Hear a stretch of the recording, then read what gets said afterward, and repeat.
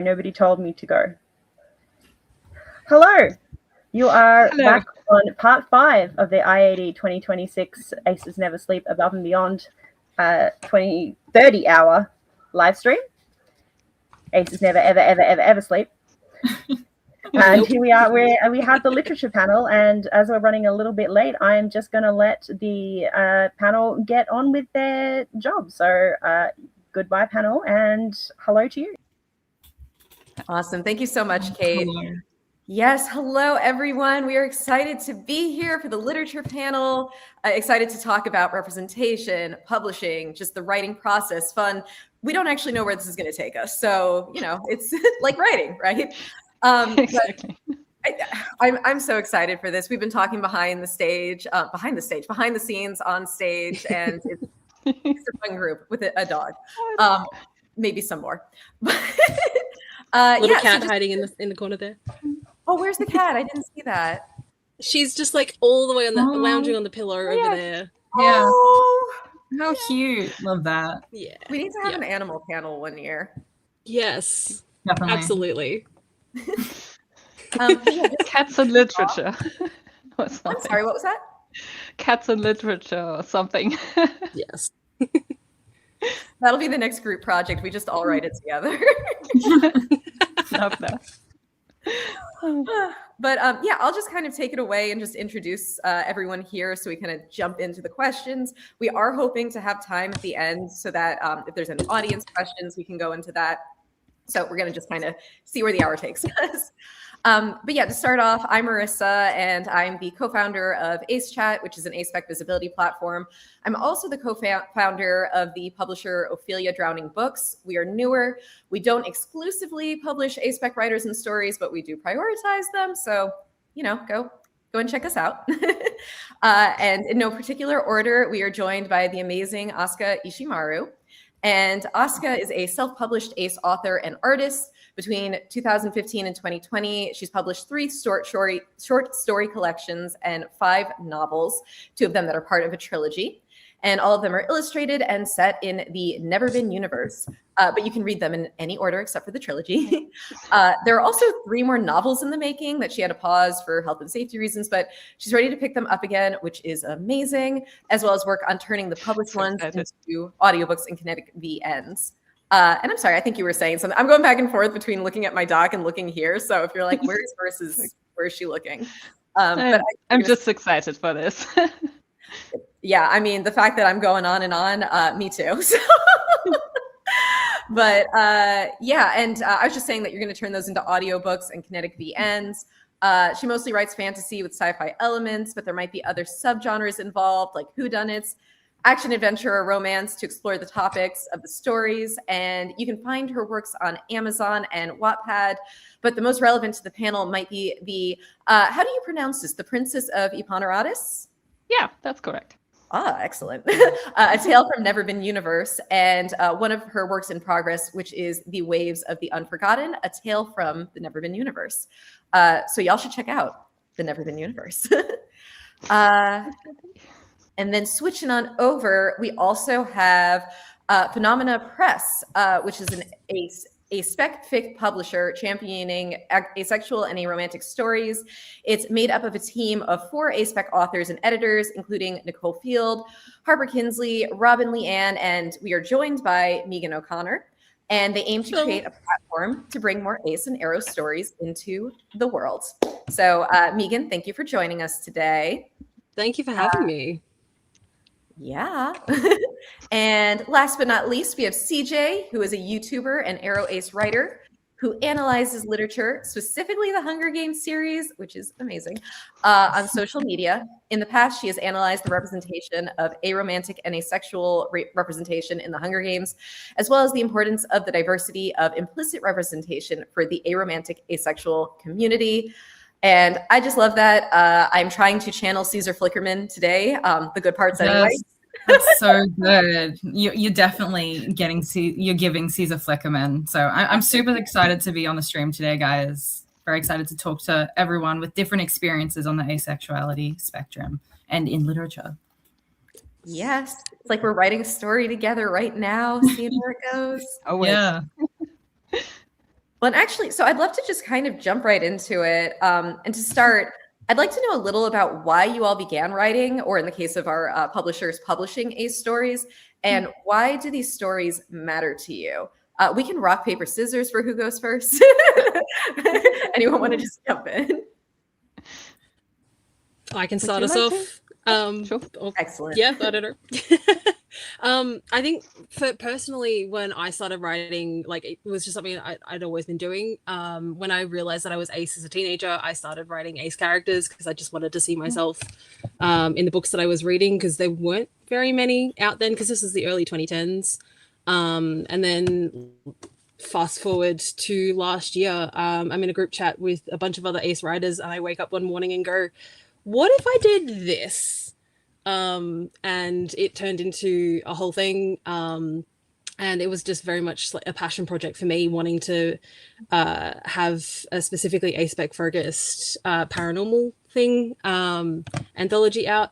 It really was just the fact that I wanted more ace stories out in the world. I had a story that I really, really loved. And it was a really fun thing to do with a couple of friends of mine who were all really enthusiastic about it as well. And then these are my co-conspirators, Nicole, Robin, Harbour, and Ash as well, who is one of our massive cheerleaders. And yeah, it was just something that we were all so passionate about, and just wanting to highlight aspec voices as much as we could, and just bring more out into the world, really. The immediate thought that came to mind was like, wow, like all of these ace writers coming together. Yeah. You don't really see that, but also, again, this panel. I mean, we are here. Yeah, yeah. Yeah. Build the community, right? That's amazing, though. But yeah, Asuka, did you want to take it away from there? Oh, sure.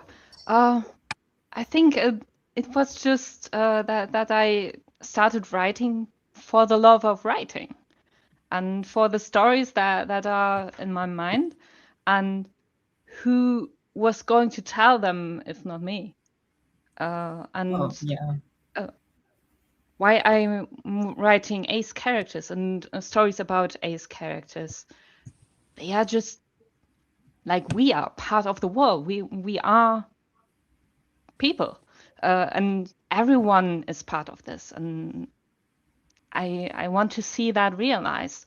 And also there's, while I explore different themes, there's also the want to explore different experience, things that I have experienced as well. They are flowing into my characters, of course. Yeah, exploring different concepts, seeing all these people come to life. Yeah, and that's just what we are, people. Be it in a fantastic vestment or in a scientific world, it's still us by the end of it. And that's beautiful. Yeah, I think that speaks to how fiction is real. You're bringing your real world experience, your life into it. And, you know, I guess that's why we love it, right? That's why I'm so passionate about my art and joy. Yeah, definitely. And CJ, was there anything you wanted to add to this?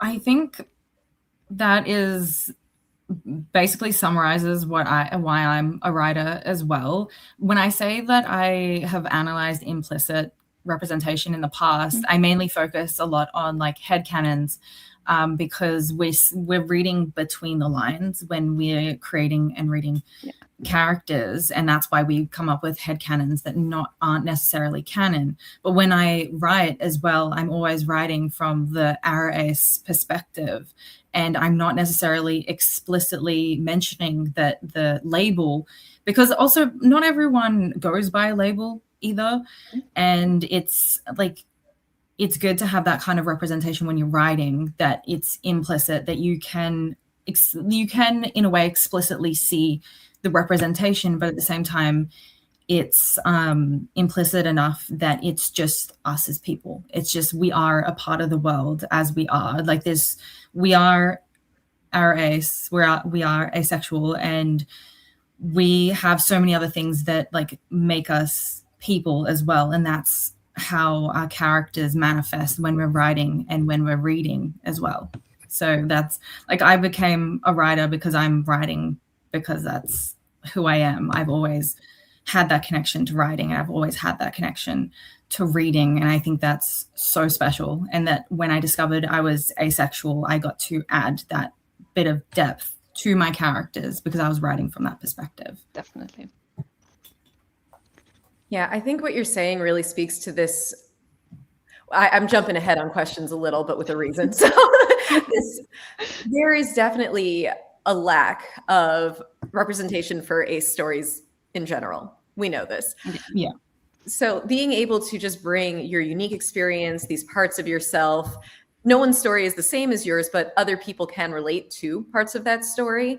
And I bring this up because we have a commenter who said, literature for me as a German-speaking reading ace person is easy because there are less than a handful of books with openly ace protagonists in German, which is so real and so frustrating. We need more in all languages, all of these different experiences.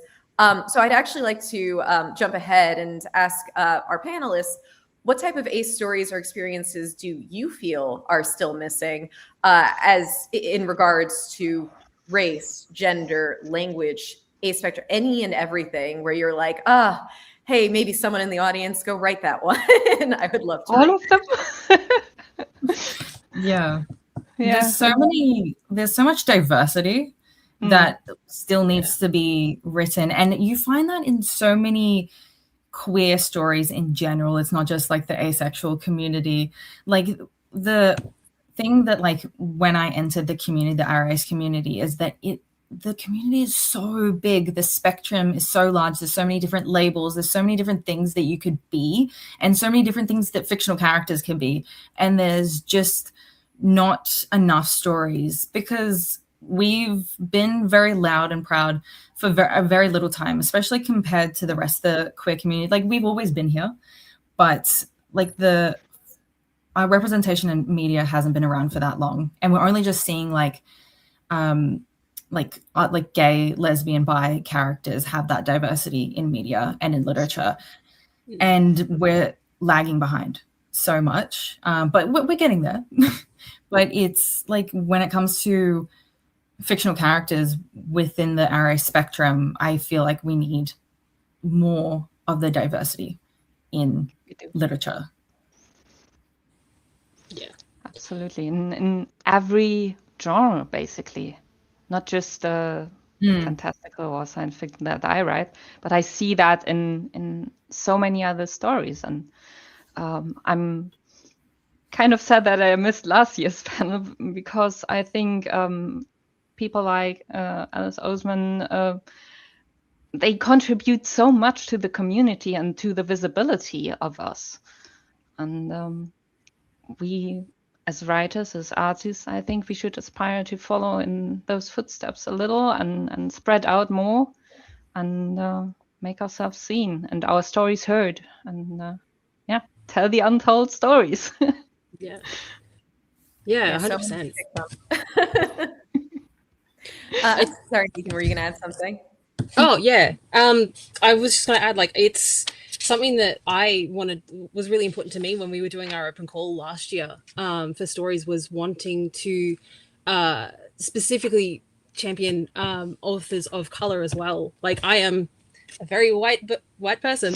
I come from a very Western country. I'm from Australia.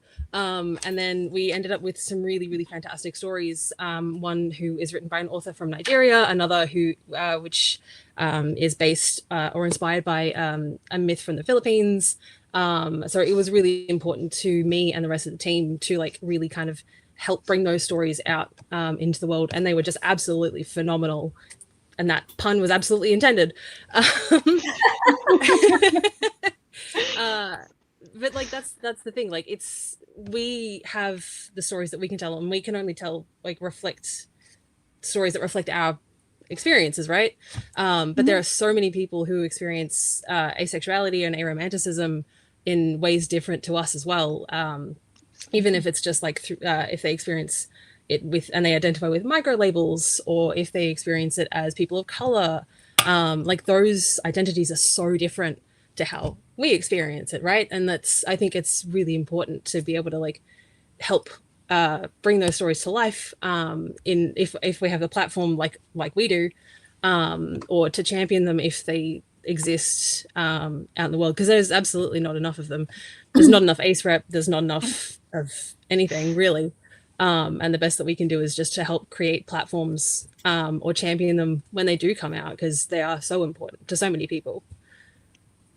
Oh, Megan, you just set me up for the best segue, so thank you. We've got another commenter who has provided some examples of ace rep that I want to highlight. They said, I believe the first middle grade book following a Black aspec character just released, and I've been wanting that specific representation longer than I even heard about this. They also said, it's funny you don't hear many people talk about Claire Kahn. I'm pretty sure most aces don't know she was writing asexual YA before Alice Oseman. And no, I think that's an absolutely like valid point. Such an important thing to bring up. There are all of these other authors out there, all of these other books, and it's ace writing already is so not mainstream. Like y'all said, it's getting better, but it's not. Yeah. And then coming. But then you've got even more marginalized voices within a marginalized community. Yeah. Oh yeah. Very true. But it actually, well, I would love to switch over to some of our recommendations too, because I know there's a diverse range of, obviously we've got our own writing and want to talk about that some more.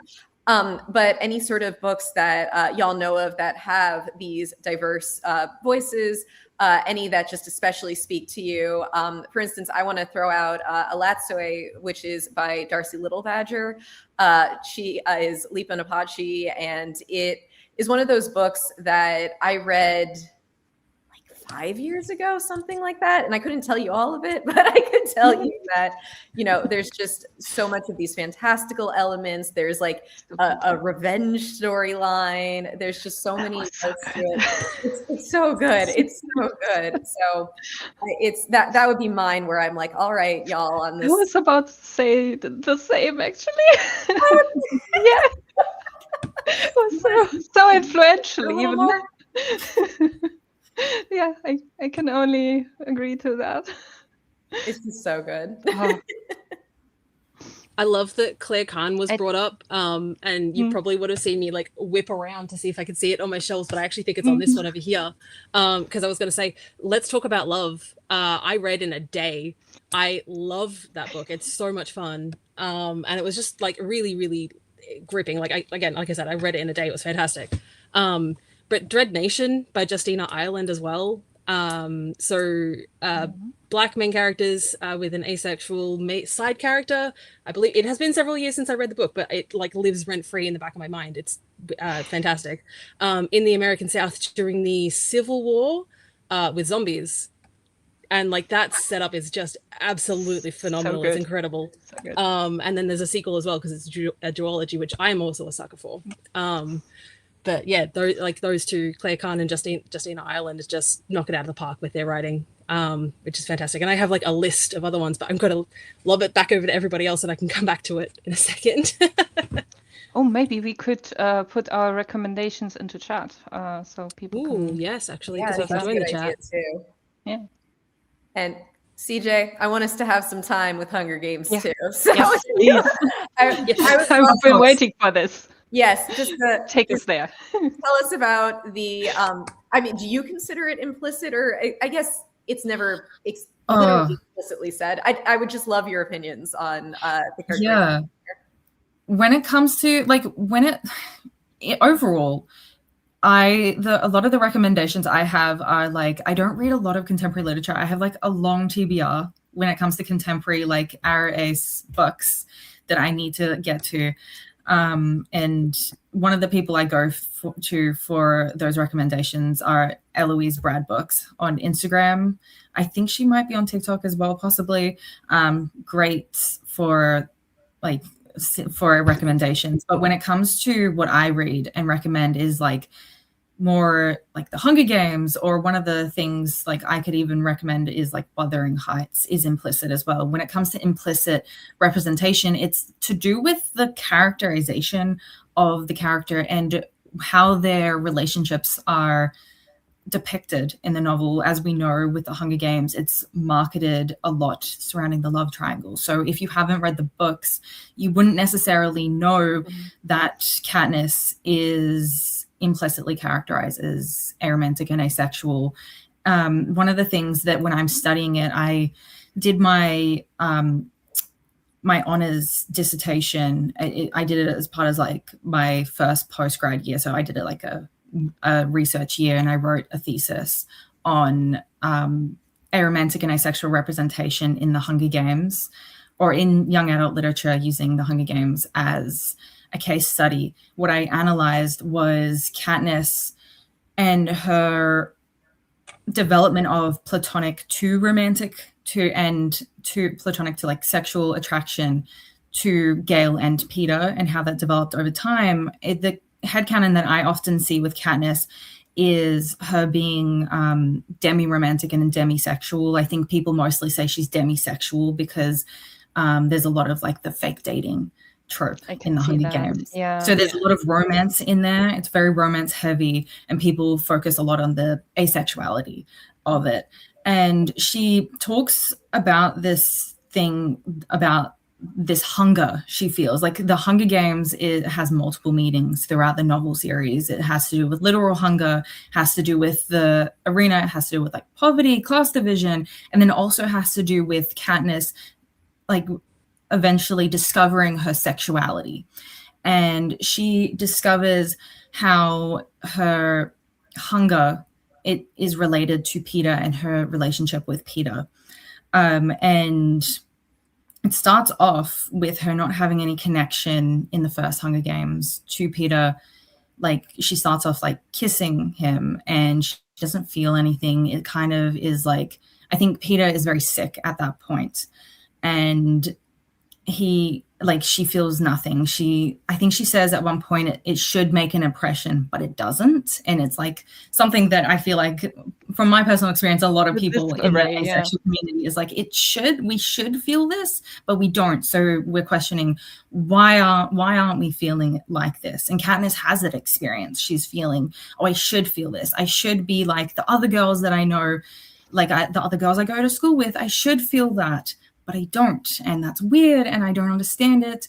But then she slowly develops, like the more emotional connection she has with Peter, the more she shares, the more she trusts Peter, the more she goes, I have this hunger when kissing him, and that's supposed to represent sexual attraction for Katniss towards Peter. And I think I've always found that so interesting that a lot of people will point out the hunger Katniss has and how that's like so funny that she eventually describes Peter in that way, that, how did she not realize her feelings for him? But like, as with a lot of asexual people, like we don't have that language exactly or ways to describe that. So I can see that absolutely. And that is a good way of putting it, I think. And a lot of people don't even when reading the Hunger Games, a lot of people don't put two and two together because they're not in the asexual community. But like, I analyzed it a lot for my university dissertation, and I'm like, she has to be asexual, definitely. There's a lot between the lines reading there, and I find that a lot in ace literature, that you have to do this, and we understand this language because we feel this. We see this inability to grasp the feelings that others are supposed to have as normal. So there's other ways of describing it, of emulating, of trying to find a way to grasp this even. And I just wanted to add, it looks like the audience agrees. We've got 2 comments that I wanted to highlight. The first from one of our team members, Katniss. Katniss is my favorite romantic hero, and my sister can fight it for disagreeing that she's asexual. Yes, agree. There it is. And then this was an interesting perspective that I think aligns with kind of some of what we're saying. That it's asexuality, but not making it the character's entire personality. Books that have passion and love in it, especially from the asexual writers, are the best books, because there's nothing wrong with explicit rep where it's like, oh, and I think we need both, right? We need that as well. But sometimes it's nice to just have a book or any sort of media where it's also like those in the know. Oh yeah, 100%. I feel like, and I think, Sorry, you can go. No. I've talked a you lot. Go. I was actually going to say, like, scissors on this panel. I think one of the ones that I was going to bring up is actually Baker Thief as well, and I think that was the first book that I read with an aromantic main character, and it was like very much kind of like a thing of, this is who I am, take me or leave me, like, and it's a really really good conversations that happen in that book between the two main characters, where the Claude, who is the aromantic gender fluid Baker Thief, who basically says to, I'm immediately forgotten the other character's name, basically just says, this is what I can give you. If you're not comfortable with that, that's fine. And then there's also there's a few conversations in there that are just absolutely fantastic. And that, like I said, that was one of the first ones that I read with explicit aromantic representation. And it was when I was figuring out that I was aromantic, and then being able to just see that and have it be like just normalized and accepted and have those conversations like right front and center was something that was just absolutely incredible. And I'm actually got to like throw back to Hunger Games as well for like just a little bit, because I obviously read it as a teen growing up with it, and then rereading it again as an adult after realizing that I was ace and being like, oh, okay, this is why I identified so much with Katniss. Yeah, 100%. Also, this is Pumpkin. The moments. So cute, so adorable. I want to pet him. Yep.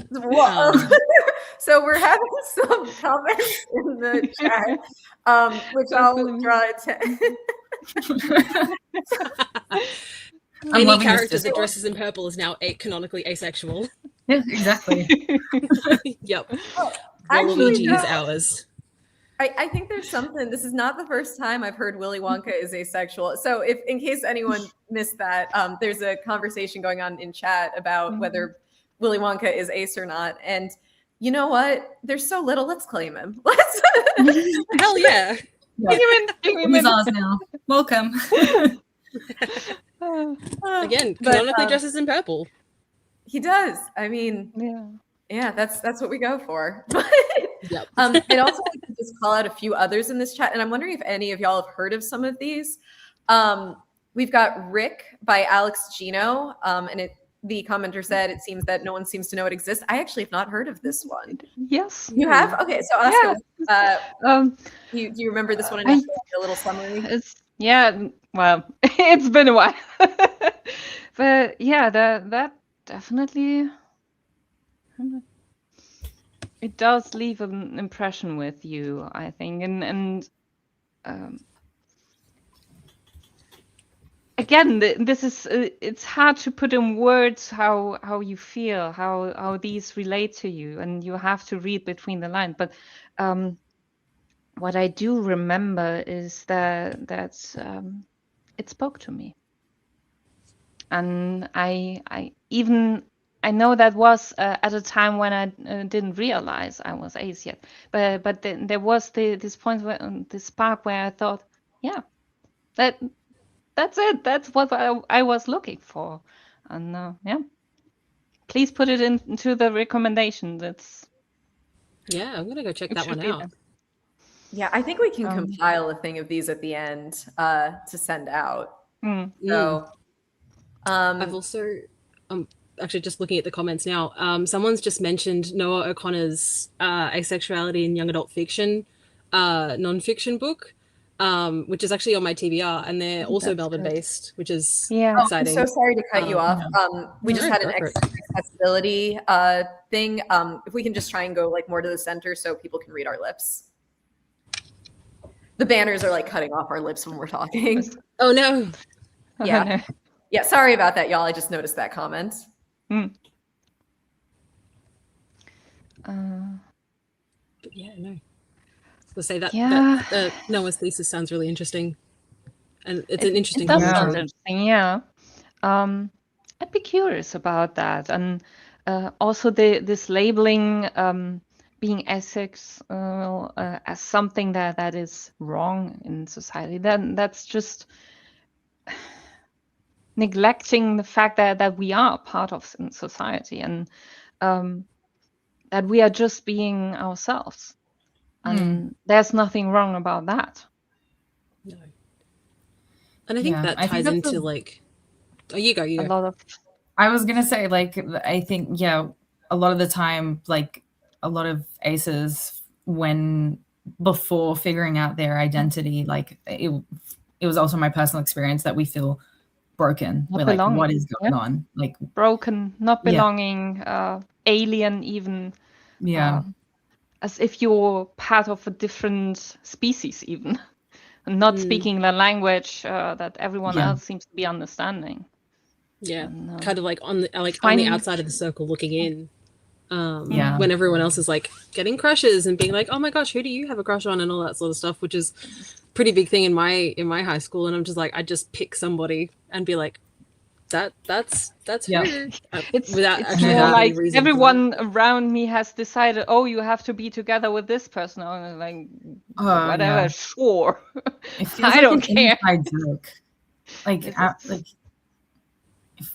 I've always felt like I'm on the outside as well, and I feel like literature like provides like the opportunity to feel less isolated as well, especially if you can't find a real world community. Like the online space is like, it's so easy to find people on the online space if you look in the right areas, but then you look in the real world and it's like, oh, it's not really there, from my personal experience. And like literature kind of brings people together in that way, and it makes it a lot easier to find the community. It actually did. Oh, yeah. We are all here, ace authors, and I know I have quite a few ace fans IRL as well, so well, and I'd love to kind of build off of some of what we've been discussing. Oh, I'm sorry. Asuka, I think there's like a little lag when you're on. I'm sorry about that. I was just saying the community is just so wholesome, and finally having a place to belong, that is so powerful. Well, and I wanted to draw attention to something that's being said in the chat. First of all, we got a recommendation, the nonfiction book, Asexuality in Young Adult Fiction by Noah O'Connor. And something discussed in there is the asexual exile trope, which positions asexual characters outside of society by portraying them as loners, inhuman, or adjacent to death. And yeah, I feel like this is kind of like, it harkens back to some of what we've been discussing.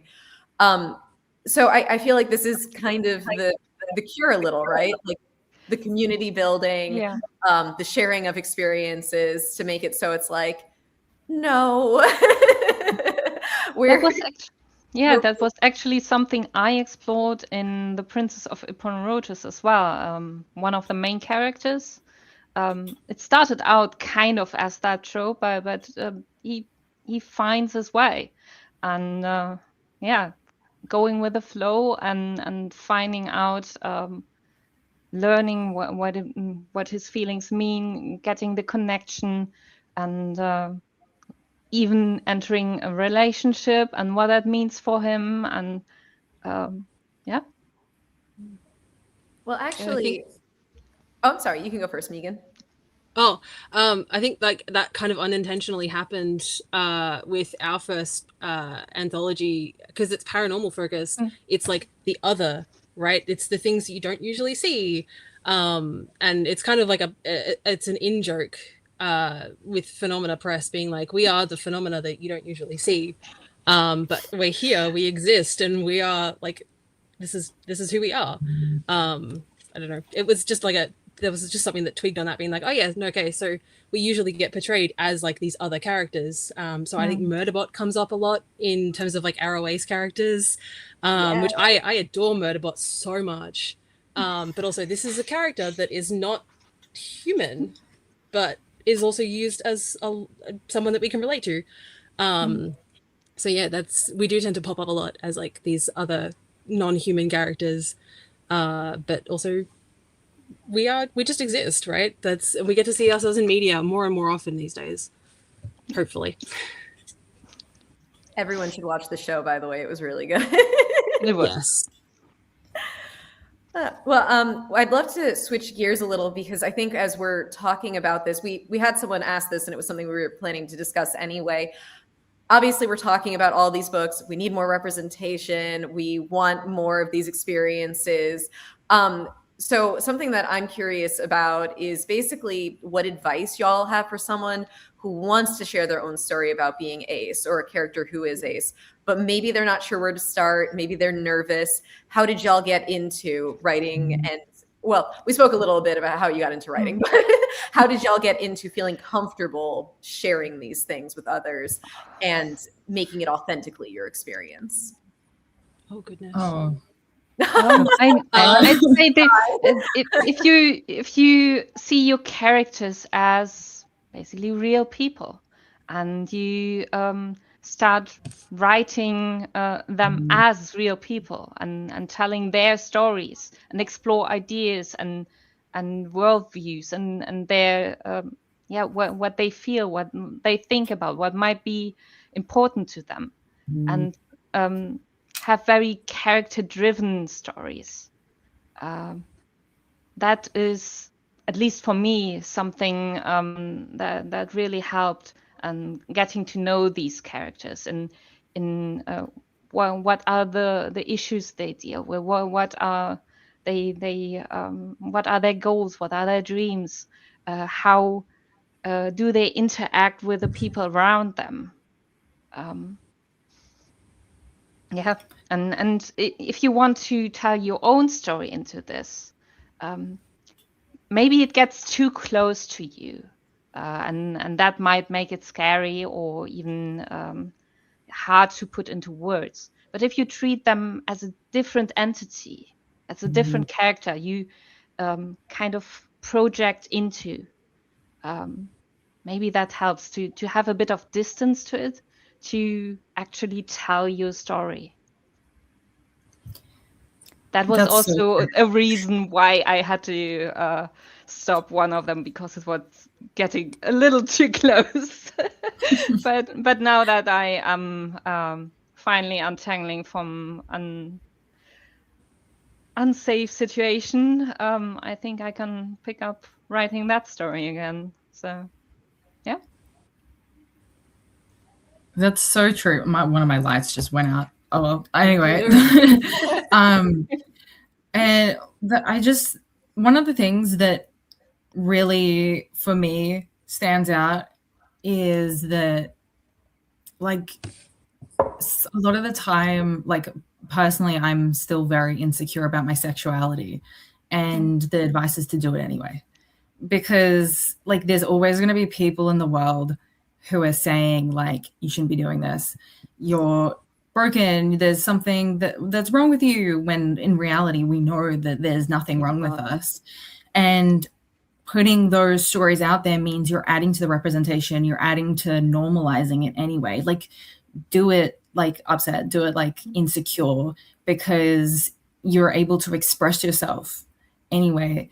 And it adds to both your own development as a person and to the development of the community. So we can get the diversity in voices as well. Like, we need stories that show both the happiest sides of being asexual and the darkest sides of being asexual. We need both of them. Yeah, 100%. I agree with. Yeah, I absolutely agree with what's been said. I think for me, like, it was a way for me to process my own asexuality, and then later on my aromanticism.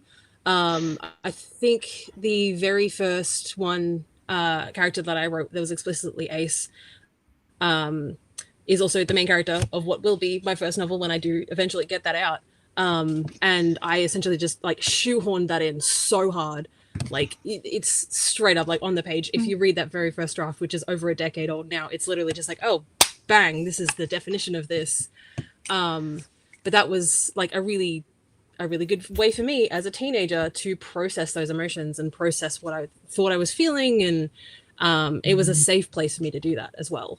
And then obviously as I've gotten older, as I've settled into myself a lot more, it's become a lot more like being like, okay, this is just who this person is. This is how they experience their attraction. And like people either accept them for that or they kind of move on. And I think if you are starting out writing, just practice. Find somebody that you can bounce ideas off of, because having that community, whether or not it's somebody else who's ace or somebody else who's just a writer, just being able to bounce those ideas off. Obviously, having somebody who is both ace and a writer helps a lot because they can like share those experiences with you. And just keep working at it. Practice makes perfect, and we'll always be practicing. Read lots of books. Yes, just read a lot, like constantly. Read things that are outside your genre as well, outside your own experiences, because that just adds to it, really, too. Stories want to be told, and everyone likes a good story. Oh yeah, 100%. Keep telling and us. Like, yes, tell the story for yourself first. That is always the thing that I come back to. Is like this: the stories that I write are for me primarily, and then for everybody else second. So tell the story that you want to tell. Write the stories that you want to write and you want to read, because eventually there'll be the stories that somebody else wants to read, right? Maybe. Yeah, but definitely. If you write for yourself, that is so liberating too. At least to me, it is. And write for the love of writing. Write for what is inside your heart, and wants to get out and wants to be heard and seen and felt. 100%. Would be good. Well, and I think that this has been touched on a little, but writing is exploration. Writing is getting to better understand what it is you feel and how you feel about what you feel or don't feel. And so, I think a lot of people think you go into this like, all right, here's my beginning, here's my ending, here's my middle. Not like maybe you'll get your outline and it'll get there, but in the beginning, you maybe even will have a really strong character come to you and they're like talking in your head and it's like, oh, I can't wait to write this person down. And you start writing them down and you get to know them better and you get to know yourself better. And this is the process of writing is, I think, one that is incredibly easy and incredibly complex at the same time. Because end of day, you sit down and you write. And also, what does that even mean? So, but every one of us gets it, right? It's this feeling. How to put that into words? It is very easy in your head, but getting it onto paper, words always feel a little crummy when they come out. Staring at a blank page until like finally the words start flowing. Yeah. But when they flow, that is so beautiful. Yeah. We are our biggest cheerleaders and our worst critics. Absolutely. Well, on that note, we are at the 10-minute warning time. So I do want to open this up to any questions from the audience. While we're waiting to see if there are any questions that come up, I did want to highlight just a few things that were brought up that relate to everything we've been talking about. One is the anthology, Being Ace, that was edited by Madeline Dyer, who has also written a whole bunch of stories, books, incredible writer. And this collection has a whole bunch of short stories by other incredible Ace writers. So highly recommend, because it gets to everything we've been talking about, diversity and all these different, experiences and etc. But yeah, while we wait to see if there are any other questions, I guess my other question to y'all, is there anything in this panel that we didn't get to touch upon that you do want to highlight about your experience writing, about what you want to see out there, about representation? We're open floor. Oh, I know so many things. So much. yeah. So much. Everything. I wish we had more time. I This is know. lovely with you guys. Honestly, with the chat, there is a full-on Willy Wonka panel. Yeah. Yeah. We didn't get to address really enough like of it. seeing that. I'm just loving the Willy Wonka discourse going on in the chat. Like it's it just continues. Everyone has something to say about it. Yep. And that's just so beautiful. Let's all that come was back actually here next something- year. Well, actually, Um, oh, sorry. I think, were you going to speak me again? I couldn't tell who was talking. Oh, there was a question that you sent me that was like about ace characters being written by ace writers and whether or not it needs to be explicit or not, which really got me thinking, because I'm like, oh, hey, well, actually, it's one of those things of like, I just want representation in all forms. Like, I don't necessarily think it needs to be written by an ace author, but if it's a story about the struggles of being asexual, then it should be. Or at least it should be in contact with someone who actually is ace, and so that the author gets their facts straight. Yes. To put it like that. Yeah, and like a sensitivity reader or something like that. Yeah. Like Alice Oseman, who wrote Loveless, like she is our ace 101, like very well known in the community, and she herself is our ace. So she's a part of the community. She understands the experience. So she wrote about the struggles of discovering your sexuality. Yeah. And her stories put into other formats as well is really helping with the visibility too. Yeah. So I think Sex Education, I had like a whole had an ace character, and that was a really when that episode came out a few years ago, that one was one that circulated a lot. I think it touches back on stuff that we were talking about earlier. We just exist in the world. Like trans characters absolutely deserve to be in books, regardless of whether or not like the stories about trans characters and their experiences should absolutely be written by trans authors. And it's the same for us. Like, if it's about our experiences, then we should be writing them. But also, it would be really nice to see ace characters just existing on the page in literature, regardless, like with everything else too. So, in whichever form, 100%. Yeah.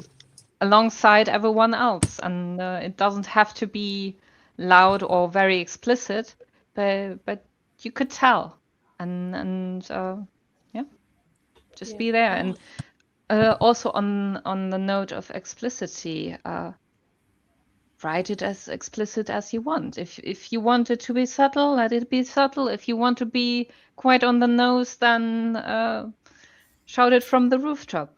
It's your story. Yeah. Write it. Well, and see, Make this it is why. real. Well, this is why it's interesting to have all of these perspectives come together, because I'm agreeing with what you said at the end, Asuka, but we've got a comment here about I wouldn't trust Alice to write it. Sorry. I think own voices is so important. I also think like there's room. So actually we're not disagreeing, but I think there's room and need for allos to write some of these experiences. And I welcome the pushback here, because I think this is one of those like more controversial or multi-opinion situations sort of thing, as evidenced by the chat. I mean, we do have to have characters in our stories that aren't ace as well, because they exist too in the world. Yeah. So same argument the way around. Yeah, the world is full of all different peoples. Definitely. I think if you have that, I think if you have that, if you're an allo who is writing it, you'll definitely have the perspective of like having someone in your life or interacting with people who are asexual as well. Very beneficial, because you understand how your perspective differs as well, and how they may interact with you, and how relationships are approached with someone who's asexual.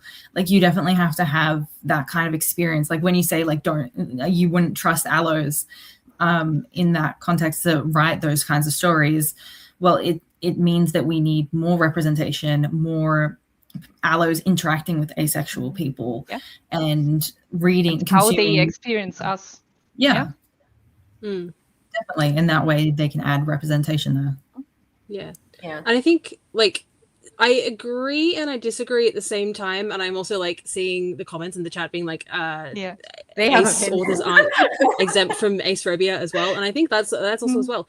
We can tell, like, what we my experience is my experience. I can only write from my experience. I can't write from somebody who is, say, lithosexual or apotheosexual or something like that. That is a different experience to what I experience. But I do think it is a beneficial thing to have authors and writers writing their experiences there, just so we have all that sort of stuff. And if you're going to write from that sort of thing, talk with somebody who experiences that. Like, have those conversations, find somebody who can experience that, or better yet, read their writing. And in regards to like trusting whether or not the allos are going to do it as well, it's like, yeah, sure, I wouldn't necessarily like trust an asexual coming out story from an allosexual author, but I would love to see more ace characters in books written by allosexual authors, and I think that was originally what I was getting back to. Invite people in to help with our representation, instead of being afraid, pushing them away, people, pushing them away. We want to be seen. We want to be included. And we need to have our arms just as open, I think. It goes both ways. Definitely. These comments are just cracking me up, by the way. But I think in summary, it goes back to, we just need more of ace rep in general. We need it to be informed and compassionate, and it needs to be true, and that can mean kind of various things, but like ultimately authentic in what we tell. 100%. That is what everyone can relate to, not just us. As long as it is authentic what we tell about these experience, then we will be understood, then we will be seen. I think it's like it's important to listen to other people and other people's experiences as well, and just read widely, listen widely, and read outside your own experiences, even within our community. Like, that's so important as well. Well, on that note, I think we're winding down. Thank y'all for being here today. Make sure to check out Phenomena Press, to check out all of Asuka's writings, check out Ophelia Drowning Books. CJ, actually, is your Hunger Games, is that online anywhere that people can read, or? It will be. I will literally just link it like somewhere on my YouTube channel, because it's not available properly published, and it would be behind a paywall if it was published. So literally just like check out my YouTube channel. It'll be linked in like the bio section in a minute. Like, I will leave this live stream and add it on into like a Google Doc. Well, and actually, I'm planning to compile the list of books that people recommended. So I'll get that together, add all of the links to everyone here. But yeah, thank y'all so much. Kate, I will turn it to you. Your comments in the chat were cracking me up, Kate. Thank you, everyone. Yes. It was a blast. Thank you for having us. Yes, thank you so much. Really appreciate everything that you have talked about, and we hope to see you again next year. Thank you so much, everybody. I'd love to be back. All right, everybody go watch Charlie and the Chocolate Factory. Bye. Bye.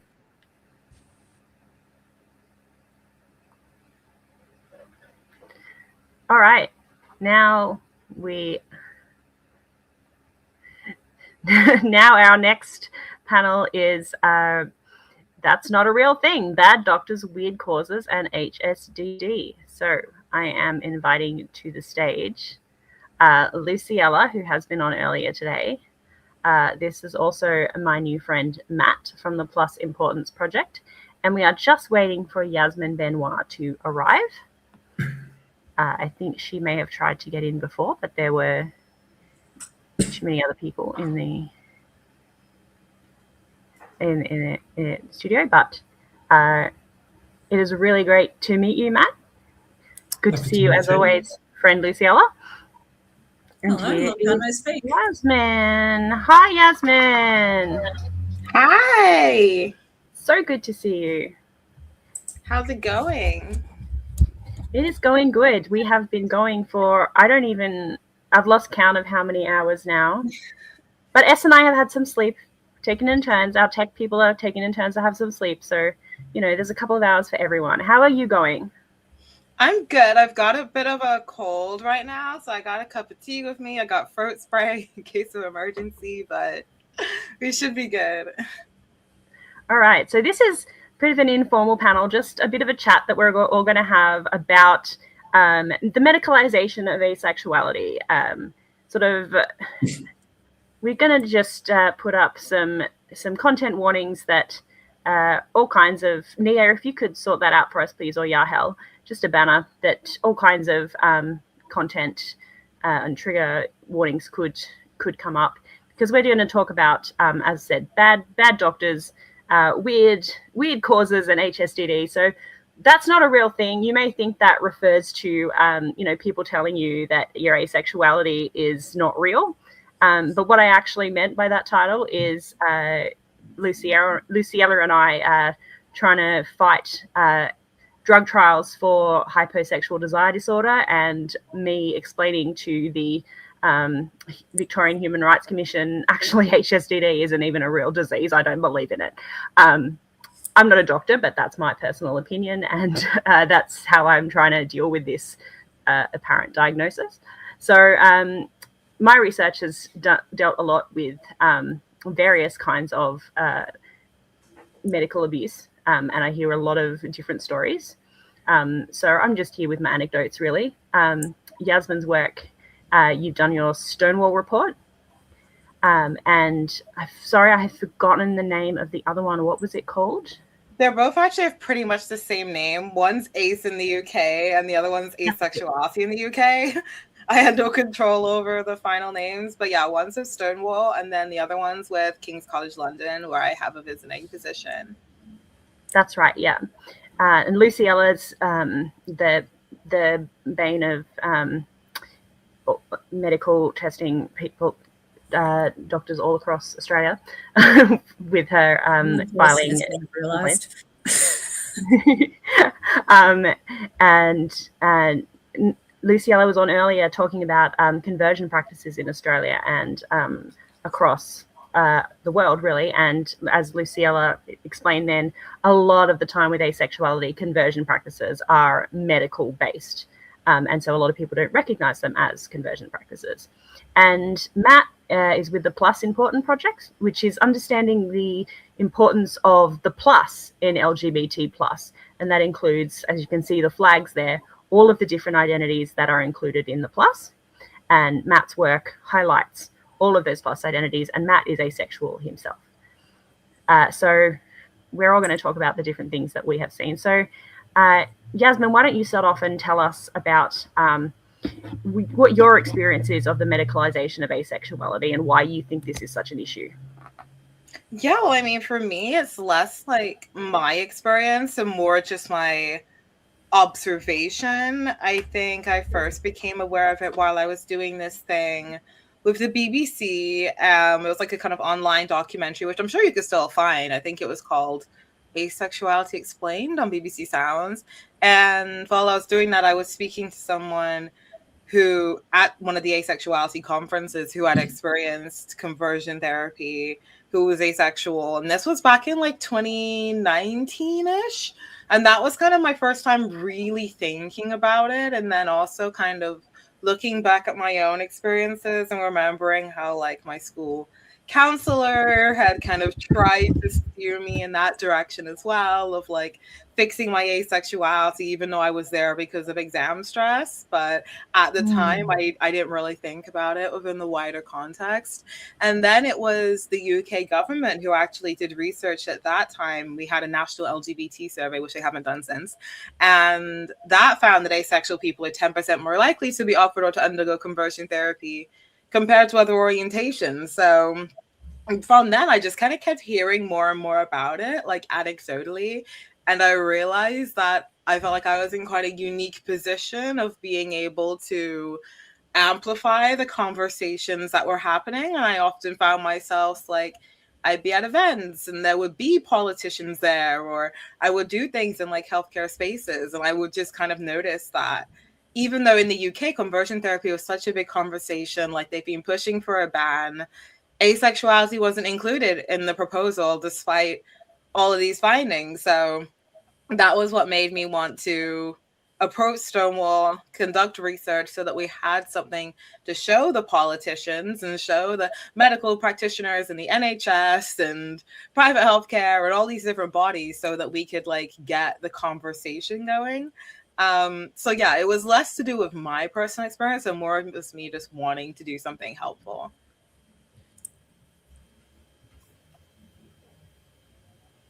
Oh, Kate, you're on mute. Matt, what's your experience been with the medicalization of asexuality? How did you come across this as an issue? Yeah, I guess as asexual, it's always been an issue. I think that, I think really a lot of it comes from, I guess I talk a lot about this concept of erasure, this constantly being ignored, forgotten about, which is what, as a charity, we really much kind of talk about a lot, is this kind of constant distress that people are experiencing, where you're not being seen in media, you're not being seen in leadership, you're not being seen in policies, laws, etc.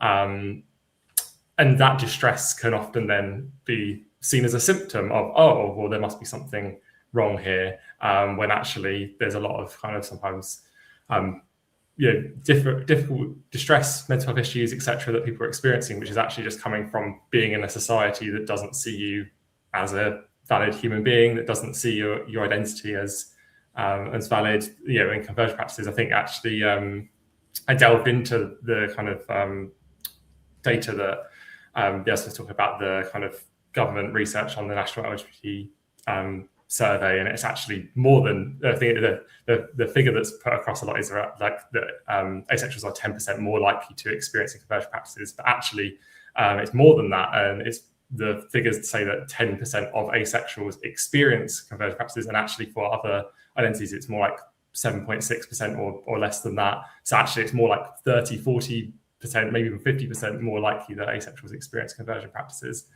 from that research. It's really kind of something that, in conversion practices and kind of the pathologization of asexuality are very much interlinked.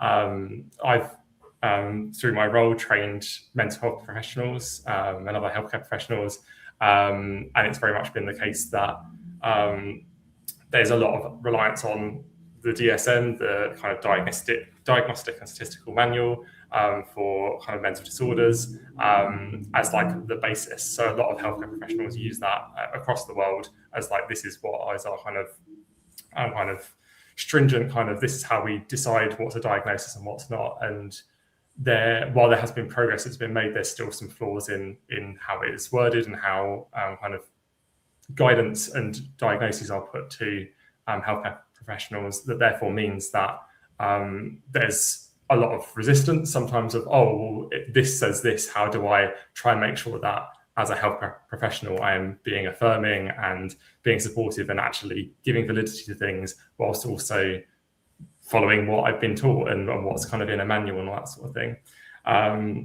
So I think there's a lot of kind of different experiences, and I think it's not just around kind of the diagnosis side of things, but also just the experience of healthcare that asexual people experience. Intrusive questions, language that isn't inclusive.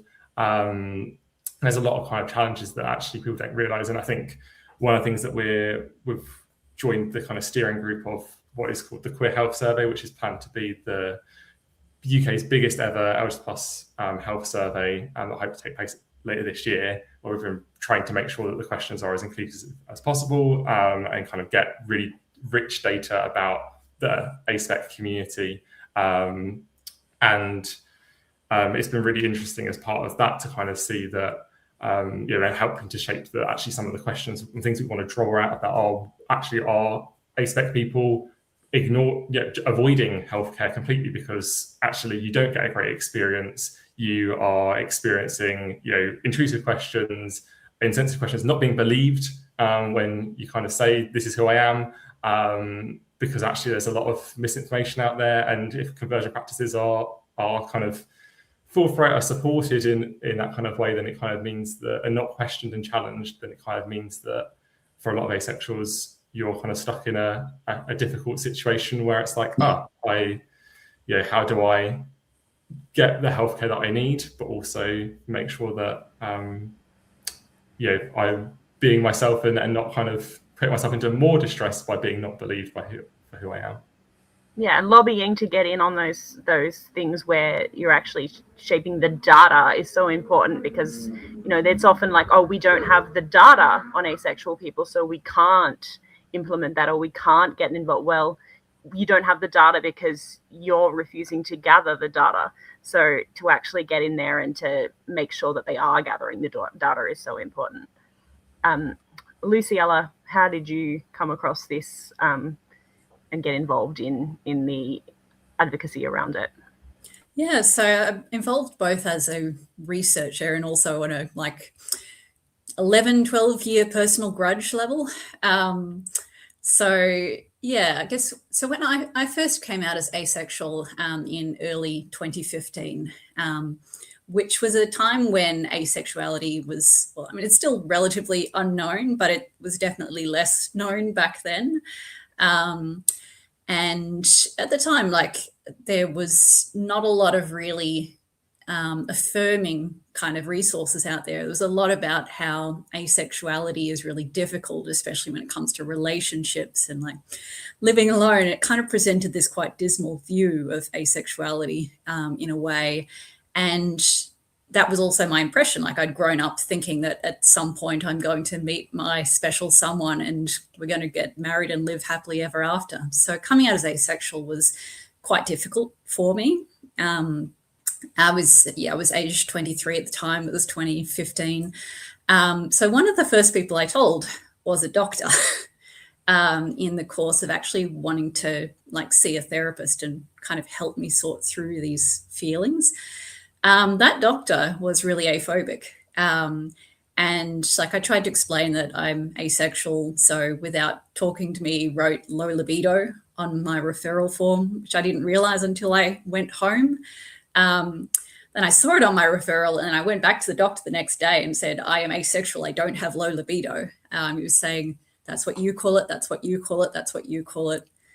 And I kind of I won that argument sort of in that he crossed out low libido and wrote asexual, but also lost it in the sense that obviously I was not going to take that to a therapist.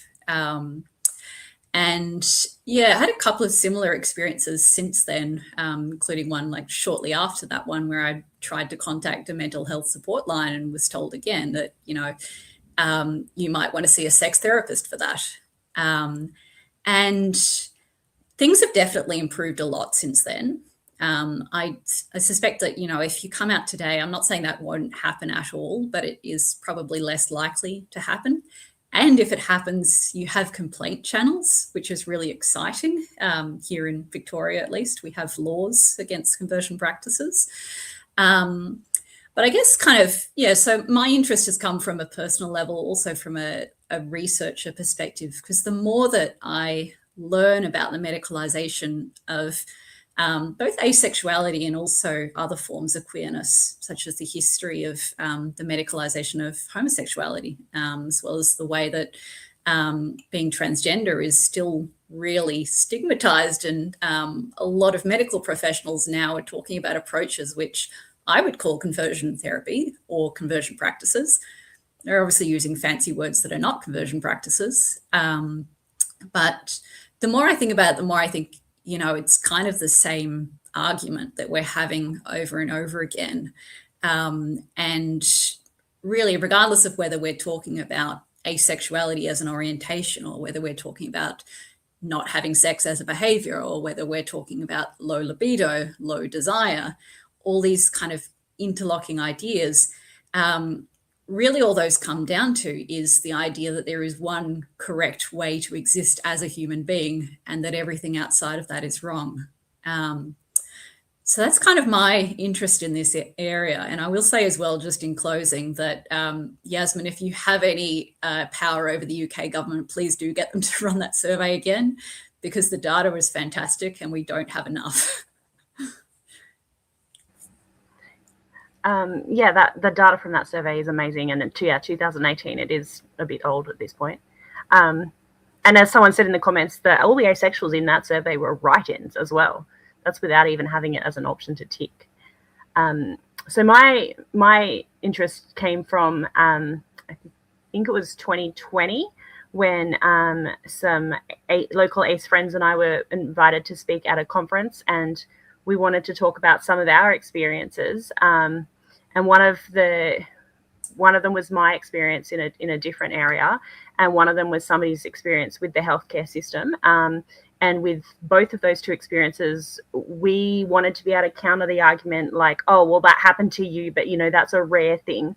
So we decided to do a little survey to, ask other asexual people if they'd had the same kinds of experiences. And we got, I think, 1,600 responses from around the world, which was wildly unexpected. And I had to ask them to turn the survey off because I didn't have enough time to collate all of that. And what we found was, not only had other people experienced that, but that it was just a shockingly wide range that absolutely changed my whole worldview permanently and turned me into a fundamentally angry person. When the stories that people sent me were just so horrifying and so similar all over the world. I found that people were just experiencing the same kind of thing everywhere. And I just started developing my list of the causes of asexuality, which is an incredible list of reasons doctors have given for why people are asexual, that I enjoy collating. My favorite is that you haven't had sex with a fireman. My latest addition to the list is it's caused by tuberculosis, childhood tuberculosis. So, I just became interested that way, and just my fundamental life change of just having all of these people from all over the world send me these stories.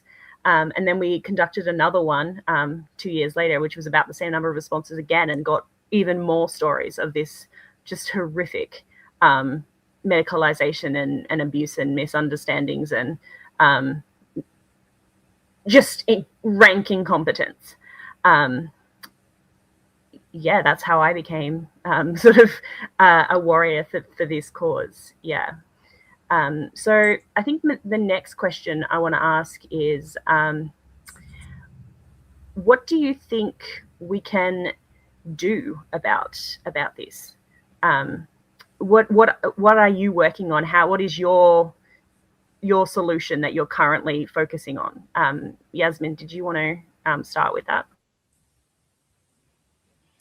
Yeah, so for me, my strategy has been, I guess, first of all, it was to get the research out there. So I did the ACE in the UK report with Stonewall, which contained a lot of case studies into how the conversion therapy is happening. Because even though we had the statistical data, it didn't say anything else about how it was taking place, who it was taking place to, who was perpetuating it the most. So once I had that and I had the evidence that it was going through healthcare, I kind of had that as leverage to influence the policy more. So I've been working on the political parties. I've been doing quite a bit with Labour. And based on what I have been personally told, they are looking to include asexuality in the conversion therapy ban. Don't know when we're going to get the ban, but they said that they will put asexuality in there. I have a couple more meetings with them this month and next month, so I'll be able to maybe try and get them to give me some more info and maybe ask them about the survey and whether we could bring that back. It's also managed to get it onto the Liberal Democrats' LGBT agenda. They're also pushing for Medicalization. The Green Party as well have been very supportive with that. So there's the kind of political aspect, but then there's also like the kind of healthcare aspect. I've done quite a bit within the NHS.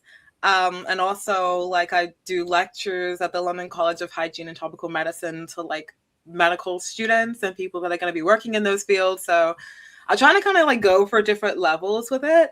And then more recently, I've been doing more international work. So I've been kind of thinking about the trickle down effect of the World Health Organization not being on the same page. And like, as you mentioned, like Australia banning conversion therapy, our conversion therapy is medical. The DSM has amendments. The International Classification of Diseases doesn't. Through the perspective of the World Health Organization, asexuality is still a condition. The disparity doesn't make sense. I feel like we should be on the same page as the UN. So I've been doing some work with different organizations and like ILGA World, and I'm hoping to be able to go to Geneva and go to the UN and talk to them about it, because I feel like if they're kind of on board, then it will have a good trickle down effect. So yeah, I'm trying to look at like each level for it, but yeah, there's kind of like no one way to do it. I would love to kind of get in front of the Royal Colleges more, but I haven't managed to do that yet. Because yeah, I feel like even once we have the proposals or we have a ban passed, then you have to implement it. And you still kind of need to plant the seeds. Otherwise, everyone's just been given an instruction that they don't know how to follow because their training doesn't support what the ban says. So yeah, I feel like there's just like so much to tackle with it. So I'm just kind of trying to plug as many holes as possible.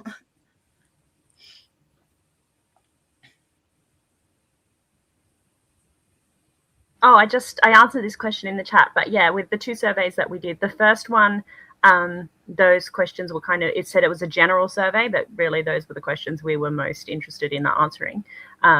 But the second one did explicitly say that it was a survey that was looking at negative experiences. And so I did note that that would potentially inflate the data and that we would get people doing it because they wanted to talk about their negative experiences. So that may increase the number of responses that we got.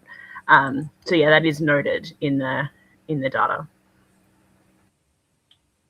Oh, I saw someone asked, is it still called HSDD in the ICD? It is, yeah, they didn't change it. The DSM changed, but the ICD didn't change. Yeah, so hyposexual desire disorder. So hypo means too low. Like hyper is too much, basically, and hypo is too low. But there's also the version that splits it into two and calls it female sexual. What's the IA? Interest and arousal. Inactive interest and arousal disorder, and then the other one is for men. The issue I take with hyposexual desire disorder is what is not enough sexual desire. First of all, and how are we judging it objectively, something that I can't tell what your level of sexual desire is because it's happening internally within you. So how am I judging whether or not the amount that you have is correct? Even if you feel that you're experiencing not enough sexual desire, how can I as a doctor tell that you are not experiencing enough sexual desire? Or how do I know that that's just not your perception because you believe you should be experiencing more than you actually are? The whole thing seems to me like absolute nonsense. You can't judge the correct amount of something that is internally subjective. And even if there was a correct amount, you can't judge that the person is not feeling the correct amount because their perception of how much they should be feeling is. So I'm not a doctor, but I am a person with a basic logic. And so I feel that it is not an illness. It is an attempt to police the amount of sexual desire that a woman should be feeling. And that is why I have a big problem with it being treated at all.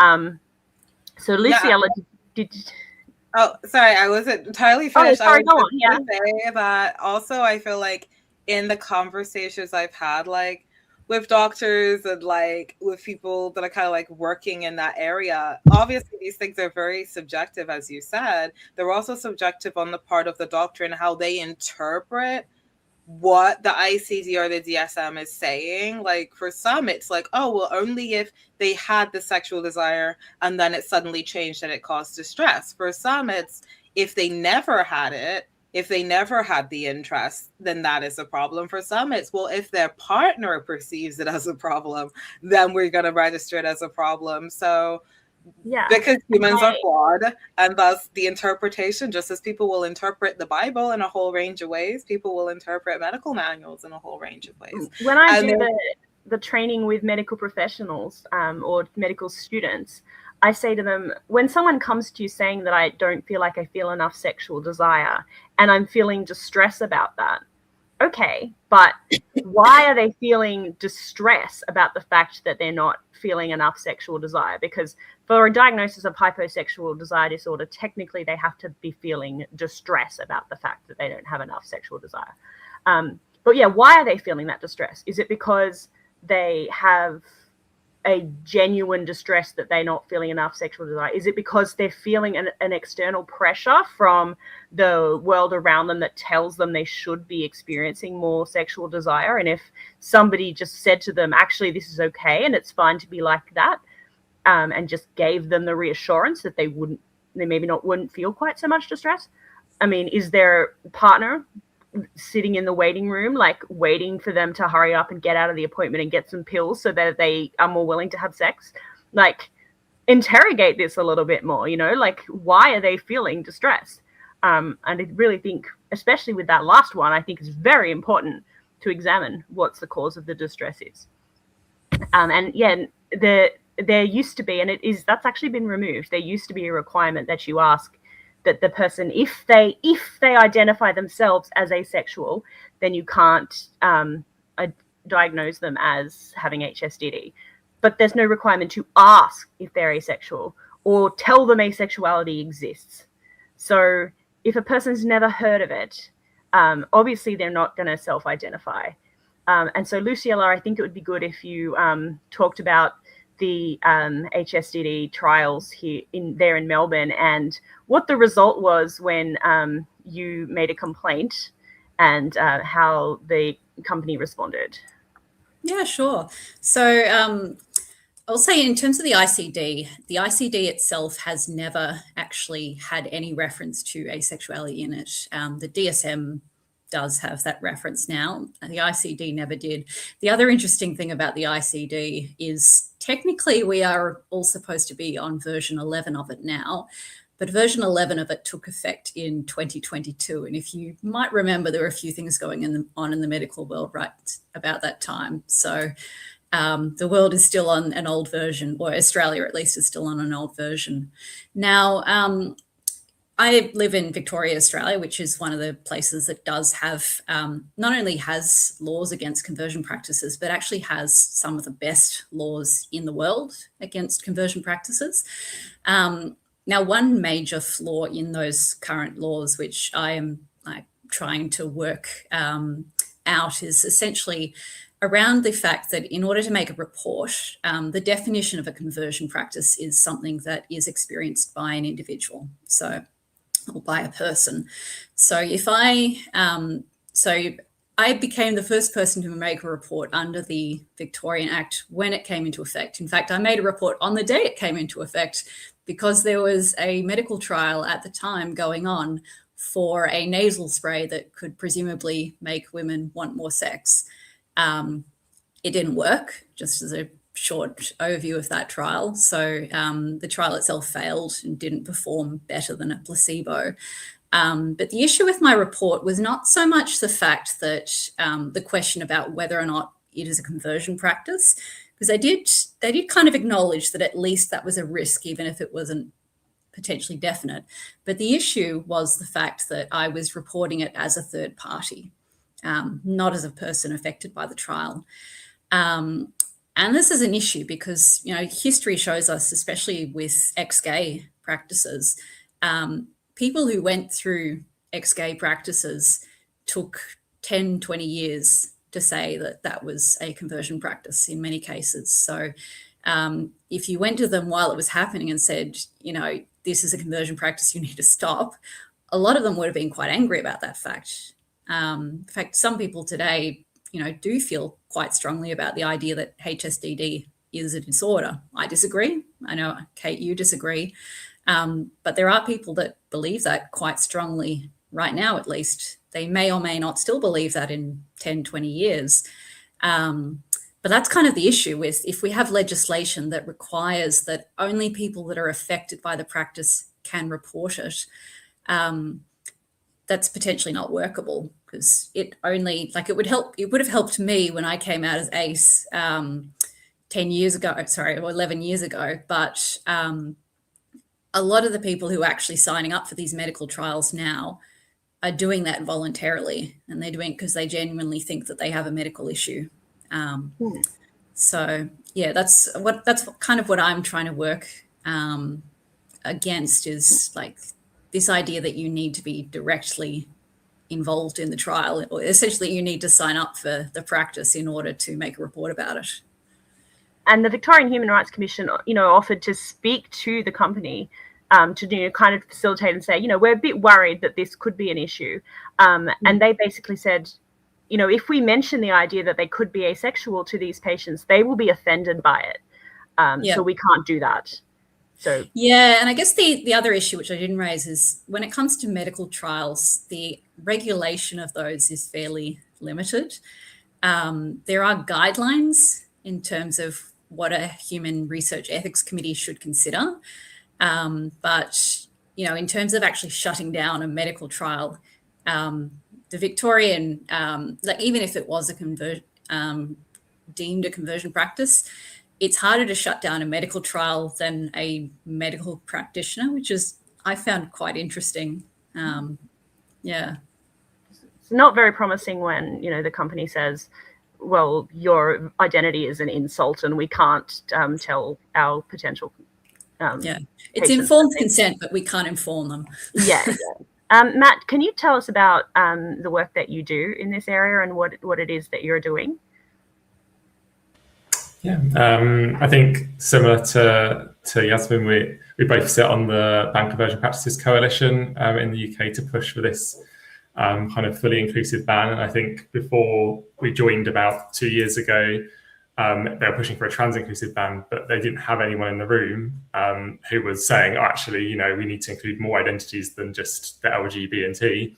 And so as a coalition, they didn't do much. And it's been really good to have now multiple voices in that room to say, actually, you know, we need to make sure this actually covers some of the most vulnerable people to conversion practices. And I think that work is very important as a fundamental bit to then make sure that we can then have further conversations about, okay, actually, this is a conversion practice, actually conversion practices are not allowed anymore. Rather, you know, it's actually kind of, that's a fundamental step to then kind of making progress in kind of moving things forward. Another thing that we've done as a charity is kind of engage the NHS, the National Health Service in the UK, has been doing a LGBT+ health evidence review to push for getting more information about why it is that all LGBT+ people experience worse health outcomes. And our engagement in that space has been really interesting, because actually there's people in those kind of consultations and discussions that are like NHS directors, that are other LGBT+ like charities, and that actually we're some of the only ones that are talking about some of the other challenges that are experienced. And actually one of those is definitely around language and kind of that sort of experience. Actually, you know, I think even as a community, it's something I've seen it's interesting recently is we talk about asexuality, but actually we talk about aromanticism rather than aromanticity, maybe because it's difficult to say, but actually like the ism is one of the very small minor cues that is this is a problem rather than a thing.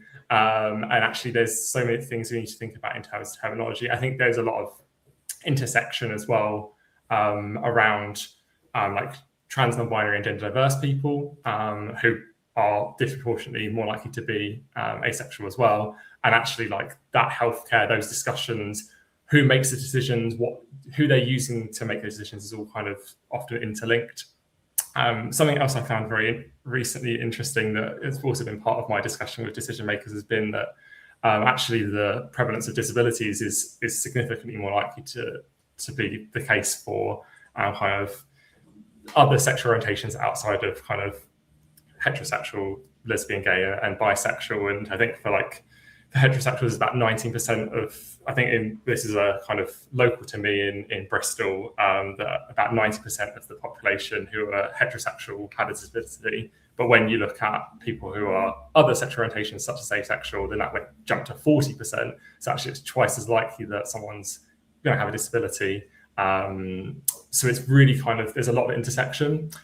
And sometimes that can be really difficult as a kind of discussion to have of, well, the reason that they're asexual is because of this disability. It becomes particularly kind of prevalent in conversations around neurodiversity, and some research found that people that are autistic 8 times more likely to identify as asexual.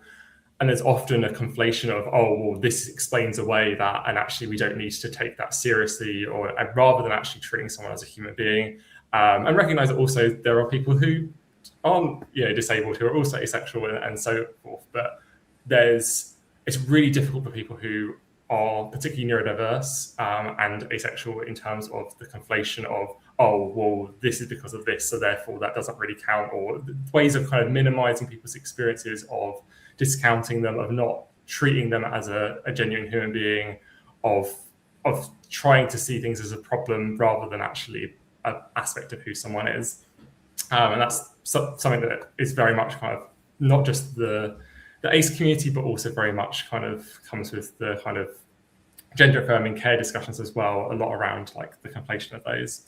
So it's definitely something I've been raising a lot to kind of decision makers. Similar to Yasmin, I've been starting to meet with like members of parliament to kind of have those discussions politically with decision makers, as well as kind of on a local level. And as I mentioned earlier, like the queer health survey that we're invited to kind of be on the steering group for, we've helped to kind of shape the questions and the kind of topics that are discussed, but also to kind of help them with recruiting a kind of a focus group that's kind of particularly focused around asexuality and people who have lived experience of kind of ace experiences, to try and make sure that this is a really useful piece of data, because as was touched on earlier, actually the lack of data is one of the kind of key things that is a really big stepping point. And I think all of you have mentioned about like the usefulness of research as a really key stepping point to kind of getting there.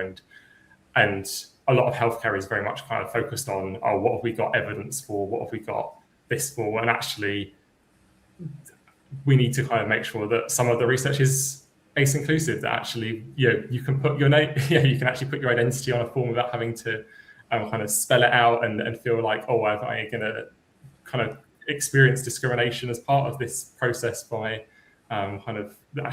we need to make sure that surveys themselves are inclusive. So that's something that we're very much pushing for.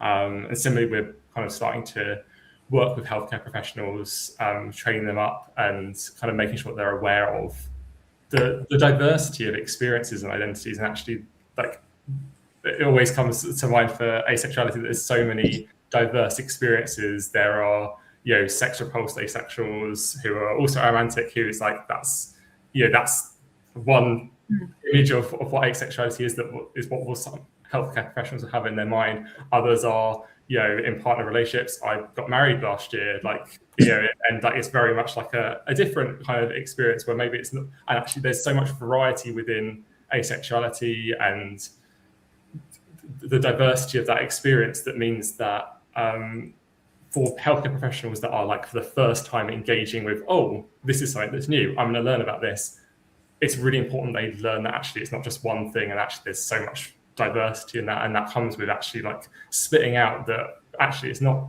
asexuality is about sexual attraction, it's not about arousal and libido, it's not about being sex positive or sex negative, it's actually about kind of that fundamental attraction.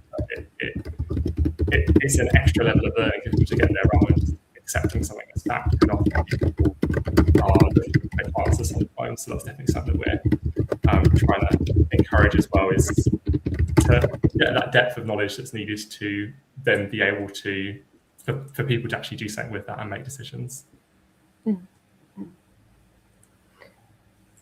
Where do you think you're at in the UK, Yasmin? Like here, I feel like, because we've got 2 UK people here and 2 Australians. Here, I feel like we are getting somewhere, like Luciella said, with healthcare. We are making moves. We are having government come to us and start asking us questions. They're asking to consult. We don't know if they're going to take the consultation on board, but they're asking to consult. Where are you at in the UK? Do you think that you're in that same kind of position, or a bit further behind, or a bit further ahead? I would say behind, because I mean, you guys at least have a ban. We haven't got to that. I think last year it looked better because we were still like, okay, well, we've got the Labour government. They're finding their feet. I think everyone was very optimistic about what they were going to be bringing, and it just hasn't really hit the way people kind of expected. I think a lot of our parties are very spooked that our 2-party system isn't 2-partying anymore. Now there's a lot of other contenders, and I think everyone's having a bit of an identity crisis. We're kind of torn between like sucking up to the Trump administration, appealing to the reform voters who are more right-wing. The Lib Dems are kind of intimidated by the Greens being very liberal. Labor is supposed to be liberal, but they don't really know what they're doing right now. So I think that in the current climate, there's also just like emergency after emergency after emergency, and everyone doesn't have money. That I think that when you're trying to choose who to like throw a lifeboat to, asexuals just aren't getting the lifeboat realistically. So we kind of are just falling further down the agenda. I think all LGBTQ plus things are falling further down the agenda, but then asexuality in particular, like I've definitely felt like last year and this year, it's been very much sort of starting from the top almost with people, because all the organizations that were doing things for the queer community are struggling more and hardly have any staff. And then the people in government who were like more receptive are now just like putting out all kinds of fires, whether that's are our politicians in the Epstein files or anything else. Like there's always, is there another war? Like there's always something that's like on the agenda. So I feel like right now, like I'm sure Matt's probably noticed the same thing. Like the conversations kind of went from, all right, we're getting there, it's coming now, to kind of being like, all right, we're just in limbo for a while longer. So I have reason to think that like things haven't ground to a halt, but they're definitely like slowing down, I think. And yeah, it's kind of harder to tell, which is kind of why I'm like, you have to keep planting the seeds regardless. So it hasn't like stopped me from doing what I'm trying to do. But yeah, I do think that Australia is probably ahead in that sense, because yeah, I haven't had politicians come to me. I'm still in the phase of like coercing people into thinking about things. They don't have that kind of incentive in the UK yet. You've still got to like really talk them into things. And it's the same for the LGBT organizations. Like I still have to talk them into thinking about these things. So yeah. I think we're in a lucky position. The government where Luciella is and the government where I am are like constantly competing with each other to be the most progressive government in Australia. And so they're always like trying to get one up on each other. So aromantic is next, trying to get ahead on that. So we have a question here. What is everyone's opinion on the recent Council of Europe decision on conversion practices, especially from the ACE standpoint? I don't know what this decision is because I'm not European. I can speak to that a bit because I'm pretty friendly with the person that was doing that, Kate Osborne, was leading that in the UK, and Kate has been very supportive of me and asexual inclusion in the conversion therapy ban. And I was asking her about what the Council of Europe was doing. Well, the thing is, the Council of Europe pretty much just put out like a guidance saying that, like, not exactly telling anyone that they had to do anything, but more like if you were to, you could do it, and you could phrase it however you want for your respective countries. So it was more of like a kind of an encouragement rather than like a law or anything like that. So I think it was helpful in the sense of encouraging countries to be inclusive and to, like, you know, try and combat conversion therapy, but it wasn't making anyone do anything. So I think, you know, it planted a seed to get things on people's radar, but it didn't explicitly mention asexuality. It didn't like make anyone do anything in particular, but it's good that we're encouraging European countries to be more considerate of conversion therapy. And I feel like the intentions behind it, knowing who was working on it, was inclusive, but it's very much like you guys can now do what you want to do with how you phrase your bans. And I don't know if all of the countries have the insight to think, oh, well, we're going to do it in a way that is inclusive of this. So yeah, it's partially helpful, I would say.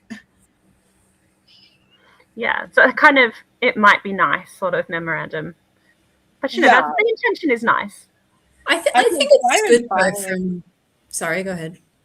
I was just going to say, I could try and find exactly what it was while you guys keep talking.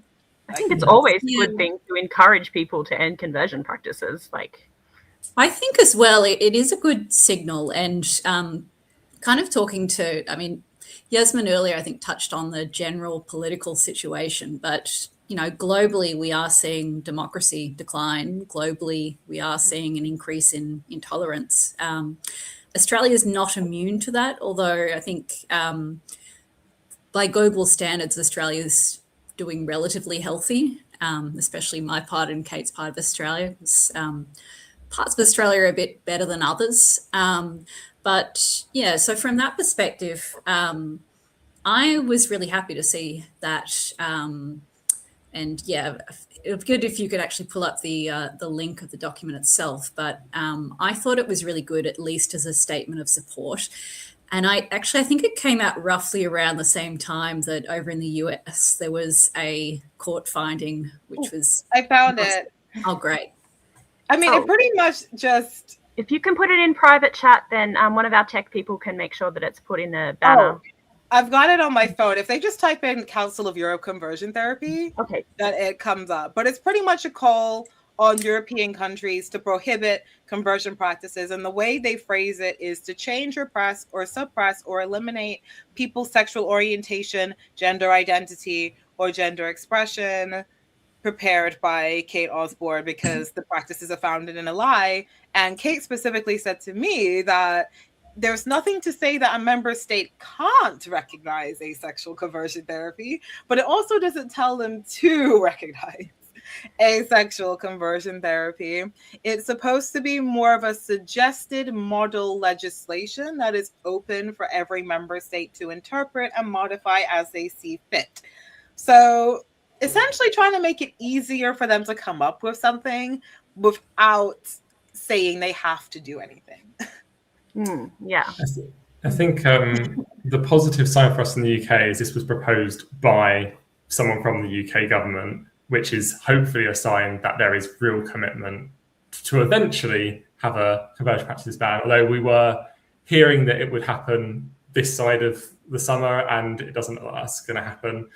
So we're still waiting after 7 or 8 years of waiting for a conversion practices ban.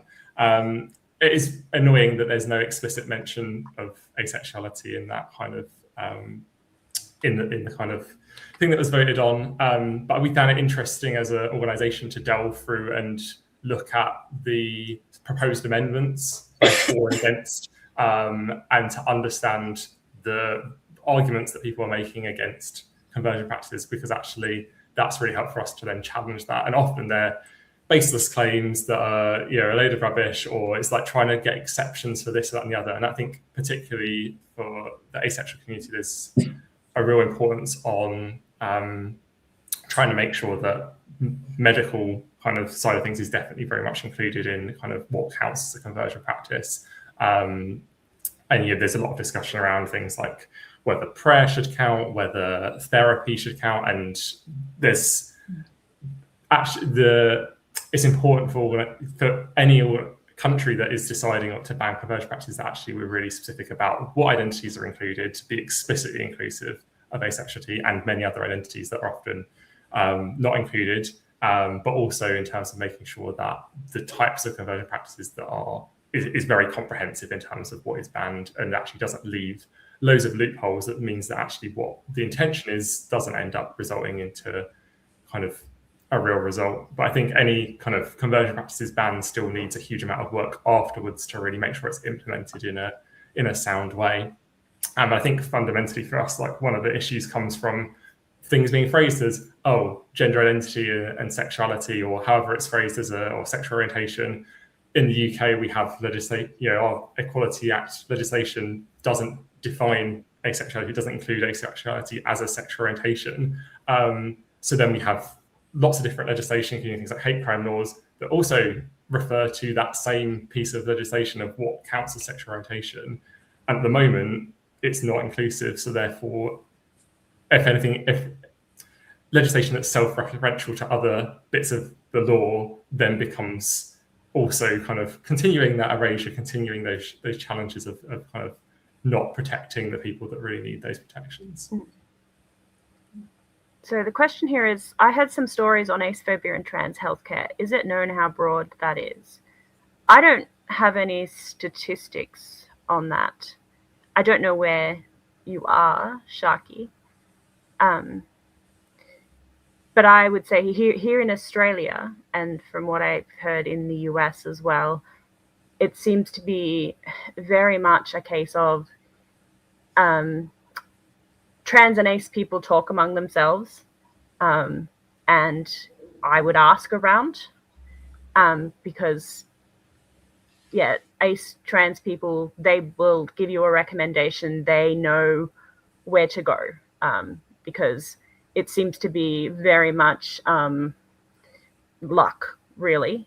If you just picked a doctor at random, it seems from what I'm hearing in Australia, you could get a doctor that is acephobic, or you could get a doctor that's really ace inclusive, or you could just get a doctor that's somewhere in the middle. I don't have the stats, like I said, but as far as I'm aware, there's no huge cluster of acephobic trans surgeons. But yes, there are horror stories as well. I would say as well, in terms of statistics, going back to the 2018 LGBT survey from the UK, that actually does have, I believe, some statistics, which you might actually have to go into the actual statistics or the Excel files attached to that, because I don't think it's in the main report. No one's done you'd have to link them together. No one's, Well, but there are some statistics specifically about trans people from that, and there's been a number of studies since. I probably couldn't really quote them off the top of my head. I mean, there's definitely overlap. It's hard to there's a big research gap when it comes to conversion practices and medical malpractice in general, and when it comes to those more specific intersections like asexuality and being transgender, there is a real lack of research. But anecdotally, because a lot of when it comes to gender affirming care, I mean, often that means hormones, and when it comes to acephobia, often that means hormones. So there's definitely an intersection there. But we talk a lot also about the ace to transphobia pipeline.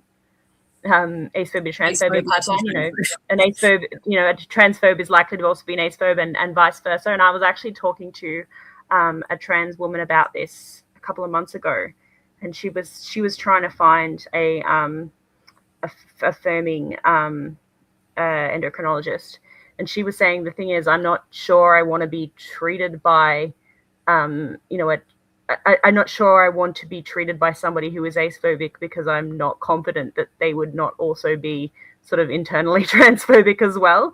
So maybe it's a good kind of test to see if this is somebody that I actually want treating me for my trans issues as well. Which is I thought was an interesting perspective that I hadn't really thought about. Yeah, I mean, I don't have like any stats, but I'm actually facilitating the queer health survey and like working with the people in those sessions so we can kind of make the language in it more inclusive. And there was I guess it was sort of like a kind of non-binary intersex person, and we were kind of speaking about how asexuality intersects with that experience. And I found it kind of interesting from the perspective of amatonormativity, and also from kind of allonormativity from that perspective, that like for people where the medical field is trying to make their bodies fit a specific ideal, and their treatment is essentially to make them fit a specific ideal. The ideal was centered around, will you be physically capable of a sexual relationship? Will you be capable of a romantic relationship? And that's kind of like the end goal of the treatment, of like, we're trying to make you fit this specific ideal so you can then live like a functioning member of society, despite the fact that you're intersex and despite the fact that your body is not ticking these boxes. The end goal of what we're trying to achieve with your treatment is that. So in essence, if you're not actually aspiring to having a normal sexual relationship or using your body in that way, or in having a romantic relationship and being able to kind of do that, then essentially you never finish the treatment. You can't reach the goal. You'll never achieve the success that they set out for you because you didn't actually set that goal for yourself. So I felt like that was a perspective I hadn't really thought about before, that I think probably overlaps a lot with trans healthcare, because a lot of the results of me having like trans friends, like when we're talking about surgeries and all those things, a lot of people assume it's tied to being sexually attractive and being able to use your body in a sexual way. And that's how you achieve success in that, which doesn't necessarily work the same way depending on like what your actual sexual orientation is. So not a statistic, but I think an overlap that I think is relevant. Oh, and the queer health survey is something that's being developed right now by, I think Love Tank are doing it. And also, what uni is it, Matt? I can't remember the university, but yeah, it's Love Tank is the organization. Yeah, so it's meant to be like as kind of far-reaching as possible, and so they were looking to make sure that it was inclusive of asexual and aromantic people as well. And yes, Sharonda did do a good article about the ace to transphobia pipeline, which is also what I've been talking about for a while, and no one believed me until this time last year. So I'm glad that now people are clocking what I've been trying to tell y'all about for a long time. There's definitely a lot of overlap, and I think a lot of it comes from, especially in kind of healthcare spaces, around this being undesirable. It's undesirable to not be in a sexual relationship. It's undesirable to not feel connected to the kind of body, the kind of sexual sign at birth. And it is very much kind of if we can avoid that, if we can do anything to explain it away, and I think there's again a lot of it overlap with kind of neurodiversity and that sort of things of, if there's a way that we can kind of say that actually maybe it's this thing, actually maybe you're not this. And there's very much this fundamental kind of belief of, that's if you want to, but we don't want to kind of encourage that. We don't want to, if we can find other solutions for you, then we'll try and do that. And it's also very kind of, I think it was when I was looking at hate crime legislation, actually, like a lot of the people who were saying, don't include asexuals in hate crime legislation were the same people who were the gender critical campaigning groups. They're funded by the same, it's the same organizations, they're funded in the same way. They're all about trying to, this kind of traditional normative kind of experiences that people have, and very much kind of against everything. And asexuality and kind of transgender, non-binary, etc. experiences are very much kind of interlinked in challenging the norm, and there are people out there who don't like anything that challenges the norm, and want to reject any kind of evidence or personal experiences or anything like that at all. Okay, I'm going to have to cut you off there because it is, 10 o'clock my time. So it is time for us to all say most of us to say goodbye, because something very exciting is now going to happen. CJ is here, so I will unmute you so you can say bye-bye. CJ is here, and CJ is going to do an interview with Yasmin to talk about something that she is releasing today, right now, I'm assuming. So that is very exciting. So we say goodbye to Luciella and Matt and me, and I will bring CJ onto stage. Are you ready, CJ? Yes, you are. I see a thumb. Thank you so much, Matt and Luciella. That was an amazing conversation, and I wish I had longer to thank you, but we need to move along. So here is CJ. Here is a banner. Hi. Hello. So Yasmin Benoit launches her project for human rights campaign. So CJ, are you good to go? Yep.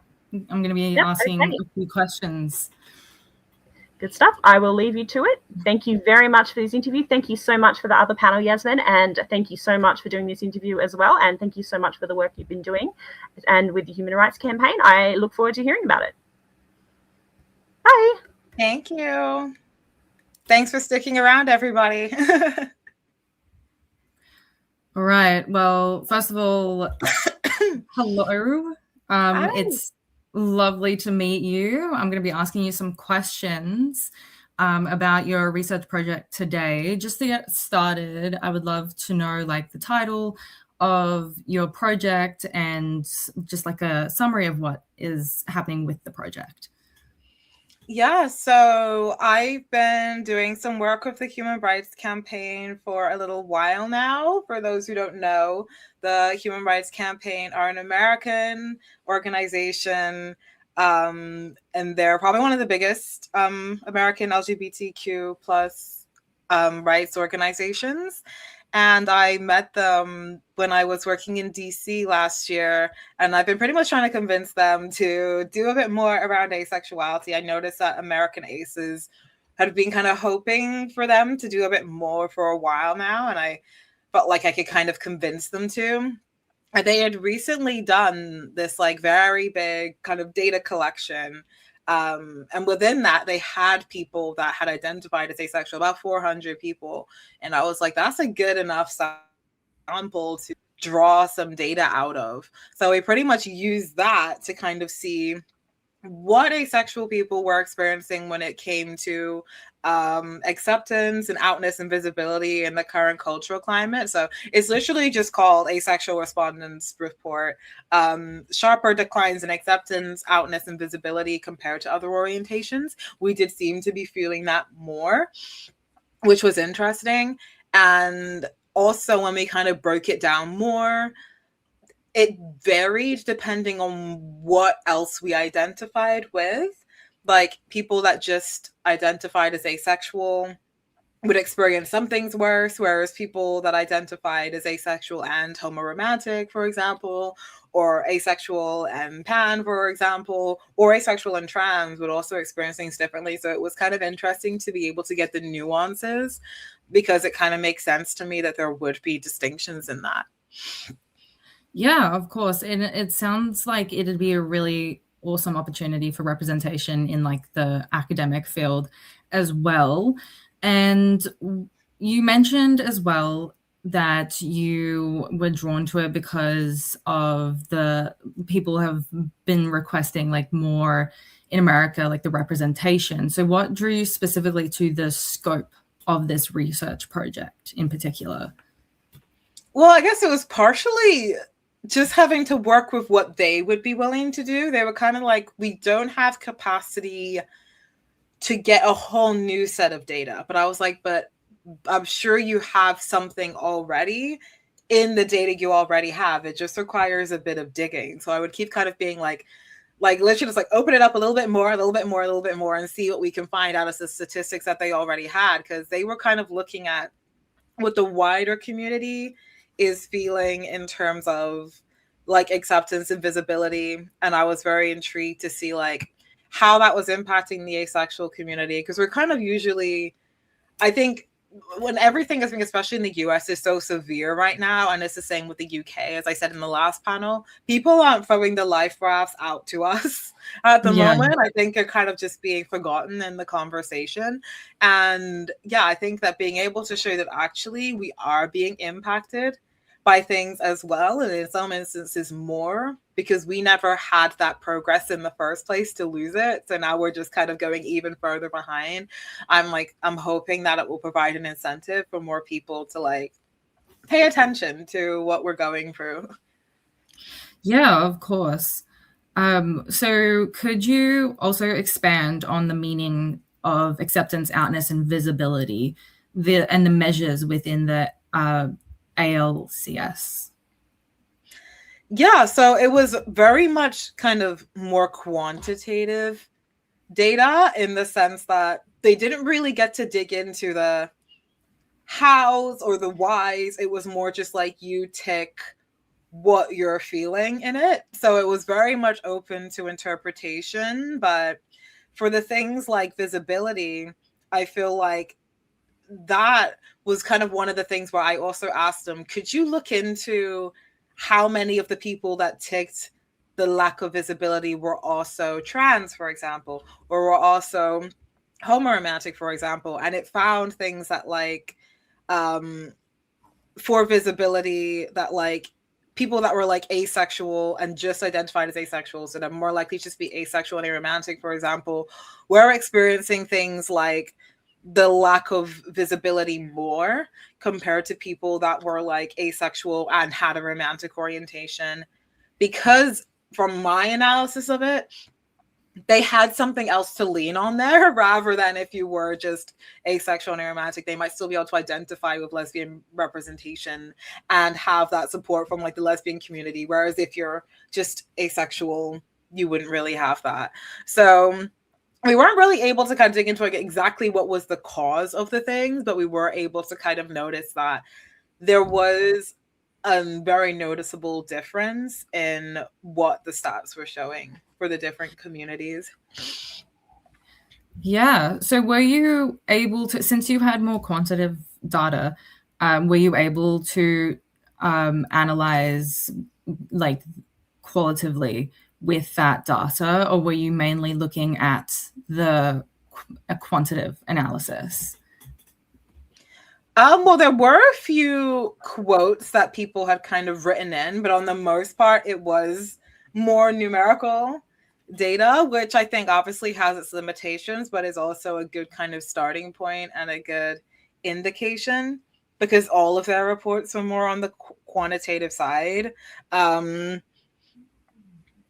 But yeah, I mean, there was somebody who kind of wrote in that after finding out that they were asexual, that their whole life made sense in retrospect, but it had been difficult to find local community with that in the section about visibility, which I think did provide some context to what we mean when we say visibility. It's not just, I guess, the kind of media sense. The survey was also touching upon people being able to be out in the same way, to be able to literally wear flags or to dress in particular ways, or to kind of outwardly express it. So we were one of the people that were less out than before, but also the asexual people that had other identities as well, such as were trans or did have another romantic orientation, felt it even more than the people that were just asexual and aromantic, because they kind of had to hide two lots of things. So yeah, it was kind of interesting to see like what the distinctions were in the experience. Yeah, of course. Yeah, and there's a lot of intersectionality when it comes to the asexual and transgender communities, as you were discussing in the previous panel as well.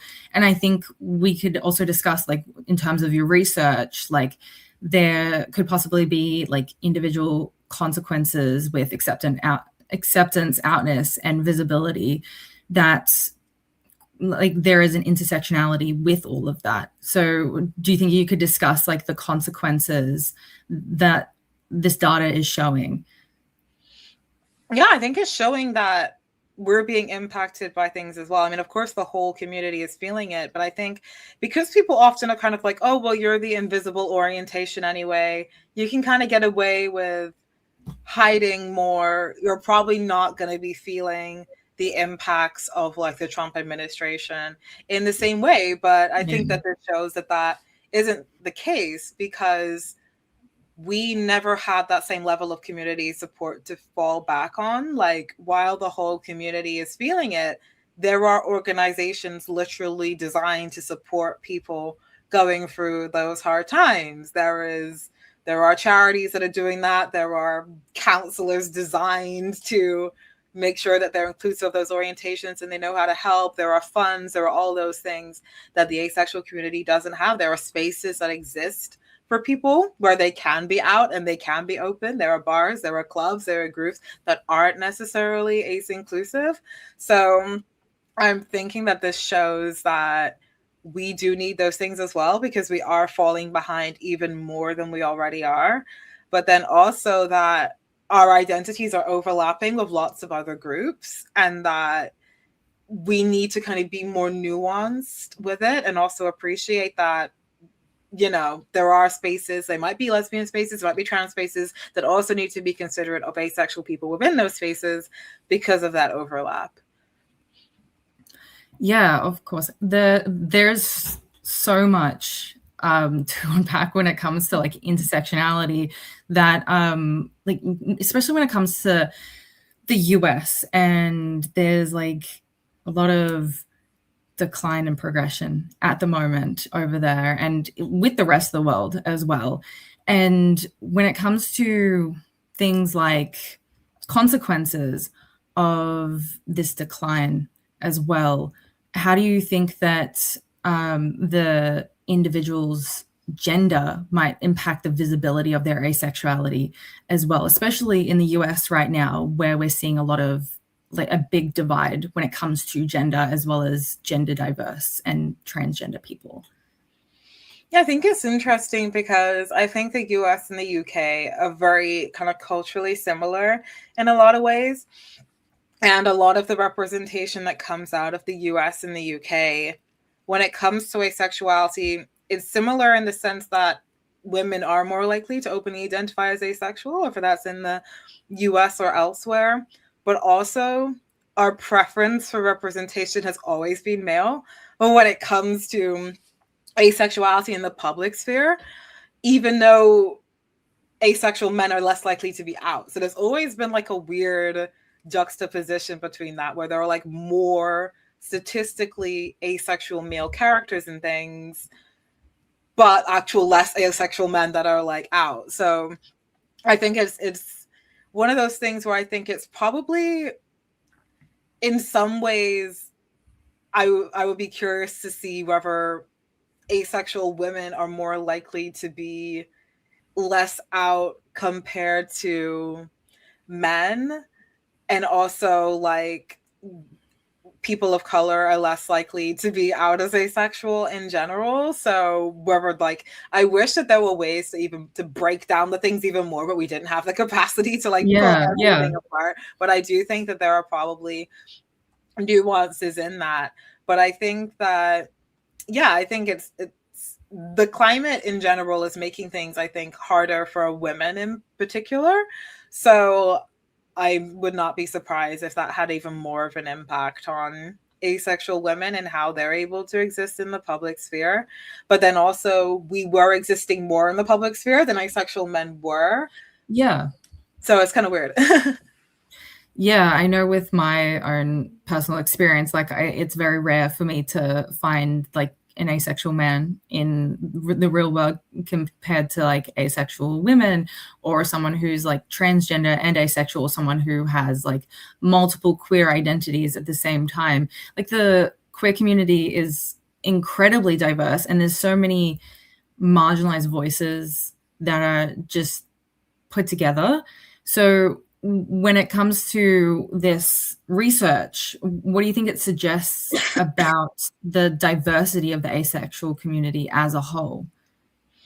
Well, I think it shows that we're at different places and that we have different needs, and that also we're at there's different risk factors. Like, I think when it kind of comes to things like outness, which is a shame that we weren't able to get more qualitative data into it, because I'm like, is it the outness of, you can hide your asexuality a bit easier. If you're trans, there might be only so many ways that you cannot be out without people being able to notice.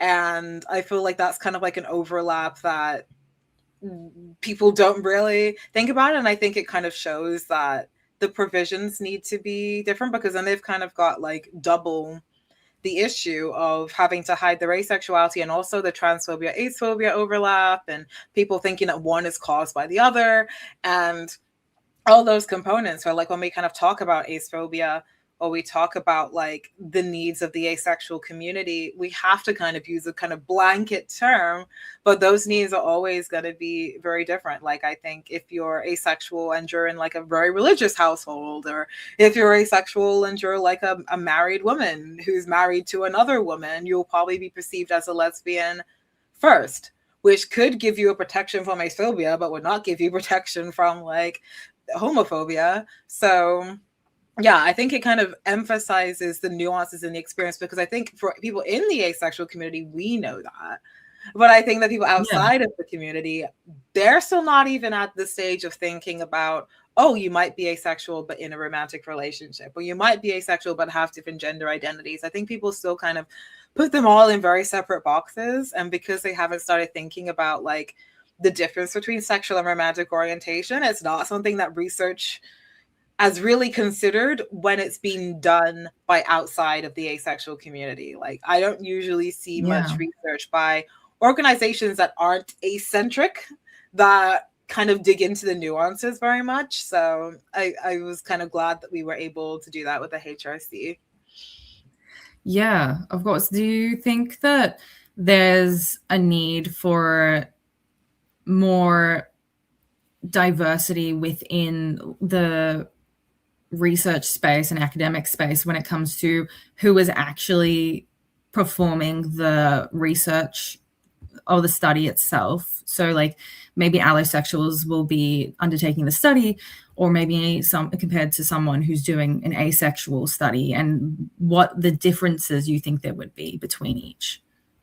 Yeah, I think it's very important, because like, again, it's like they have the data, but they don't have the same ability to analyze it. Like, when we kind of were able to dig up the first batch of information, and they were like, okay, we have people that just said asexual, and then we have people that said asexual and something else. And I was like, okay, but what was the something else? And also, did you have a box for romantic orientation, or are all of the something else's write-ins about what their sexual orientation was because they didn't have that option? And then that inherently changes your analysis of the data, because I'm like, well, that's something else is actually a different category that provides depth to what we're talking about. But if I wasn't in the room to say that, then I would have just been like left on the floor of like, well, we have the asexual part. But I'm like, actually, the write-ins there are very significant for what these disparities are. So then I was like, let's look at what the different write-ins have said compared to what people that just said asexual have said, because I know what the respondents are trying to say with that, given the limited options they had to tick in the data. And I've had that when I was doing research of King's College London, where they were like, oh, we were doing this research and we were trying to get rid of social desirability bias. Our data must be wrong because we didn't find any social desirability bias in people talking about asexuality. And I was like, no, that's correct. People don't have social desirability bias. They will just say wild things. Like, this makes sense. To them, it seemed incorrect, because they were like, we did this for trans issues, we did this for homosexuality, and people hid their bad views. And I'm like, there's nothing wrong with the data, trust me. Like, you kind of need that insider perspective to kind of help with the analysis. Otherwise, you just miss crucial things. But I think the other thing is, when research is done just by the asexual community for the asexual community, which I do think is amazing, is that the issue is that it tends to stay within the asexual community, and all the other groups and organizations don't really consider it. And then I feel like there needs to kind of be that overlap. So I'm glad that we're kind of reaching a point where I think researchers are starting to think like, oh, nothing about them without them. Like maybe we should get that perspective in there. But yeah, I do think that a lot of the time it's not there. Because when I first went to the HRC, I was like, so do you have asexual people here? And they were like, I don't think so. And I was like, this is a big organization. It's kind of weird that you don't. And of course, they hadn't done any research into asexuality before because they had no incentive to, because there was no one there to even suggest it. Yeah, and it's definitely important to be able to add in those voices of the asexual community. When I'm in the academic space as well, I've done research projects, and I was oftentimes the very first person that allosexual people met. It was very difficult in the space to be like, well, have you considered this perspective? I was very fortunate that a lot of them were very respectful. But when it comes to your research, it's interesting to see how an analysis would be different, because there's an asexual in that space, and there's someone who's asexual and a part of the community, making sure that there is those considerations made. There is a question that was on screen before. There's one that popped up from the account. Most organizations I know here in Italy who say, no, we don't have any ace people here, do in fact have many. They just don't know because they never have cared to look. And there's also a question, did you find any information on asexual versus non-asexual demographics? Because there's unfortunately very little looking into it, which is a question that popped up on the screen earlier. Yeah. Well, I mean, that was kind of how we were able to say that we were experiencing more of a decline, was in comparison to the other groups that had answered the same questions. Like, for example, hold on, let me find one that was specifically about that. For example, like 57% of asexual respondents said that we were less out now than we were 12 months ago, but 47% of other LGBT groups had said that.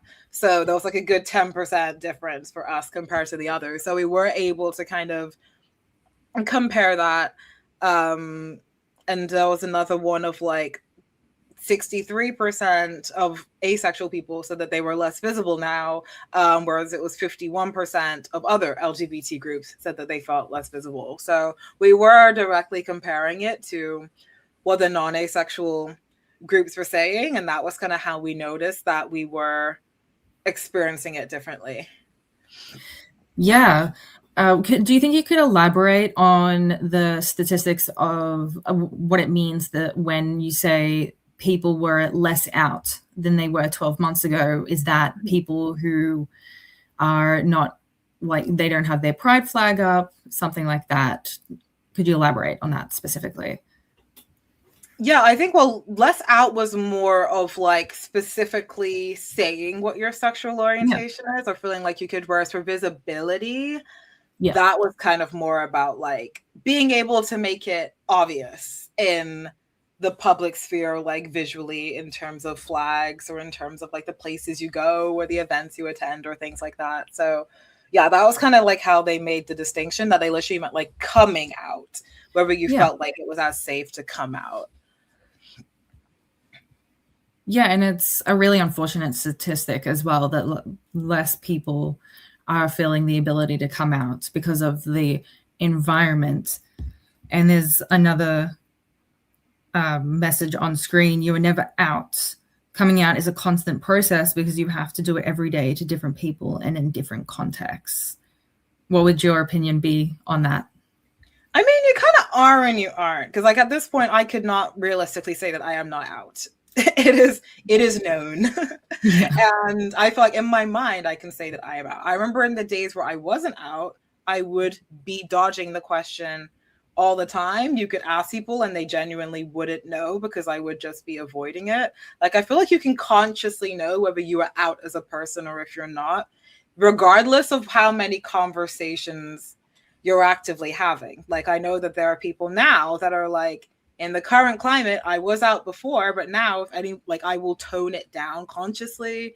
I will avoid certain things. I'll avoid certain spaces. I will live again like I am not out. I will avoid any sign that indicates that. Like I feel like it extends beyond just actively saying it. So the line between outness and visibility, I feel like is quite overlapped, because you kind of end up blurring the two things together, I feel like. Yeah. So yeah, you're never out to every single person ever. It's a hard thing to achieve, eternal outness, I think. It does end up being circumstantial, but I do think when you're at a phase of not being out, then you're not out. Yeah, of course. And I think I'm just going to transition into another question that I have for you today. One phrase that I noticed was utilized in the study, that there are increasingly hostile environments. Could you describe what your perspective on these hostile environments are and their impacts?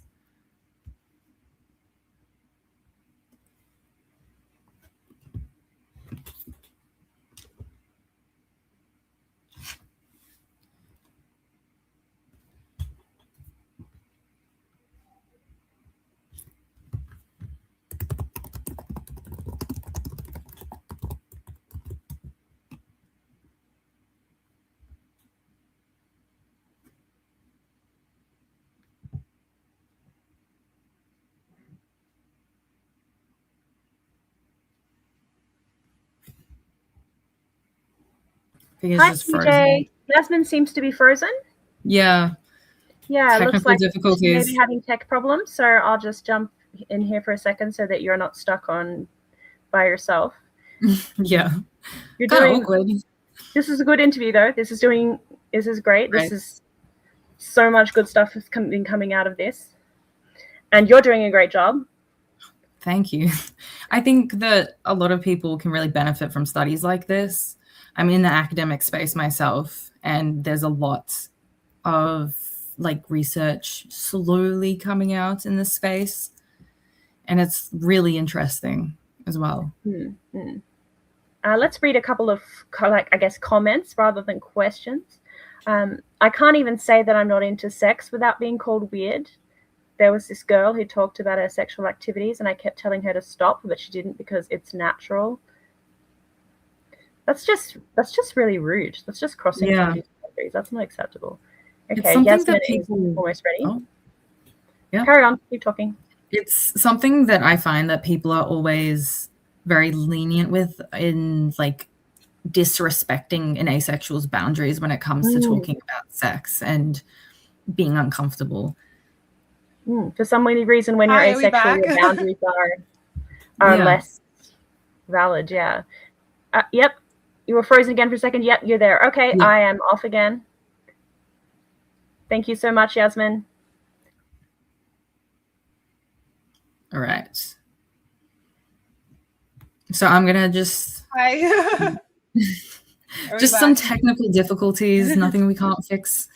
So that's good.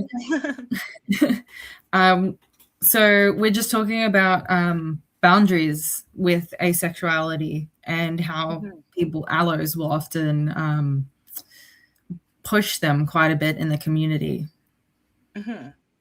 because we're not considered, people don't consider our boundaries in that way. And I'm just going to go into the question that I did ask, but when you froze, I was talking about how there's one phrase utilized a lot in the study where there are increasingly hostile environments. And I was wondering if you could describe your perspective on what these hostile environments are and what their impacts are. I mean, I think a hostile environment, I mean, it's, on one hand, I feel like it kind of varies depending on the country of what your baseline of not hostile is. I think that in the US and the UK, we got a bit comfortable with what by most people's standards would be extreme comfort, even though it was imperfect. Like, I've done work in places like Serbia where you wear a pride flag, you're getting jumped, don't even think about it. Yeah. And then by contrast, we've got queer celebrities on doing things and giant pride parades and brands everywhere. And like, so I think we got very comfortable with like an extreme level. And now we're kind of going back to what is still ideal for a lot of countries, but is very jarring for us, where the government is not on side.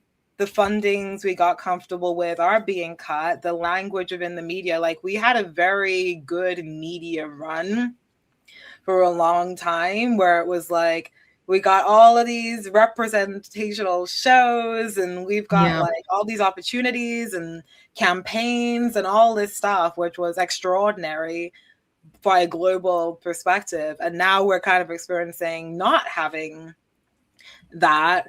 So I think that for us, the hostility is feeling things going back to what is unfortunately what other people were already dealing with, of not having those protections, of having threats of those protections being taken away, of having the discourse go from being like, oh, this is some fringe thing in like a weird corner of the internet, to now being like actually parroted by people in positions of influence. And I think that is having a knock-on effect in that, like, as soon as Trump said like, oh, I don't like DEI, immediately things got pulled, immediately things got shut down. And that happened over here in the UK as a result of what was happening in America. And then organizations all over the world that were getting aid from America then lost it. So yeah, I feel like the hostility is more just kind of being like, because again, like on the ground, a lot of Americans aren't statistically way less accepting than they were before. Not everyone actually agrees with what the government is saying and doing. Like lots of people are still very normal about it, but it definitely feels like there is more pressure, and that is making it harder for us to achieve the things we had got used to achieving before. So yeah, I feel like that is kind of what's making it more hostile. I think it's that people are scared, even if they want to say things, people feel like they can't do or say the same things that they could anymore. Like a lot of people are too scared to touch LGBTQIA plus stuff anymore for fear of what the government might do, even if they weren't going to do anything. Yeah, I find your point on different countries having different like what is happening with their countries, like it's so interesting that each country will be different with what's happening. And a lot of the influence at the moment in the West, at least, I know in Australia, we have very big influences from America. And what Trump is saying is making a lot of people in Australia be like act in a particular way that is becoming very conservative. So I imagine it'd be very difficult in America as well, and as well as the UK. Do you think you could speak more on your perspective on different countries and the progress that's maybe made in like the UK and the US compared to other countries, and what that means for our progress moving forward in the future? Yeah, I always use, I guess, Serbia as an example, because I feel like at that time, I think I went there in about 2022. So it was kind of like we were still in a good spot, I think, in the UK. I think we were very optimistic. Things weren't as good as they had been, but we were very comfortable, because I remember, like, again, I would go to Serbia, people were getting jumped, people were getting their hotel rooms broken into, people were getting punched in the face, like there were police everywhere. Like it was very different. And the people there were kind of like there was no one was debating like, oh, should asexuals be here? Or I don't know if I like the terminology you're using. No one gives a damn. It's like, we're actually just trying to get things done over there.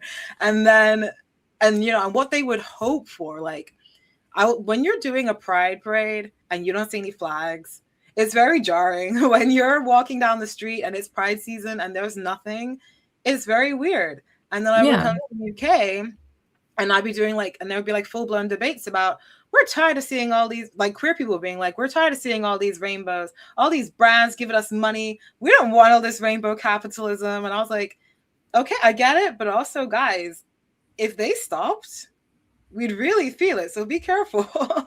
we did a lot to get to this point. Like, wouldn't you hate it if all these brands and all this media support and stuff pulled back 2 years later? Everything pulled back. And I was like, well, there we go. Now we're kind of where that is. And yeah, and I think it was just kind of interesting that, yeah, I feel like we took it a little bit for granted that our ecosystem was doing very well. And now that we've seen parts of the ecosystem kind of die off, like those brands were making the charity donations. That capitalist interest in queer culture meant that the government was kind of more on board with it because that was where the money was. Once the government said something, then the brand stopped saying something, and then we all kind of, and then the charities are struggling. Now the charities are having to let people go. Now there's no one to correct the media when they're doing the things. And yeah, and it's kind of been very that. But then at the same time, like when I look to other countries, they were kind of always in like, I think, a much more of an organizational state. Whereas I feel like we're comfortable enough to start bickering more about things. Like when I was in DC last year, I was so impressed by the ACE community there. They were so organized. There was so much like solidarity. And I was like, wow, like I'm so impressed by you guys. Because I feel like in the UK, I'm like, no shade. But I was like, we're not this organized. Like, oh my God. Because we're too busy like going over semantics for like 3 hours in a meeting. And they're just like organizing on such a ground level and working with different parts of the LGBT community and like really doing stuff. So I was like, I think because they were so uncomfortable, they've had to work outside the box.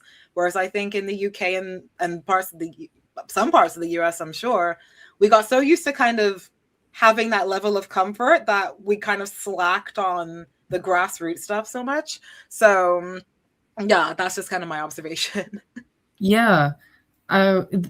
It's so interesting hearing about different perspectives from each country and how it differs and how pride differs from each government as well. Do you think when it comes to this specific study that you're publishing and like research in general as well, has it been difficult recently to get funding and to find support in those fields, since everyone is starting to be like, we're starting to like move backwards quite a bit?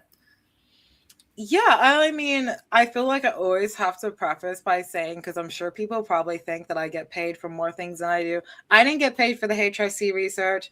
I didn't get paid for my Stonewall research, really. I don't get paid for my King's research. Most of the things you see me doing are me giving my time. Everyone else is being paid but me. Where I'm like, the only way I can convince people to do things is if I say, I will do it for nothing. Just please put my name on it.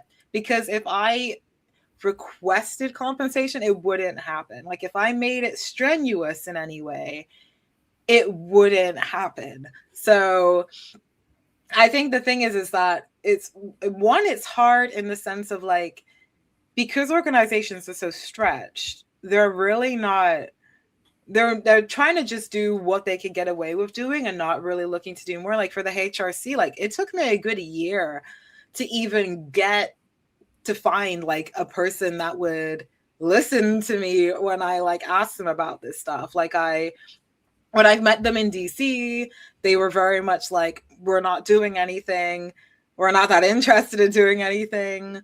And then even getting that meeting, I was emailing so many people and they were always like, we're busy. We don't have time to talk about this. And then I literally went through my Instagram and I was like, who's the most famous person I know that has ties to the Human Rights Campaign? Dropped her a message and was like, could you make an introduction for me? And then immediately they're like, oh my God, of course we can meet you. And I was like, you didn't, okay. So it took a lot to even get in the room. And even then when I got in the room, they weren't really biting. It took until even later than that for them to be like, actually, we do have a data set already. And then I kind of had to be like, okay, let's work with that. I'm not going to ask you for too much. I wanted to be like, break it down by race, break it down by age, break it down by all these things. But it's like, we're pushing it already. So let's just break it down by identity and just take it from there, because I'm not trying to like antagonize anybody. So yeah, it's definitely hard because the resources are stretched and the people are stretched. And again, they're not going to throw lifeboats to the asexual community out of all of them when the resources are stretched. But also, yeah, I think just by the momentum I've been able to build independently and kind of antagonizing them or like coercing them for over a year, it just kind of lined up in that it finally worked in a turbulent time period. But the time period definitely did not make it easier. Yeah, it usually does go like that when it comes to activism and the academic sphere. You don't get paid. You don't get paid for the advocacy. You're there because you're fighting so hard for it. And I see a lot of your posts, like I know much of the asexual community does, and all the work you do in the community is just amazing. And you were honestly one of the first people I followed when I figured out I was asexual, and seeing you was like so cool. And it's like, thank you for fighting for it for like a year. Like for the research, it's incredible that you've put so much effort into it. And even when people are giving you breadcrumbs, essentially, like the asexual community just is forgotten about in so many different parts of the queer community, that research like this is incredibly important in the academic field. And it means that a lot of people are going to be able to like reference the analysis as well when they're doing their own research and writing their own papers. So once again, thank you for all of that as well. And on a different note, I wanted to talk about the limitations with the research, with the study. And since the annual, it's a very long-winded name, the annual LGBTQ plus community survey, it's designed specifically for like a broad range of identities. And you touched upon it earlier during this panel. Do you think, since there are limitations focused on like the broad range, since there is a broad range of identities, I'm like reading my question at the same time. And what future research do you think could be done to focus more on the asexual spectrum? I think I would be very curious of what the data would be like if it was specifically for the asexual community. I think on one hand, I think it was good in that it wasn't just for the asexual community, because it was kind of interesting to see how much representation we had out of a general pool. Because if we just did an asexual thing, again, people could be like, well, this is its own group in its own world. But it's interesting that the survey was like, we're not looking for asexual people. We're just looking for the queer community.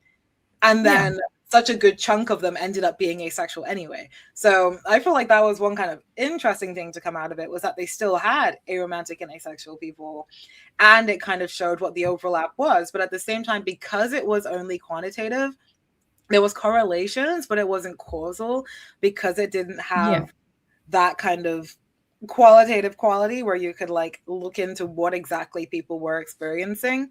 So while we could deduce things based on what the patterns were with the answers, like, okay, a lot of the asexual people that just identify as asexual are saying this, whereas most of those that aren't just identifying as that are saying this. And some of these ones are also transgender, so we can kind of deduce that. But we don't know 100% if they're talking about their gender identity or if they're more talking about their asexual identity, because you can only kind of break it down so far. So I think that is kind of like one limitation of it, but it does give a good indication. And I think that's kind of why I always think it's good to kind of have the quantitative and then be able to build upon it with qualitative. So I would love in the future to be able to do something like that. And then also to maybe be able to do something that is specifically calling out to the asexual community, because I'm sure they would have an even bigger sample size if an organization like that said, we want to do something on asexuality. Because if I heard, hey, we're doing a thing on just, keeping in mind it's an organization that isn't known for its asexual inclusion. I'm sure there are a lot of asexual people that saw a call out for that survey and thought, well, it's probably not for me. So I'm not really gonna, because why would it be for me? Like, it's never usually for me, and then just didn't do it. So their sample probably could have been even bigger if it had been specifically looking for asexual people.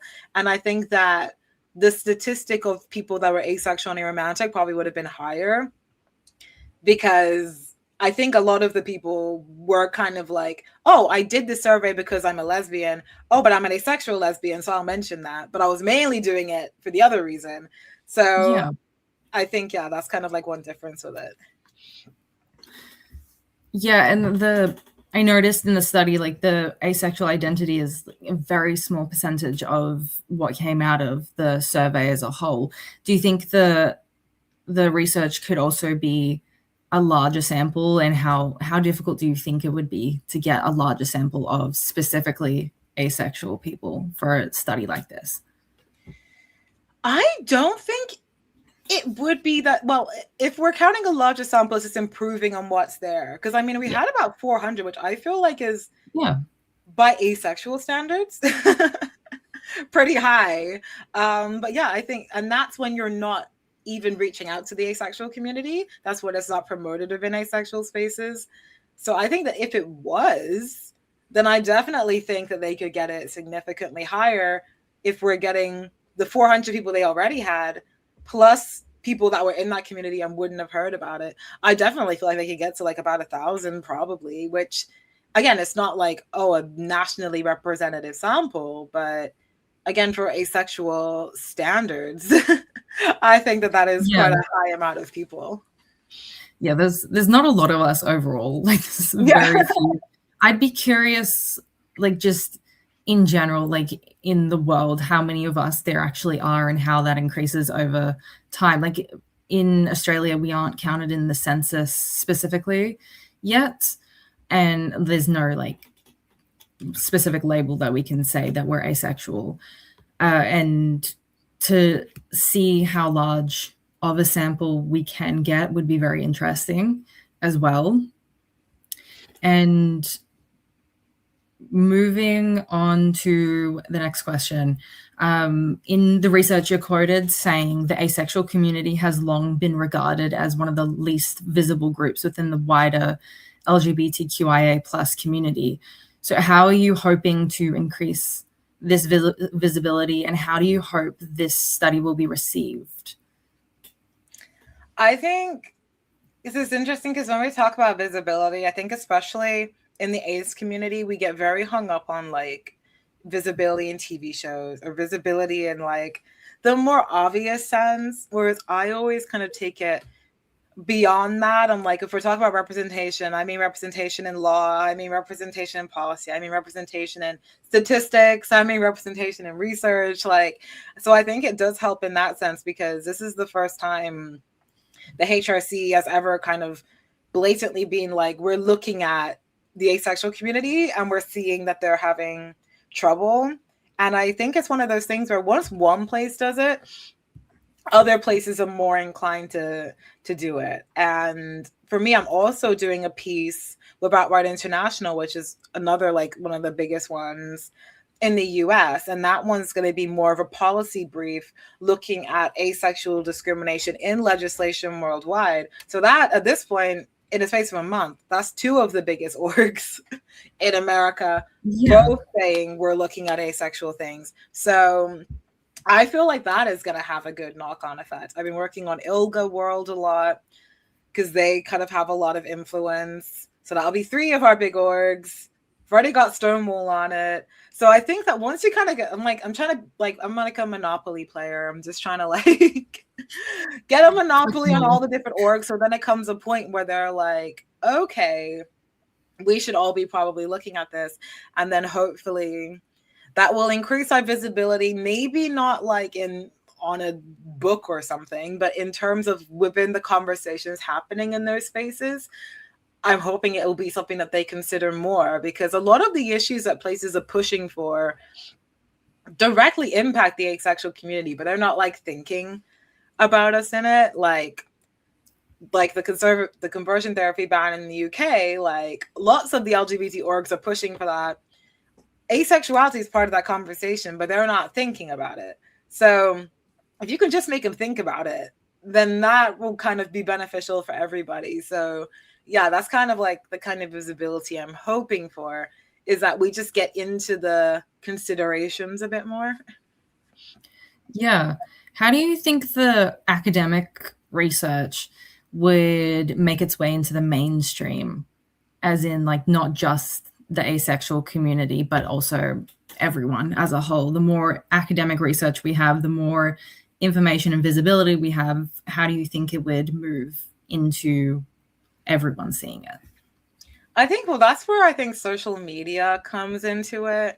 And that's, I think, is kind of why I'm like, because some of the research I'm doing, it could very much just exist in those spaces. And there is a lot of great asexual research out there, but it tends to be like, oh, well, this is an academic one in an academic space. This is a healthcare one in a healthcare space.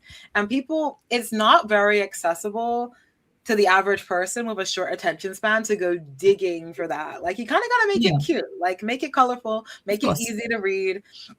I'm always kind of like, how could I depict this on socials in a way that is like interesting? So like with the HRC, like at about 9 p.m. tonight, we're going to be dropping like cute little carousel, like, and do some reels. Like, you got to make it like look interesting. See if there's any media platforms that are willing to cover it, like give it a good hook, like gotta put some marketing into it. Because otherwise, unless you're an academic or you're a student, you're probably not going to be digging for that kind of thing. So I'm always trying to think about how you can make that information sound less intimidating and like depict it in a way that makes more sense. And that too, like, you often can't read lots of academic papers. Like, there are some that my old like university alumni code will let me read, but there are lots that it won't. So a lot of them are locked behind a paywall and they're very difficult to get to, and they're really expensive as well a lot of the time to be able to access. You have to pay for an entire journal or something along those lines, and it's just not entirely accessible. And social media is such a powerful tool now that we have like the increased users on each platform. TikTok especially, that's how a lot of people, like a lot of younger people now, are accessing news updates. So the more we get onto social media and transfer that into the academic space, the more we get to share the research with people in the real world who might not be as well, know the academic space as well. So instead of just like word jargon, it's something that everyone can understand. So it's very accessible in that way. And to close off the interview, you said so many amazing things about the research you've done, and it's incredibly important for the representation. And we would love to know what other works you have and what are you participating in for the rest of the International Asexuality Day? So for the rest of today, I have an in-person event with Aspace London. I'm going to be doing like a kind of in-conversation thing with them. I've got my HRC researchers dropping at 9 p.m. tonight. So keep an eye on my socials, keep an eye on their socials, and you'll be able to see it. I have a lingerie campaign that I'm also dropping today, which is a very educational lingerie campaign, because why not? Where I talk a lot about asexuality in it and about International Asexuality Day and its importance. So a bit of a mix of things. I did a little teaser yesterday about my work about Right International. Our policy brief should be coming out this month, hopefully. So I'm definitely looking forward to being able to share that, because a lot of people are like, how are asexual people discriminated against? And I'm like, well, getting it all in one place, we kind of went for like as many laws as we could to see what we could find and just to kind of have one document that kind of gets everything out there and puts it in a way that is cute and easy to read. So hopefully that will be very useful for everybody. And then, yeah, I've got a few more papers that I'm working on with King's College London as well. I'm also planning some stuff with Iglio, which is a kind of LGBT youth organization in Europe. And then, yeah, hoping to see how many other places I can get this research in front of. Hopefully the UN is my goal. So yeah, that's kind of what I'm working on for today's and for the future. So look out for that. So many amazing projects as well for the asexual community. So thank you for your contribution as well. And there's also people commenting all the best with your events today. Yasmin, thanks so much for all that you do. It's amazing how much you do for the asexual community, really putting the community in front of people who need to listen. So to make sure we aren't forgotten about or left behind. So massive thanks for doing all of that as well. Yes, thank you so much for all of your support. Thank you, CJ, for interviewing me about it. And yes, I will be joining you at Aspace London later, even though I'm kind of sick, but I want to just keep a slight distance. And yeah, I hope you all enjoyed the next sessions. I don't know what's next on the agenda, but I hope you all enjoy the rest of the live stream and have a great International Asexuality Day. Yeah, great. And I think we're just waiting for the next part. Yep, next part of the panel now. Great. Thank you so much, Yasmin, for all of that. Thank you. Bye, everybody. Thank you, Yasmin, and thank you for being patient with my multiple emails at every time of day and night. That's okay. I'm quite nocturnal myself. Go. See you, everybody.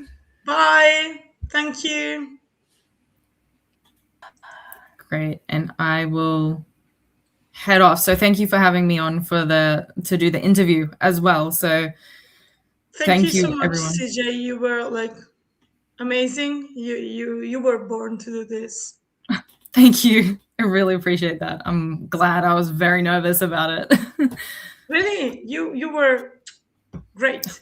Thank you. So great. It's almost time for the next panel. So I see that like Martin. Bye. Thank you so much.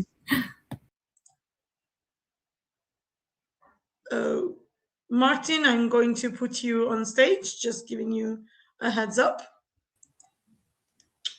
Thank you. Hi. So we are starting in 2 minutes. We'll just let... Okay, good. I'm also waiting for another person to join. Oh, okay, great. So we're going to be 2 people doing this. So there, yeah, cool. I just want to reply to this comment. I think technically Kate has been up more than me, like between on screen and tech support. So technically Kate is at the top. So I see Jace has come. Yes.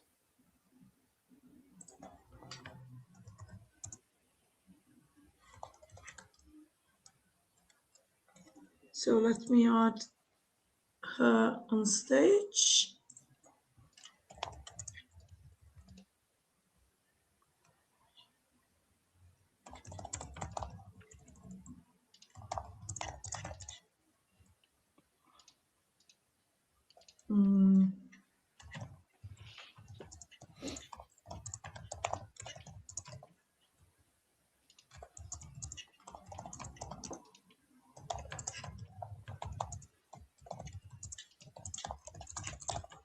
I don't know.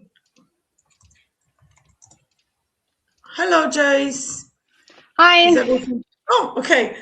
I didn't think it was working, so I was just waiting for that. I'm sorry. So here we are. I have changed my accessory again because we're approaching. No, actually, we're not approaching the end of the stream, because the stream this year is so incredibly long. But here we are. Hi, Yasmin. Sorry, hi, Martin, and hi, Jace. Thank you for being here and for being part of the Aces Never Sleep, Aces Never Ever Ever Ever Sleep Above and Beyond edition this year.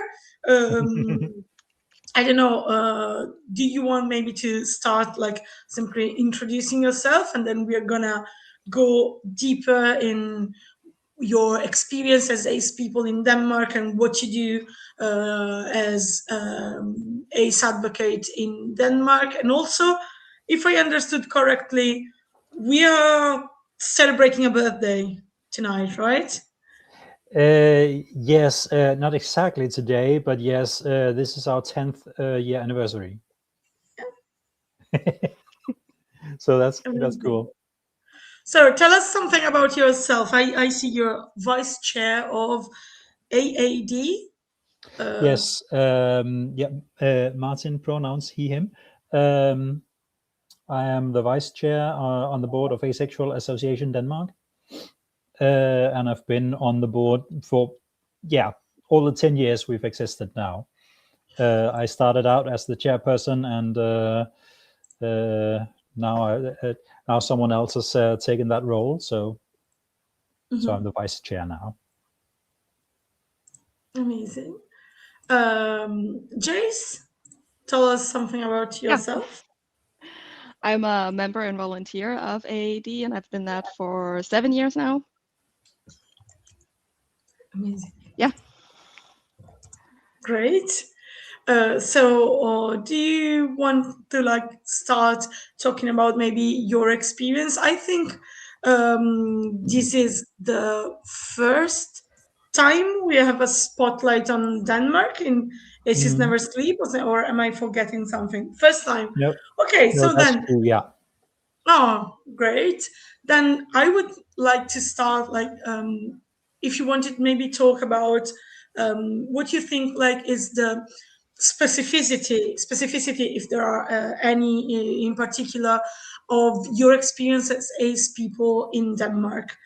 What would you say is maybe a specific struggle or a specific cultural or social characteristic of Denmark that impacts your life as ace people in Denmark? I'm recalling a conversation we had, Jace, not long ago, because, well, as I just mentioned, it's our anniversary, and we have events and other stuff planned and all that. And right now we are editing an anniversary book about our association.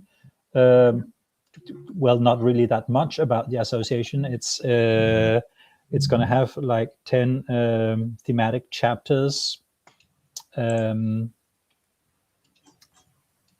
where we discuss, talk about certain topics with our members, with other participants from the ACE community in Denmark and abroad. And it's exactly the abroad thing I wanted to highlight here, because we've also, in the preparation for this book, interviewed people from outside Denmark, and several of them has spoken about how deeply sexualized they found the Danish society. And I don't know if we just lost Jace. I see her on stage. Okay. Yes. No, but it's just the rest of us who has been living in Denmark all the time, all our lives, we don't really see it. We've just been brought up in this culture, right? So suddenly we got other people's eyes, their view upon our society, okay, this is so much more worse than it is where we come from or where we live and such. So that was an eye opener. Like it's not that we haven't noticed that our society is very sexualized, but to the degree it is was surprising.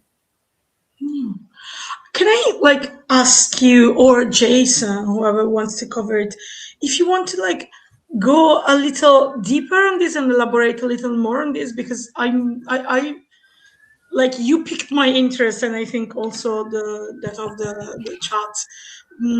This also maybe what was the perspective of the people that told you this about Denmark, like were they coming from a perspective that was still like European or even other continents? Because I'm interested in understanding Denmark is very sexualized as a society compared to what? Because I would be very interested in understanding that and what you mean, what you got from these interviews about like your society being strongly sexualized in a way. It's something I had never, like, if someone told me to say the first thing you know about the Danish society, this wasn't the first thing that would have come to mind. So you really piqued my interest, and I wanted to ask you if it's okay to elaborate on that. Well, Denmark has a very strong history of sexual liberation, and we are very, very proud of that history. And we've been front runners. Like, there are many points both about sexual liberation, but also LGBTQ history, where we have been first. So sex is something that is not a taboo in Denmark. We talk about it, we joke about it. It takes up a lot of space in our society in a way that we just, for us, it's background noise because it's there all the time, always. There is no taboo around it. And I think we had, someone we interviewed for the book from, I don't know if I'm allowed to say the country, Martin. Somewhere in Eastern Europe. Eastern Europe, yeah. If we're thinking about the same person, yeah, we are. And they had a very religious background. Like, it's a country that's more religious, and sex is not something you talk about. It's more taboo. So even though there's expectations of getting married and having sex isn't something that is discussed openly all the time, the way it is here. And that this person experienced this as a huge pressure, that suddenly sex was something they had to deal with a lot more than they were used to. And there were more questions, more intimate questions, and more intimate talks than they had experienced before. Yeah, well, that's understandable. I guess like it's the other side of the coin of having like a society that is very proud of sexual liberation and has been the first of many topics. It's amazing in a sense, but like when it permeates society in this way, it can be also harsh to deal with in a way. It creates some boxes, right? Like some other boxes that other cultures might not be aware of. Like, okay, now you have to fit in this box. So yeah, and then here along we come. So yeah, that's like extremely interesting. Like I'm already learning much more. I also wanted to ask. You mentioned like this amazing anniversary book that I hope is gonna be like available in some ways for the bookworms and archivists all over Europe, because if I can buy a copy and have it sent to my house, I will pay any amount of money, not any amount of money. I'm a high school teacher, so any amount of money that is feasible for a high school teacher, I will pay. But you mentioned it having chapters that cover some macro themes. What were the themes you picked that were important to like represent your journey as an advocacy group? How did you pick those themes? What are they, first of all? And why did you pick those specifically? Well, we have 10 chapters, so we figured we needed 10 topics. And we think that we're still in a place where we need to explain what asexuality is. So we have a topic about asexuality. What is it? What does it mean? A lot of personal stories about finding your terms and coming out. We have something about romantic orientation and talks a lot about aromanticism, because we feel like we don't have any aromantic organizations in Denmark. So AAD takes that as well. We talk about society as a whole, how asexuality fit into society, what things we challenge, the work we do with making more visibility, especially educating sexologists. We have a chapter on LGBT plus community, where we talk about going to prides and how we have cooperated with a lot of different LGBT organizations. And do you remember the next ones? I don't remember the order. So Yeah. we also have a chapter about like the different activities we have going on in Denmark. Like we're focusing on social meetups and such in Denmark. And then we have a international chapter where we focus on what goes on outside our own borders. We have a intersectionality, where we yes. talk about neurodiversity, disability, and anything else that sort of overlaps that we have found in our interviews. We put that into one chapter, so we talk about that. We have a lot of neurodivergent people in our social groups. And then we have media and representation. Yes. And then we have stereotypes. Yes. Yeah, stereotypes. And where we're going to look at both the outside world's view on asexuality, all the bad stereotypes we all hate, but also our own symbols, our flag, the black ring, and the dragons and space and stuff, all the things we love. Our flags. Flags, many. And also, and the last one is community, because we realized the more we talk to people, there was this huge theme coming back over and over and over again about how much this community means to people and how much they need it.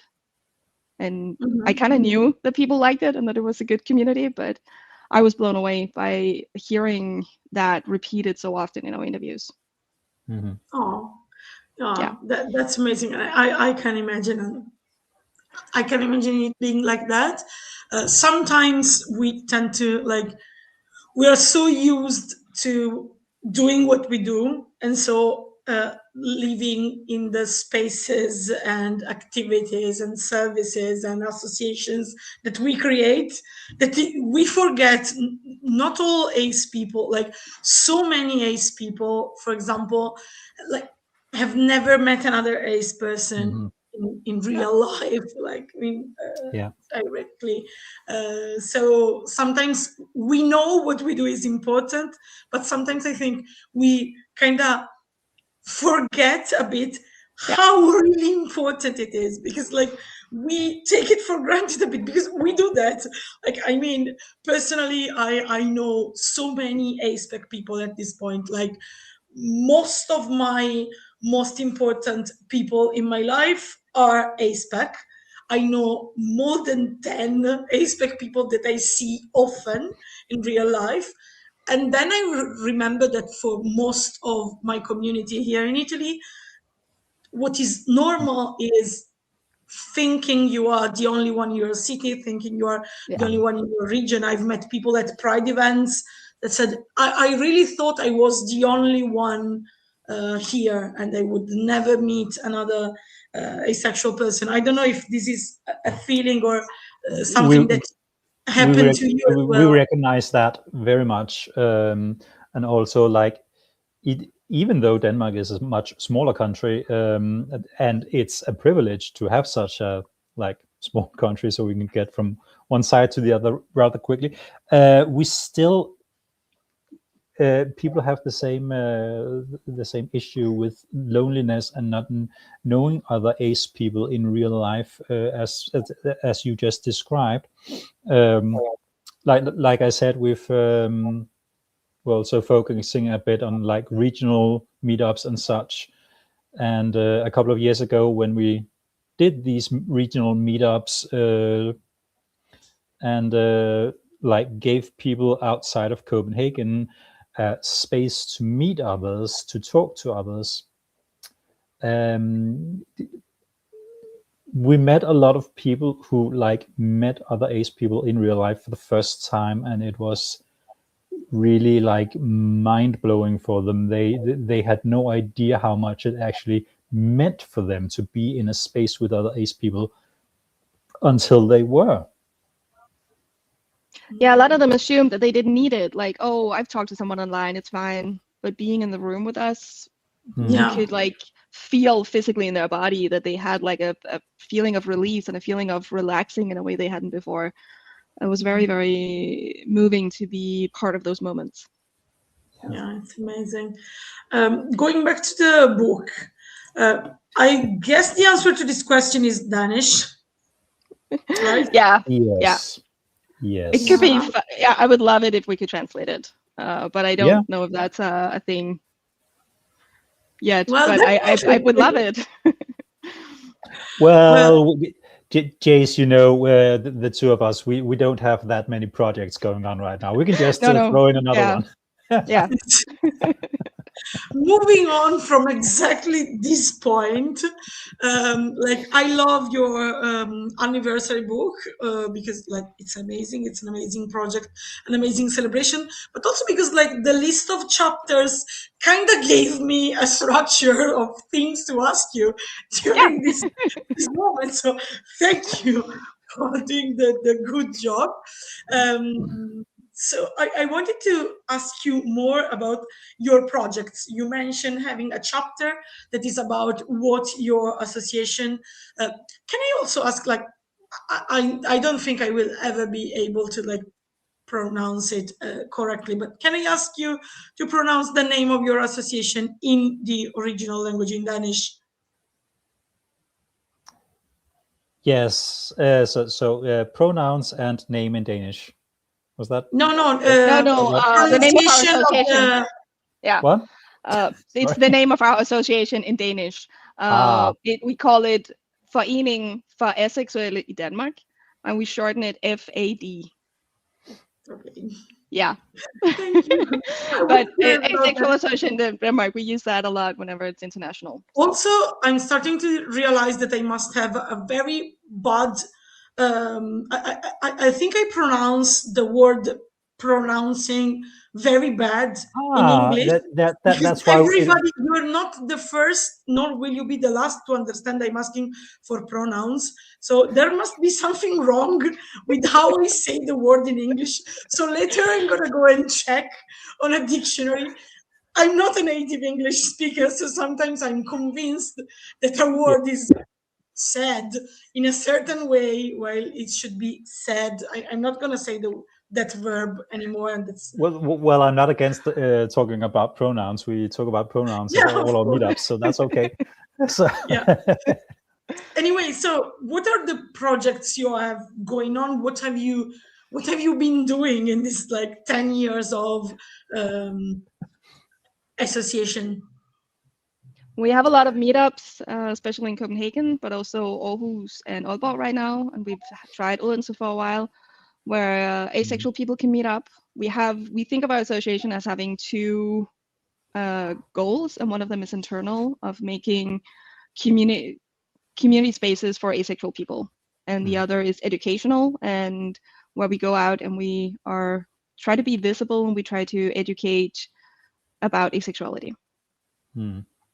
And also, like, it's quite interesting because the reason we have an association is because we had like these informal meetups 11, 12, 13 years ago. And we wrote and organized these meetups through Avon, through the forums at Avon. And then we were a couple of people who like regularly attended these meetups, and we got to know each other and were like, you know, it's fun to hang out and have a cup of coffee or tea or whatever, but we could also do more. And especially at that time, like every newspaper in Denmark had to have some column by some sexologist. And we were like, these people we guess they have never heard of asexuality. We need to like tell them this is a thing, and not just so they don't just tell people, oh yeah, you just have to try. No. And then we kind of stalled because we were like, okay, we like to reach out to these sexologists and other professionals in healthcare and such, but we can't just like write them a letter and then sign like random 5 people. There need to be someone to send this letter, and that's what got us started thinking about, okay, how about an association? Because the thing is about Denmark, if you have 3 people in the same room with the same interests, they always end up forming an association. So this is the second thing I've learned today about the Danish society. Like, very sexualized and making associations all the time. Yeah. So that was kind of the thing that got us starting on the association, and then we founded it because we thought, hey, that's a cool idea. We can use it as a kind of framework for a lot of different activities and such. And over the years, we have gotten a hold of these sexologists.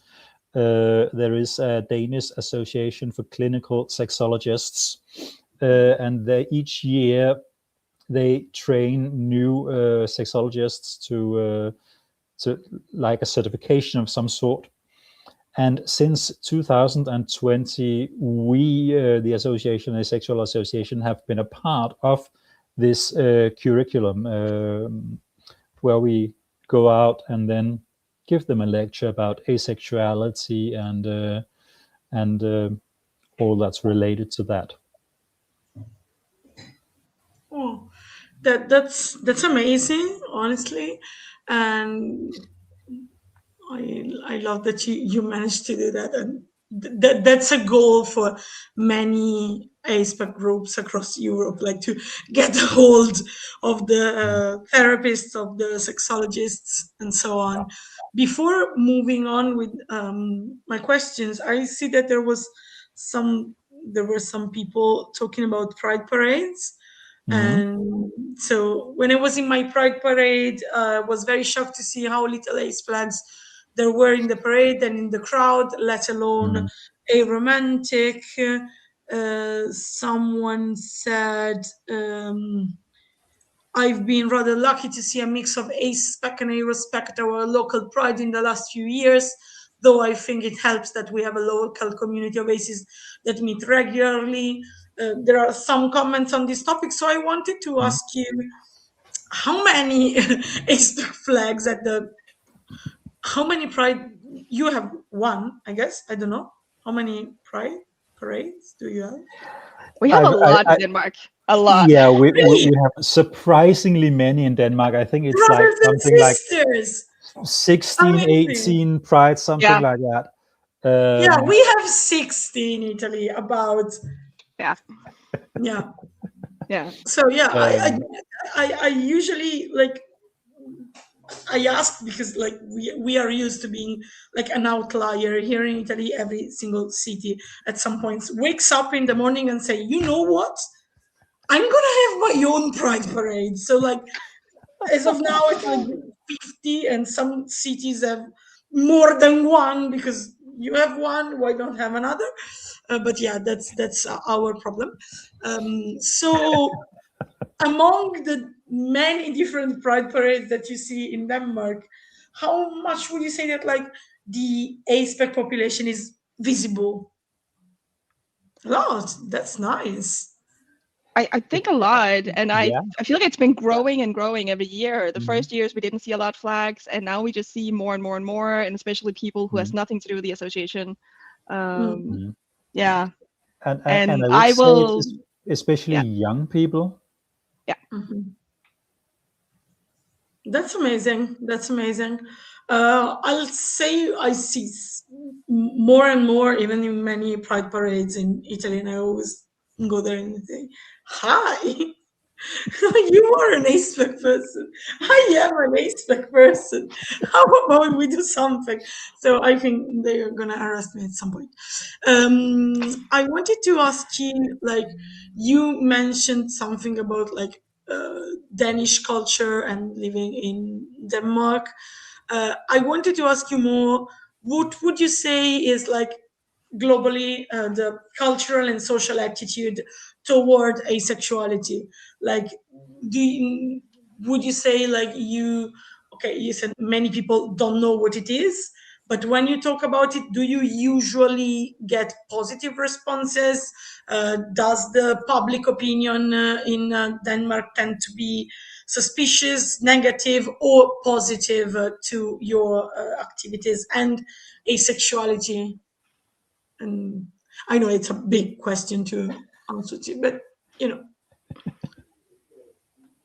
I think it's a difficult question. I feel like all my coming out were people not getting it, and I still joke that I need the PowerPoint every time to explain it. So yeah. But I was also so surprised when I joined the AAD how organized they were with other queer organizations. Like there was so much accept of us as an organization, of us as valid, and there is still new educations that reach out to us. We have the past few years we've had a few psychotherapy educations reaching out to us because they wanted to make sure that the therapist they're educating knows about asexuality and how to help us. I think that's wonderful. So I feel like on a personal level, the people I meet when I'm coming out as a private person, it's really difficult. But like as an association, I feel like we're doing pretty good. I don't know, Martin, if you. Yeah, it's like there are also a lot of other queer organizations in Denmark, and they all, minus one, collaborate very closely. So and we were like invited into this community from day one, and like, okay, we have this human rights program at Copenhagen Pride. Come around, give a talk on asexuality, learn us more,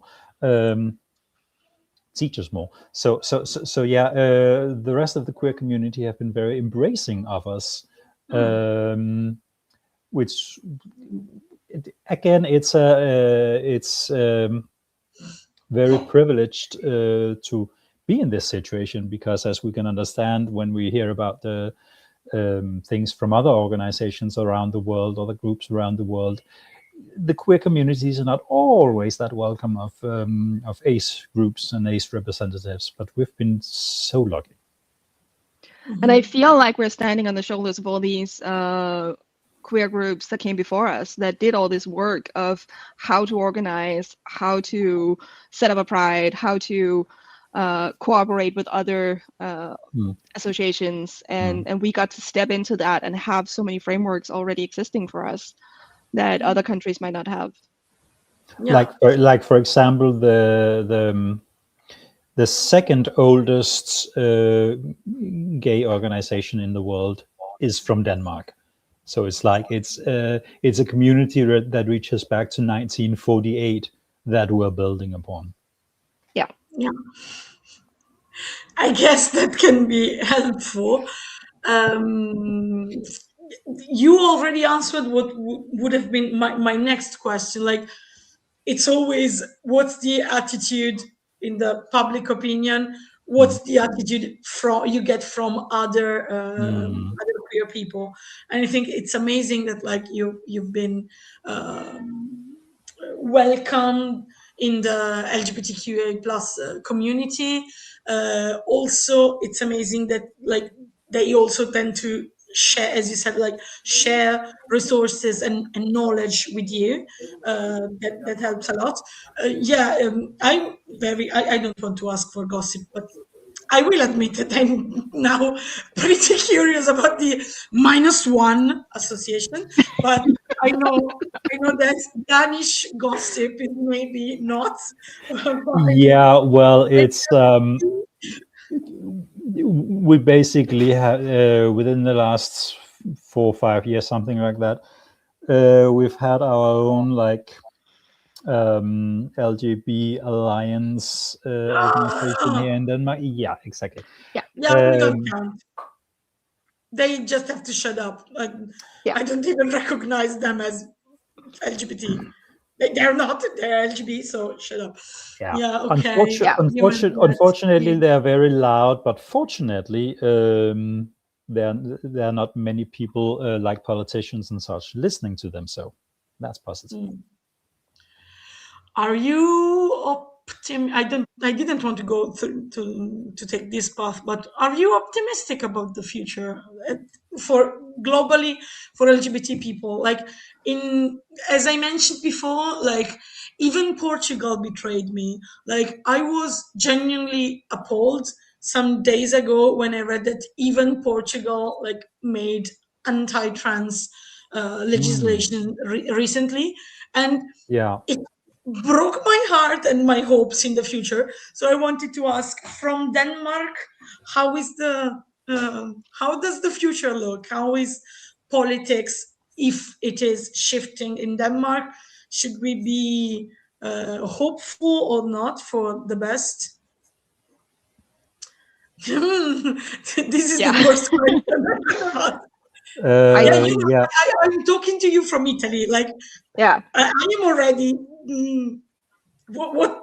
No, I don't want to say what's the worst that can happen at this point, because I'm sure there's so much worse. But yeah, well, like if we only look at Denmark, I'm actually quite optimistic. We've just had an election.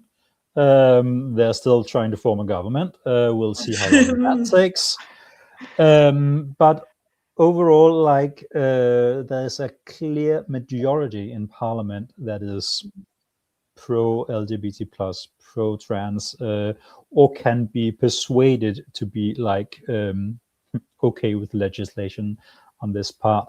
So when I think about that, it looks quite okay. I wouldn't expect rollbacks the next 4 years at least. If we look at Europe and the world, stay in Denmark, be happy. You have the sea, you have wonderful culture and LGBT culture. Stay there. So for the next 4 years, Denmark can be my new Portugal.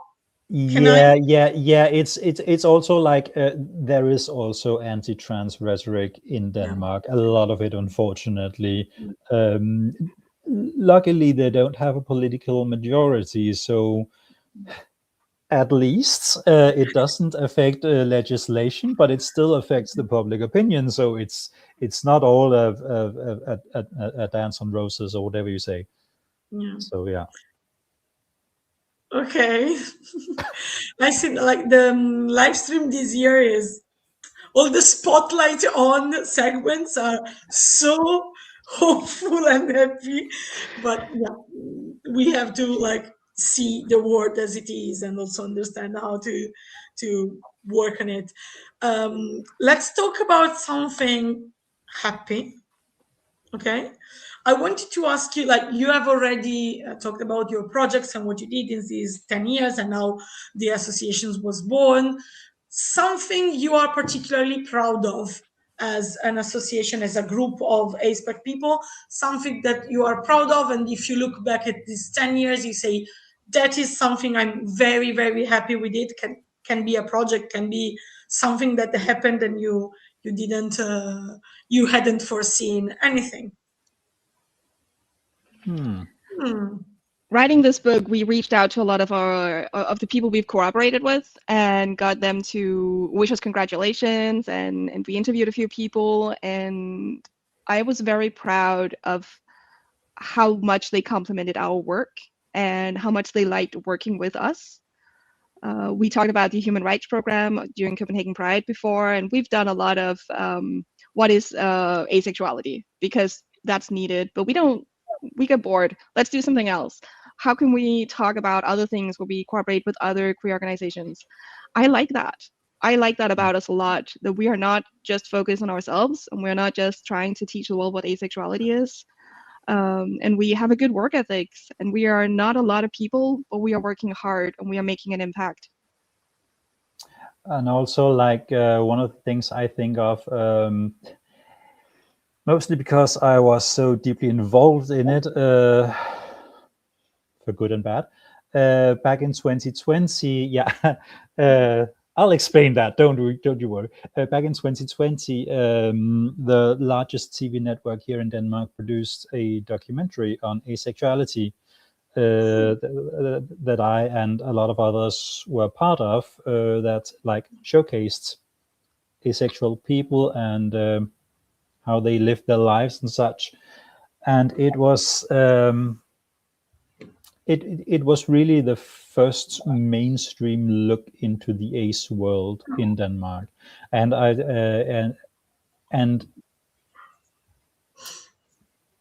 that like, we can't understate the effect of this documentary, because it taught a lot of people about asexuality, that this is a thing, and it also taught a lot of people about that. Okay, I've been feeling like this and this my entire life. I suddenly see myself reflected on the TV in these people, so I have a community and I can get to them. I'm not sure I would like to see the documentary today, because it's been like 6 years and I don't think all parts of it have aged fine. So, but still, it made us visible in a way that we couldn't have accomplished on our own. Of course, I imagine the impact of something like that can't be understated. Yeah. Jace, sorry, did I interrupt you? Were you? No, I was just gonna say that it might not have been the best documentary, but it was a very important first step. We became visible. We stepped forward, and that is important, even if we did that, or if the editing, to our opinion today, is imperfect. Mm-hmm. Yeah, of course. Things change, but in order to change, they have to start somewhere. So I completely understand. Also, like, wow, I'm so happy I asked you this question, because like the answer were very interesting and also like very happy in a way, and emotionally I can imagine that like creating this book has been like amazing, and also the idea that collaborating with other people, you saw your work and your importance for the community recognized. I think that's very nice. That's very important. And it's something that makes you think what you're doing is worth it, I guess. So it's amazing. We looked at the past, something you're proud of, what you did. What are your projects? What are your projects for the future from now on? I mean, there's a joke about the invasion. The invasion, right? Why did you ask that? I don't know. Sorry, I'm sorry. It's okay. It's a good question. I don't know. I mean, I'm kind of working on making an international conference in Denmark. I think that would be fun, and naming it for the invasion of Denmark, which has been a meme for quite a long time now. It's like inviting people to actually show up and be here and meet in person. I love doing this, but being in person would just be amazing. So I hope that we at some point could host that. I put it on the program this year. Like, I want that in the future.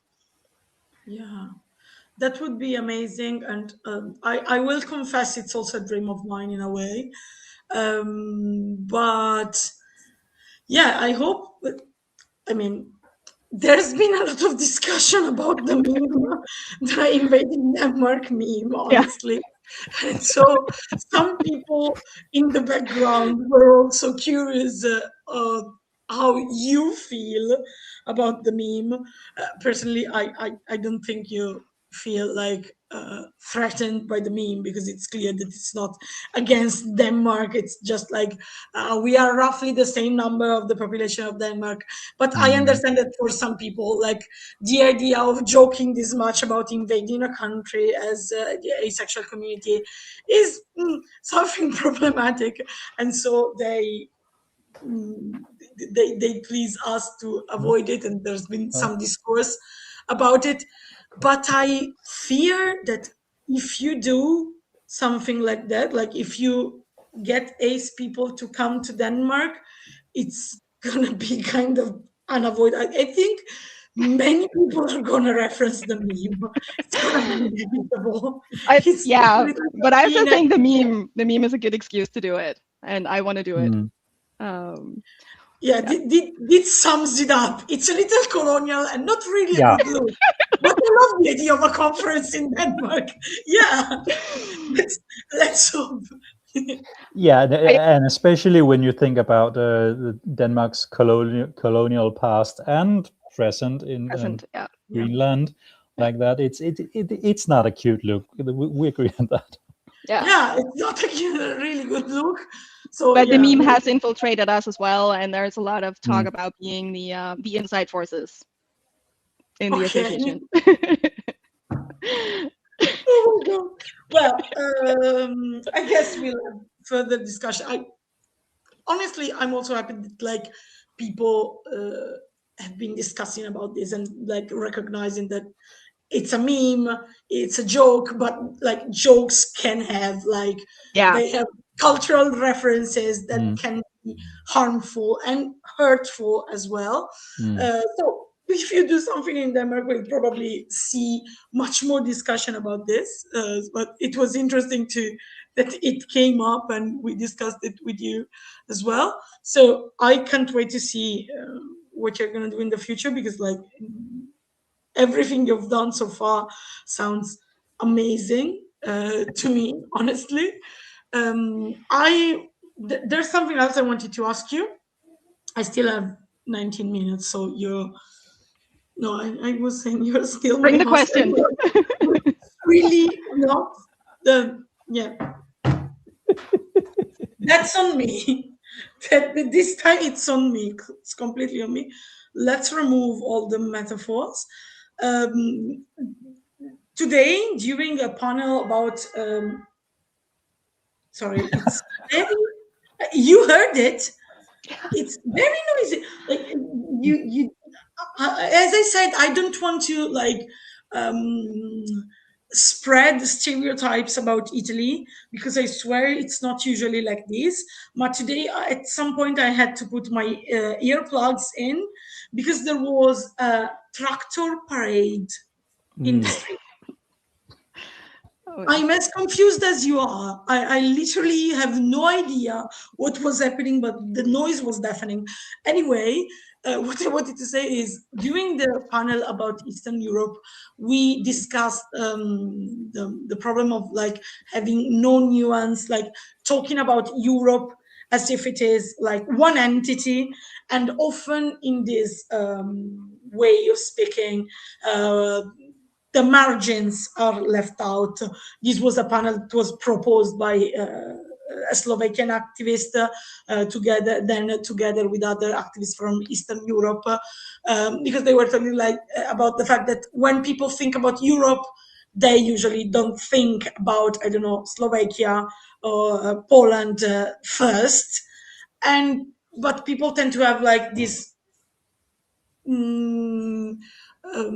homogeneous idea of Europe. Europe is a good place for queer people on average.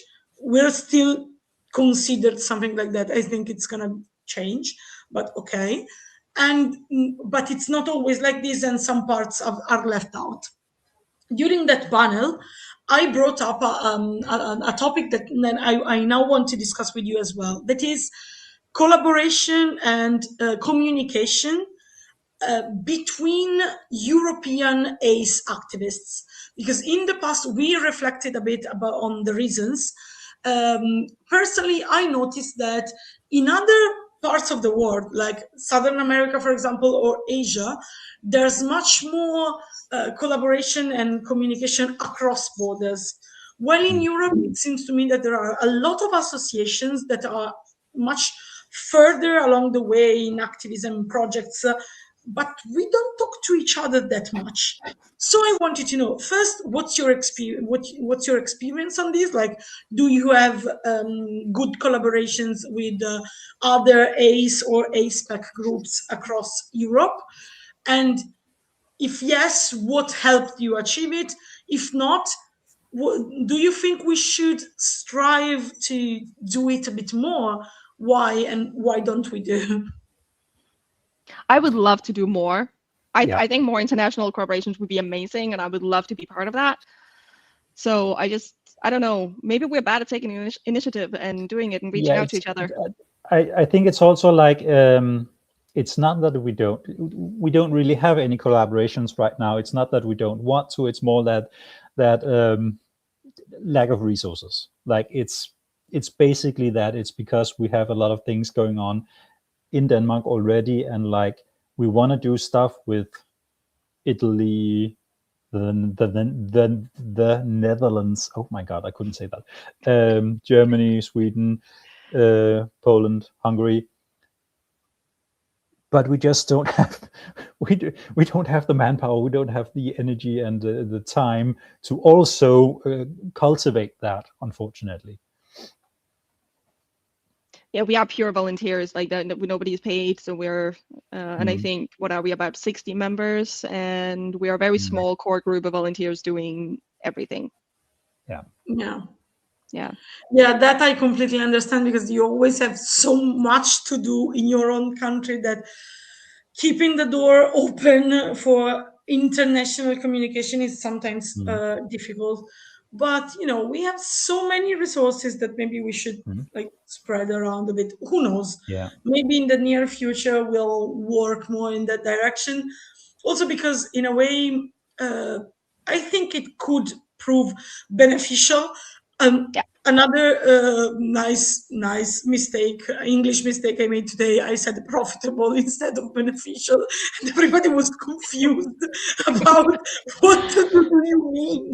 Do you want to do I don't know, sell ACE artifacts? But I think it would prove beneficial. We've got merchandise too. Yeah, we have merchandise as well. I don't have it here. We've made a bunch of anti-fascist stickers to cover fascist stickers, and one has an ACE flag and says like "Don't fuck fascists." I know it's very vulgar, but yeah. And we recently made one. Yeah, because there's a song that's played at some parades, like leftist parade in Italy, that says, "You don't never fuck a fascist." So we took it from there. I hope I can swear in the live stream without having YouTube like. And we also made an aromantic one now, but I don't actually know how to convey the pun from Italian to English, because there's written "lascialo appeso," which means like leave him hanging, because like leave him hanging, like don't answer to someone that is hitting on you.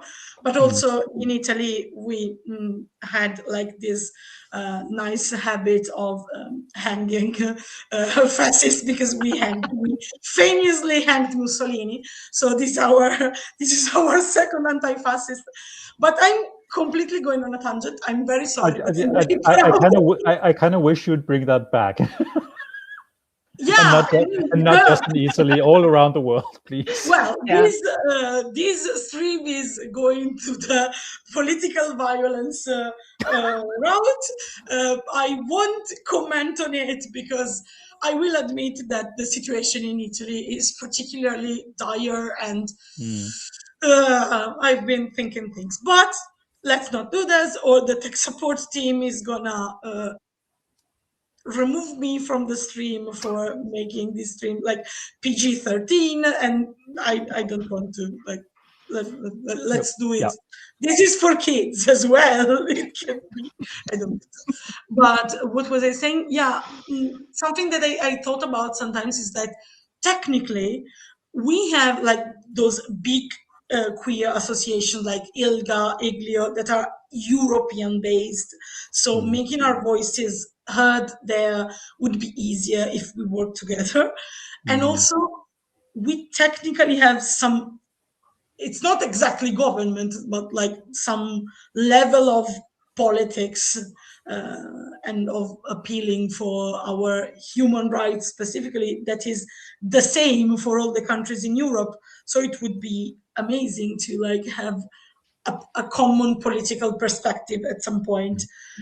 But I completely understand what you said. I think you completely hit the point. Like, we don't have the manpower. It's not always easy to, and someone needs to do the work to maintain a network like that, and it's not always easy. Sorry, I'm gonna shut up now because I have been talking more than you for the last 10 minutes, and I'm technically the host, so sorry. But you have some really good points. I would love to do a merch exchange where we could send some of our merch to you and we could get some of yours. That would be cool. And like, I want to do more international work. I want to do work across Europe. I want to come visit organizations in other countries and have you come visit us and learn from what you're doing and maybe teach you about what we're doing. I think that would be amazing. Let's do something. Like, And do you also, do you know what this means? Or is it Italian?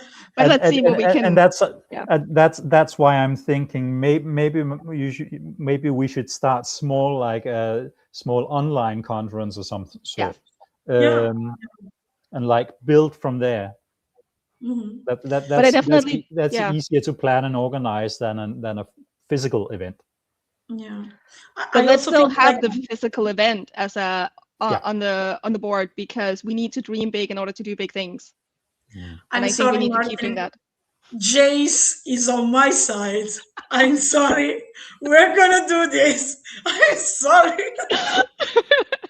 Well, anyway, I'd say also IAD has had a very much impact. Like, I think that like this live stream or things organized by IAD have been, at least for me, the first chances I had to have like panels with other European countries, and I was appalled how much beauty, how many resources, projects, ideas are kind of near me.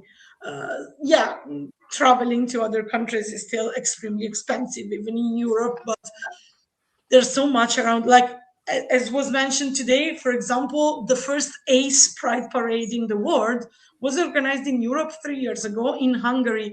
And I would have killed to be there, but I had nobody coming with me. And that was very sad to me.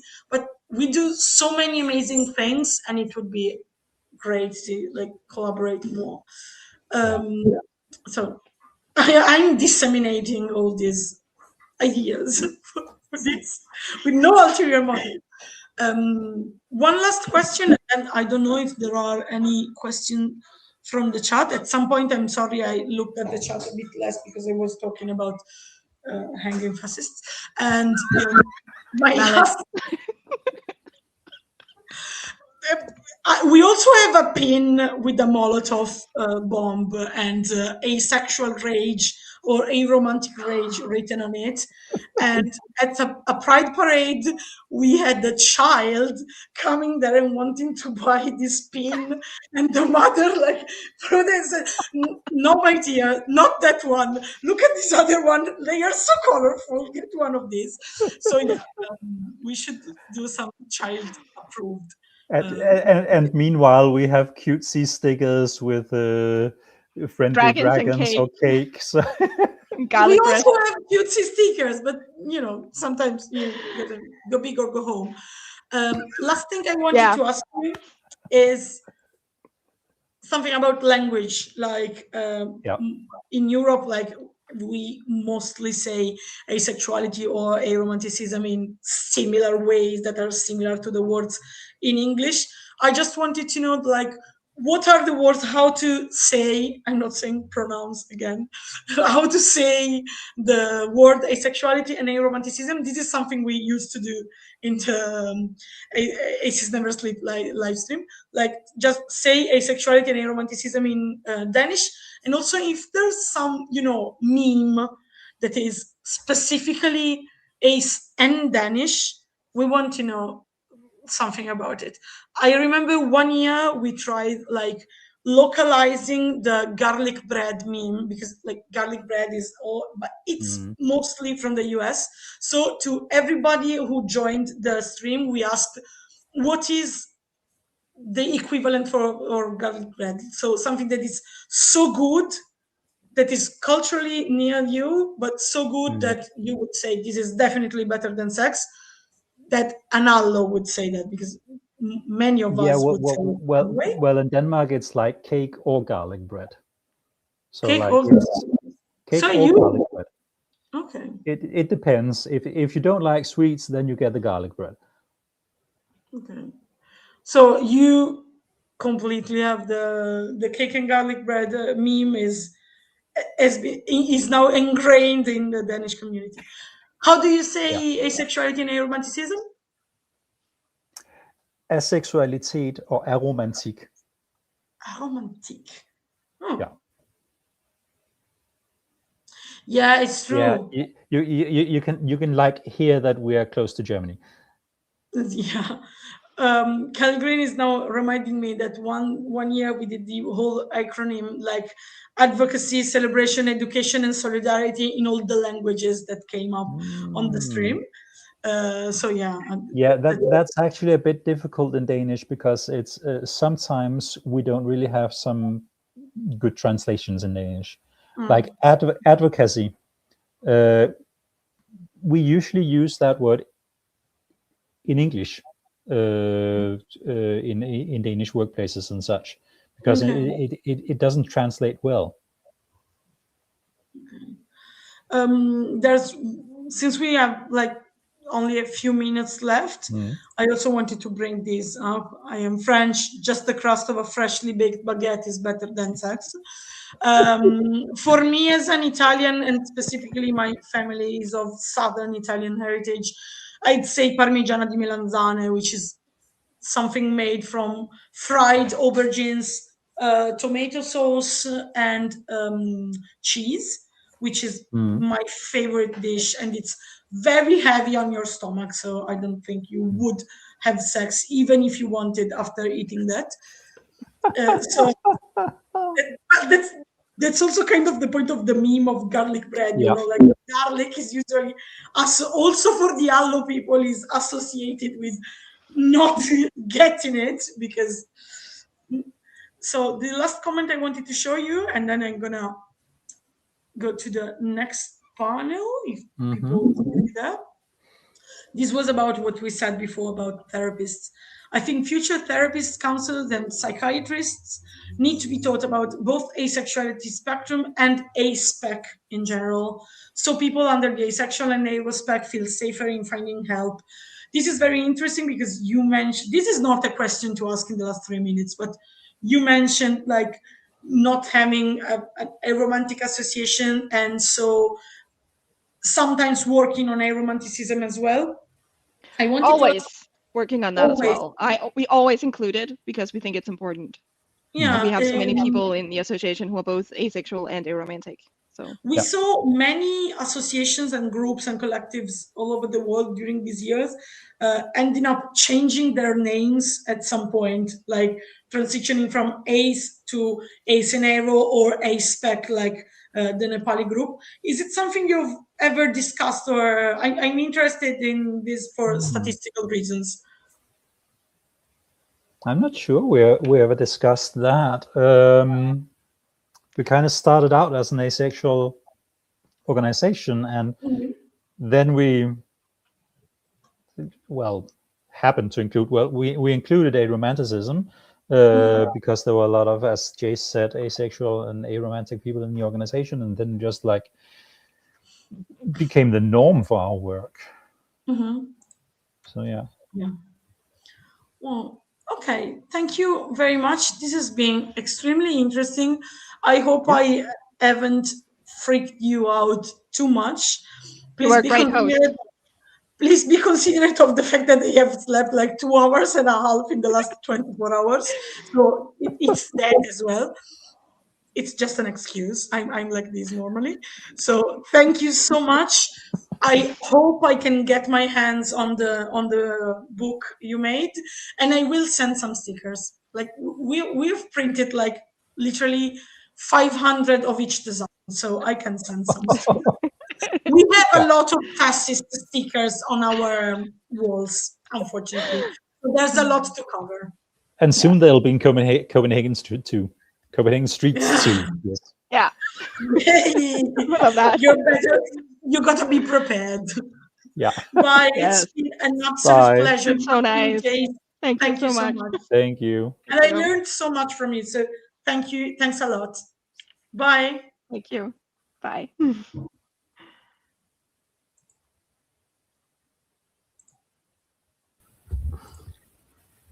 Hi. Hello. Hi. Well.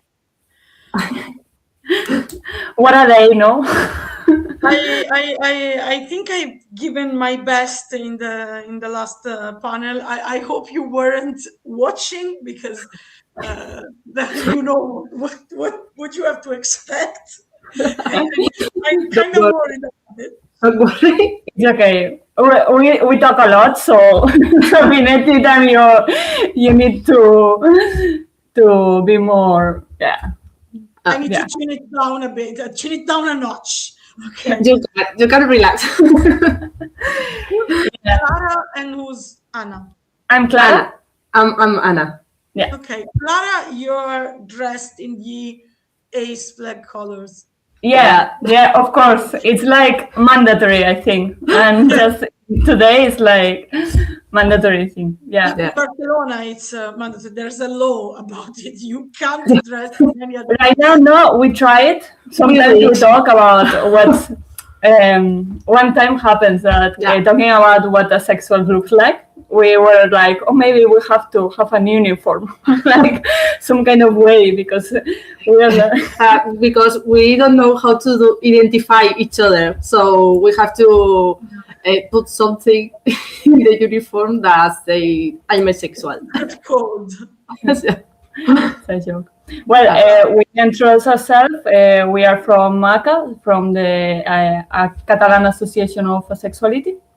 And we talk from Barcelona here. We are really happy to be here because we've been looking on all the international things that they're doing, and this is the first year that we could come in the Aces Never Sleep. It's lovely. It's amazing to have you here. First of all, I wanted to ask about like is it a conference, discussion panel that I have always seen that you've been organizing it. I'm not going to pronounce the name. I will ask you kindly to pronounce the name. But you've been organizing it for 3 years more? Yeah. Today, this year is the third year that we do this conference of a day that it's called in Catalan Diàlegs de Futur, that it's like we translate like talks about future. Mm-hmm. Okay. Can you tell us a bit more about it? How you came up with the idea? How has it gone in these 3 years? What are your projects and future wishes about it? Because I have always seen it on Instagram and it always looked extremely cool. Like it was like, this is an event I would go to if it were in my city. So I really wanted to know more about it, and I'm happy to have the chance this year. So the floor is yours. At first, 3 years ago in 2024, we talked about we have to do something for the sake of April. So we reunited and we started to think what we could do. And the first idea was make a whole weekend with activities. But because then we have to be a little more realistic. Yeah. things started to escalate. Bring it down a notch. Yeah. And then it's like, well, it's the first year. We have never done that. So so we have to do something more realistic. Yeah. And we said only one day. Yeah. One day. Yeah.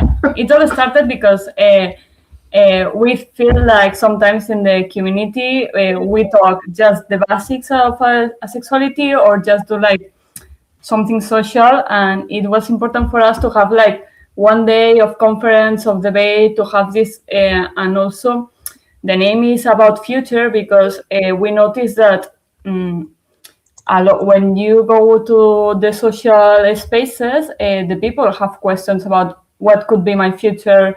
I'm feeling lonely. I don't have these material things that worries me about relationships, and a lot of questions that happens in a day-to-day life. And sometimes when we do the basics, we don't answer that. And it was important for us to the community to have this space so we can have these discussions. We before coming here, we look of the programs of the past years. If you want, we can explain what we talk about, how it goes, because I think it's really interesting. So it's what we're thinking of doing today. Yeah, because we enjoy a lot this day, and we enjoy preparing the activities and the conference, and we are excited about this Saturday because this year is in 11th of April. So if you want, we are going to start talking about the first year. Sorry for my English. Do you want to share like the screen and show something? Okay, we can try, but maybe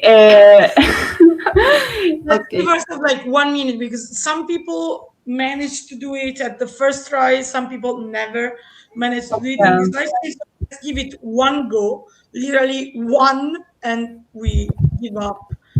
Okay, maybe we can try. Oh, well, with the mobile phone. Try. Yeah.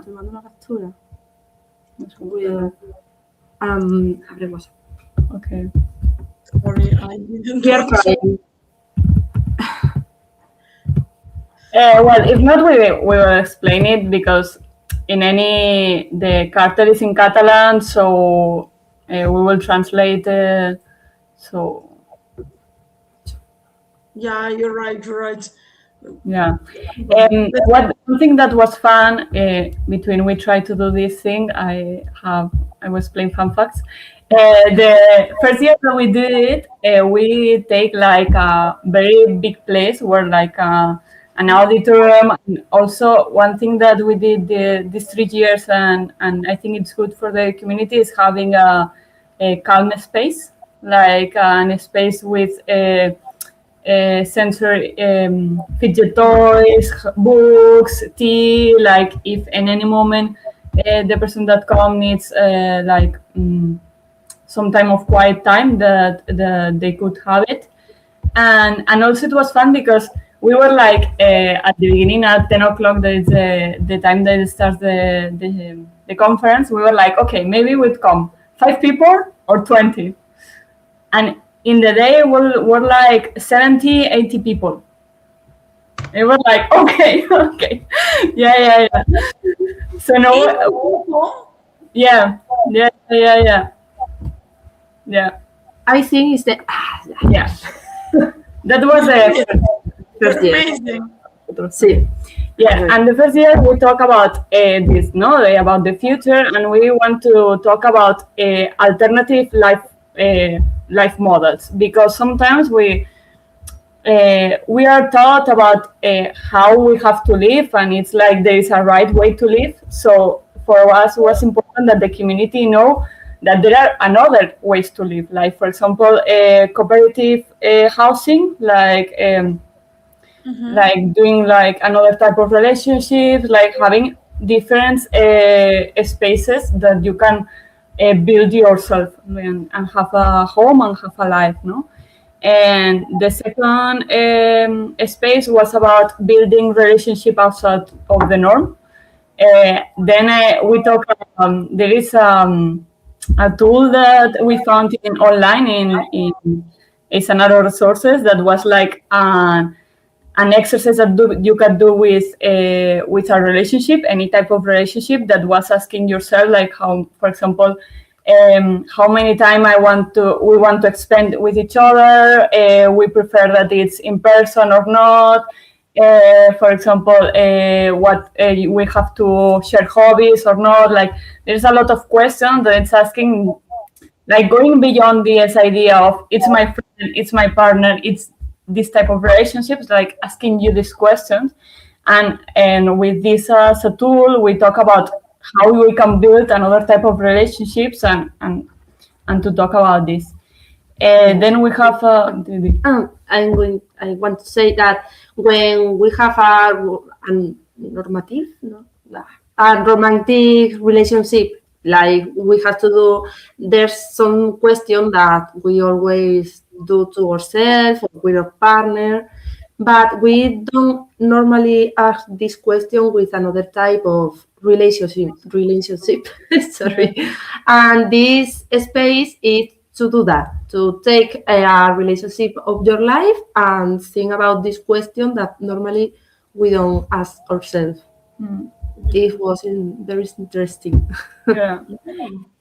Yeah. For us in this type of conference, we try that more or less every hour is like more of a workshop or something that the people could take out of learn or try or to discuss on, just not like theory that we try to put in your head, like more something you can take practical to your life. Yeah.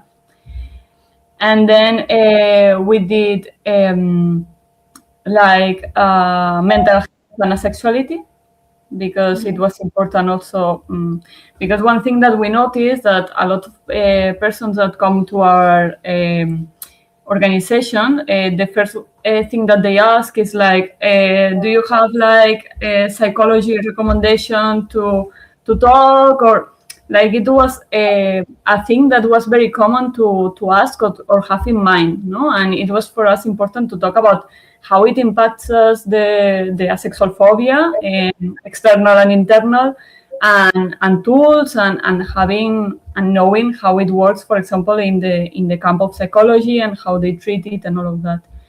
And then at the end we talk about we do little groups and talk about topics that worry us in the adult life, and we place like 5 or 6 topics. And what worries us more about that day is that, for example, if we were like 17, 18, no, less. In that moment, we were less. The organizations thinks about, I don't know, 4 or 5 topics, but we put a pizarra? I don't know. Sí. Bueno, acá whiteboard. A whiteboard. We put a whiteboard where people could add some topics that they like to discuss. So at the end of the day, we have, I don't know, 9, 10, or I don't know how much, and each person could pick one of these topics. And we made little groups to discuss this topic. The topics that is more elected is the loneliness. Yeah. Wow. Like 3 or 4 of people take the loneliness debate, and it was for us like really interesting and really like something that we had to discuss. No, something that we are worried about about our future, the loneliness. Okay. Yeah. One question. I noticed that there will be a little break. I don't know if I still talk or... No, it's the person doing tech support taking a break. Okay. Because I can do tech support for like 2 minutes with no problem, so you can go. Okay.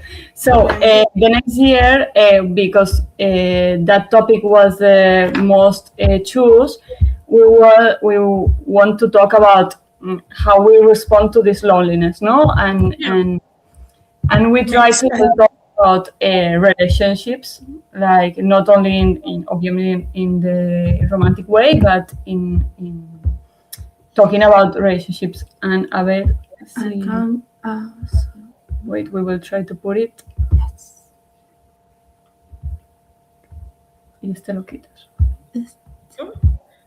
Then I will remove this and yes.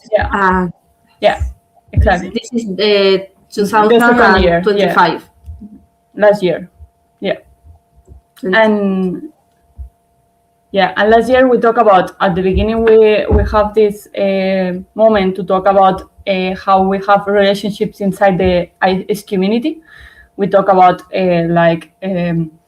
the importance to have the globalization, the online community, and also what we notice in the Catalan community. Because one thing that we notice, for example, is that a lot of times the people come because they don't know anyone, because they are confused, because they want to talk with other people that are ace, and later of that activity they disappear, or maybe they will come once a year. And for example, this conference, there's a lot of people that are like, I'm waiting for this conference because it's like once a year I come here.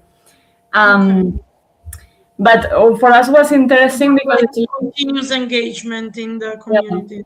Yeah, we noticed that this different types of people, no, and different types of wishes and necessities and all of that, no.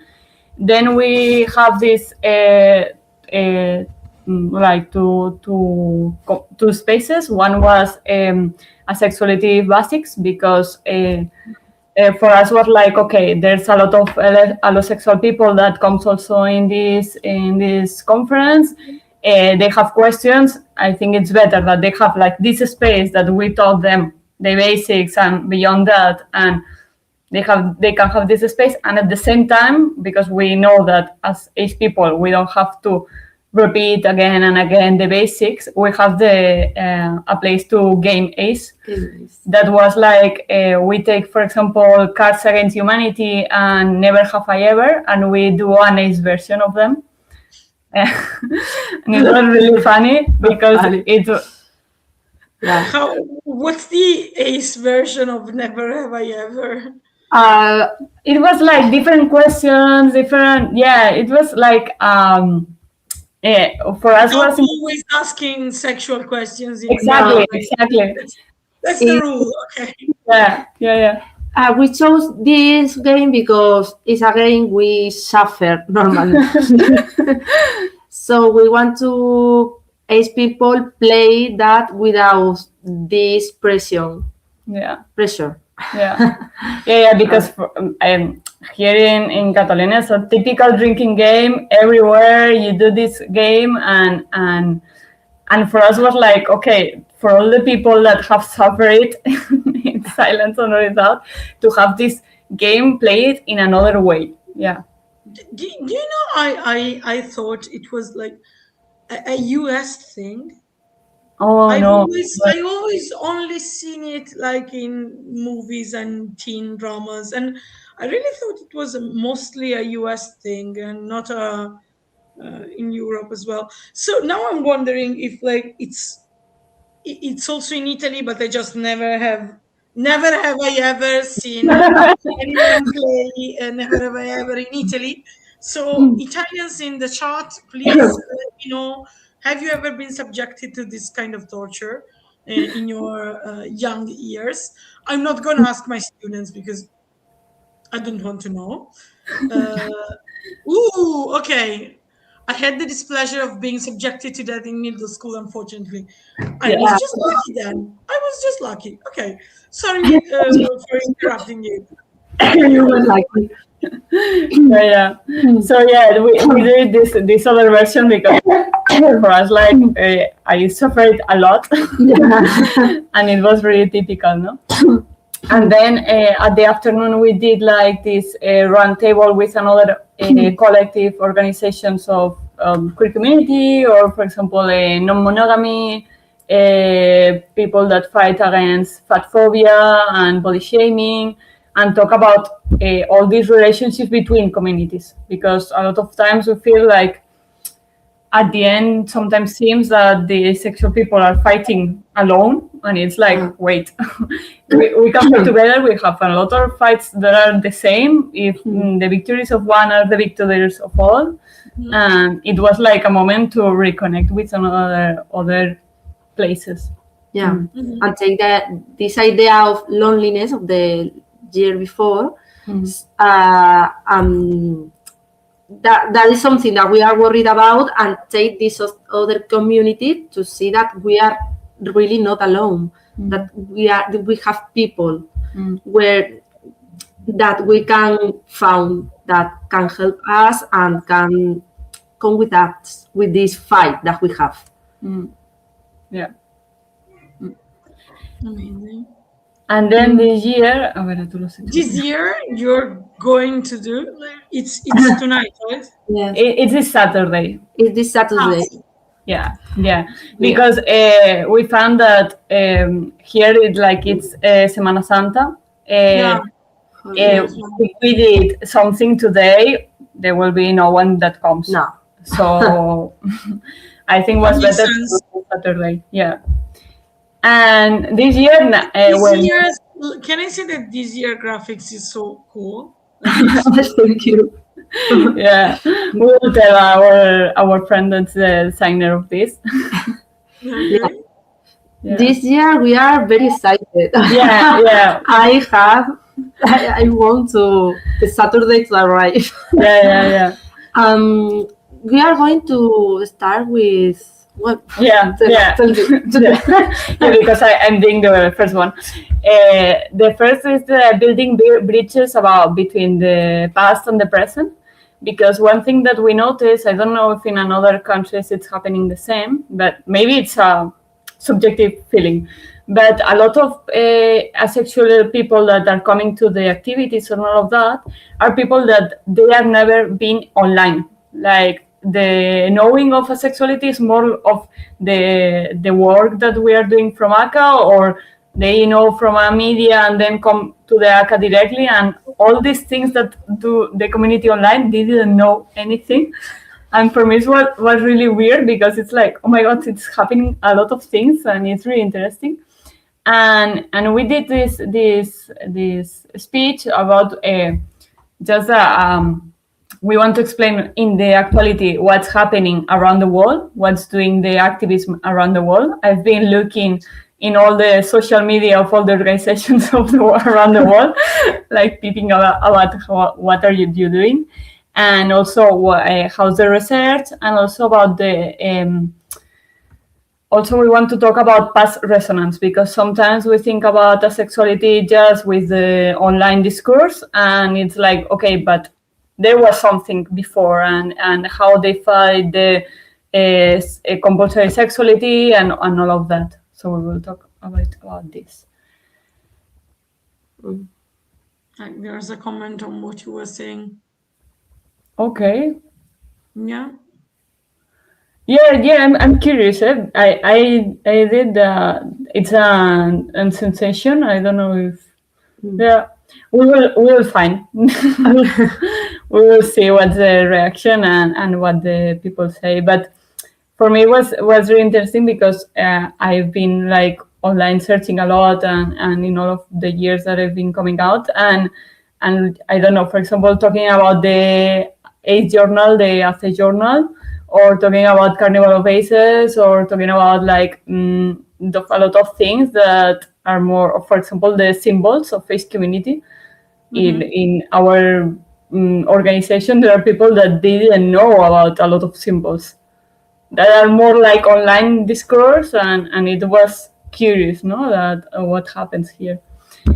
And then we do a workshop about family abolition. What do you do on a Saturday morning if not pushing family? Yeah. Yeah, is that the normal family, no? Because how we can build a new type of family. And we are, I know, we do the workshop with another organization that do that, and we ask them to do it with us.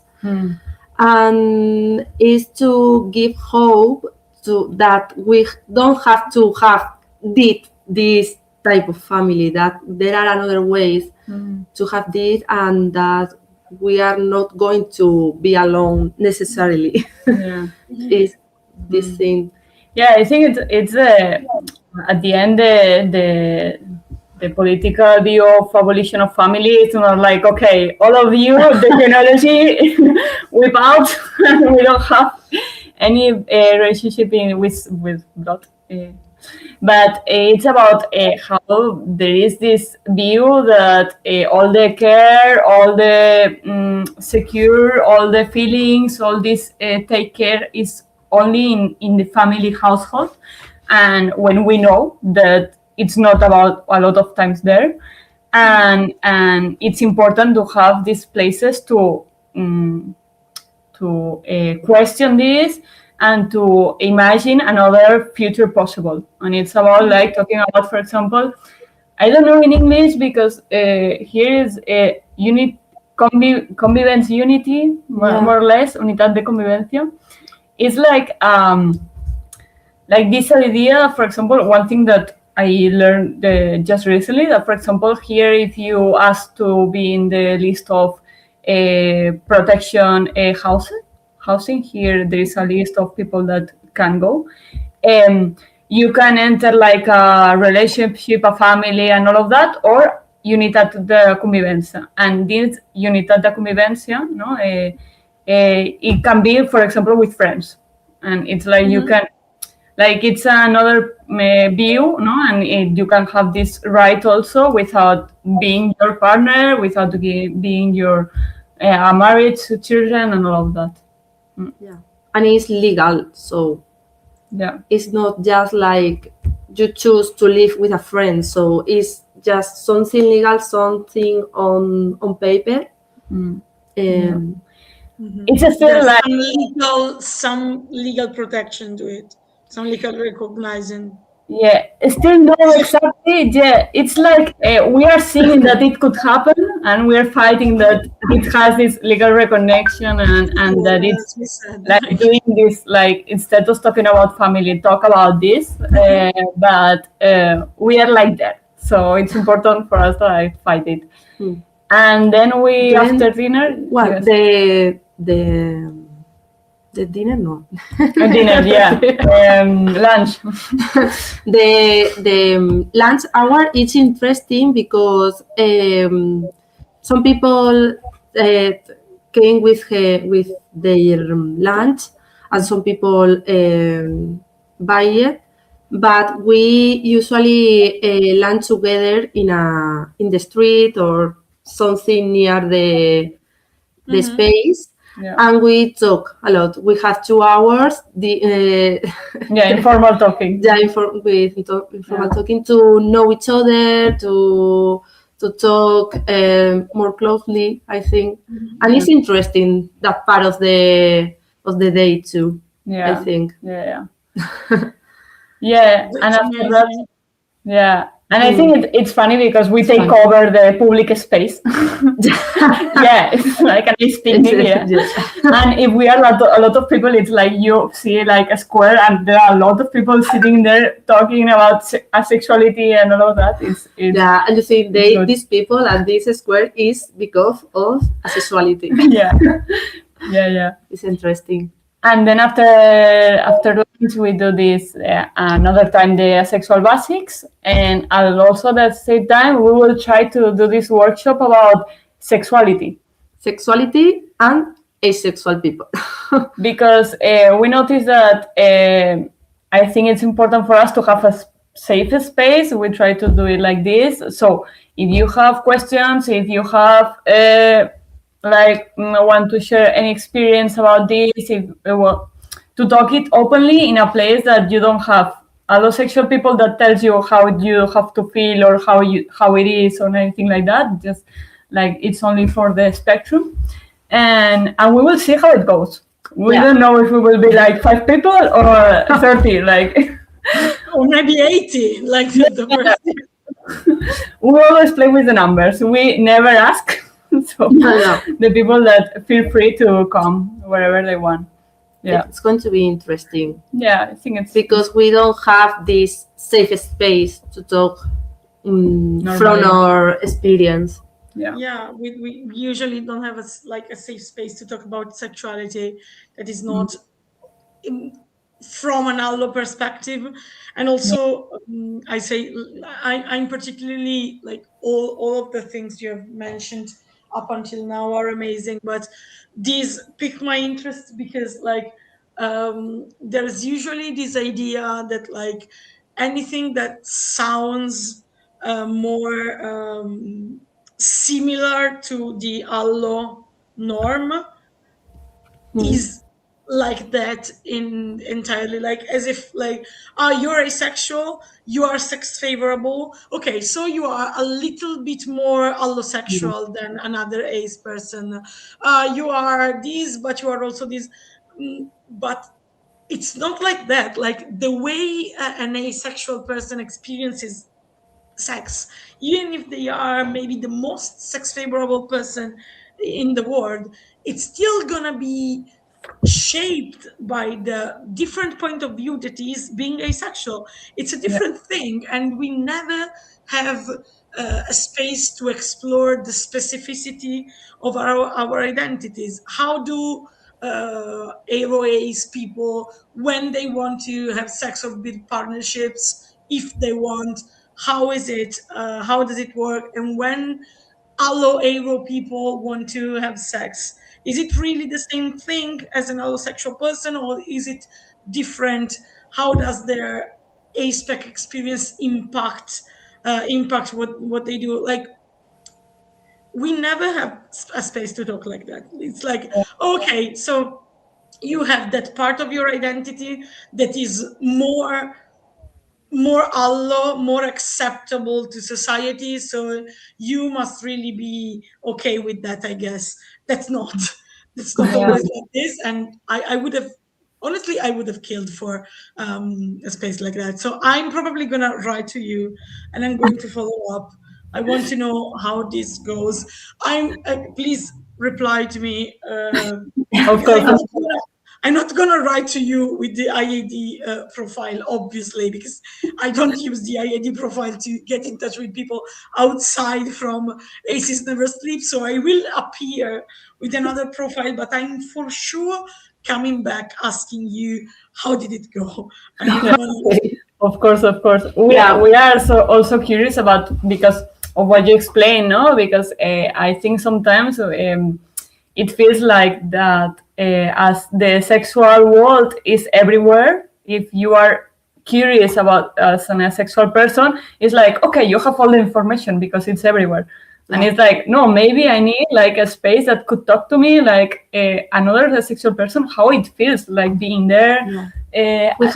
We need another perspective that we don't have in what it is in the world.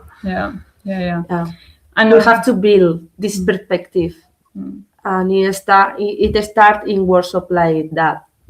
Yeah, and I think it's important for us. We will do like a lot of disclaimers in this space. That it's important. Like we are not doing this to say it's important to have sex. That's not the base. Like the base is like, okay, if you don't want, don't do it, because it's not going to change your life. It's not going to be like, oh my god, this is marvelous things. But it's like, if you have curious, if you want to try, if you try it and you have questions, to have this place to talk about it. Yes. I think it's. I hope that the people come and we can do a lot of interesting debates, and then later when you talk answers, we will say, okay, this happened. These are the conclusions. Yeah. Okay. Yeah, and then later we do this. We do another workshop that seems it's like, but in the arrow experience, is like relationship with people that are aromantic. With the arrow lens, like looking from the arrow perspective. Relationship with arrow perspective, yes. Yeah. And we are going to do the same, more or less. We are going to start talking about the arrow perspective. No, arrow the manifesto. Arrow manifesto. Yes. And then we are going to talk about a relationship with romantic life relationship with people that are arrow and relationship that are not romantic. And we are going to debate these things with the arrow manifesto in the theory, in hand. Yeah, we want to know about this arrow manifesto. Like, it's something you are. No, something that. Okay. Yeah, it's the. I think I have. I remember what you're referring to. Okay. Yeah. I thought you were writing one, and no, not yet. You had a list of things to follow up on. No. Yeah, no. We take the old one that it's in the internet like a point of view and to have it like that because sometimes it feels like it happens also in asexuality, but in aromanticism happens a lot more. That it's like this idea that love is love. Yeah, that you have to live in a separate place, and your identity and your ideas doesn't.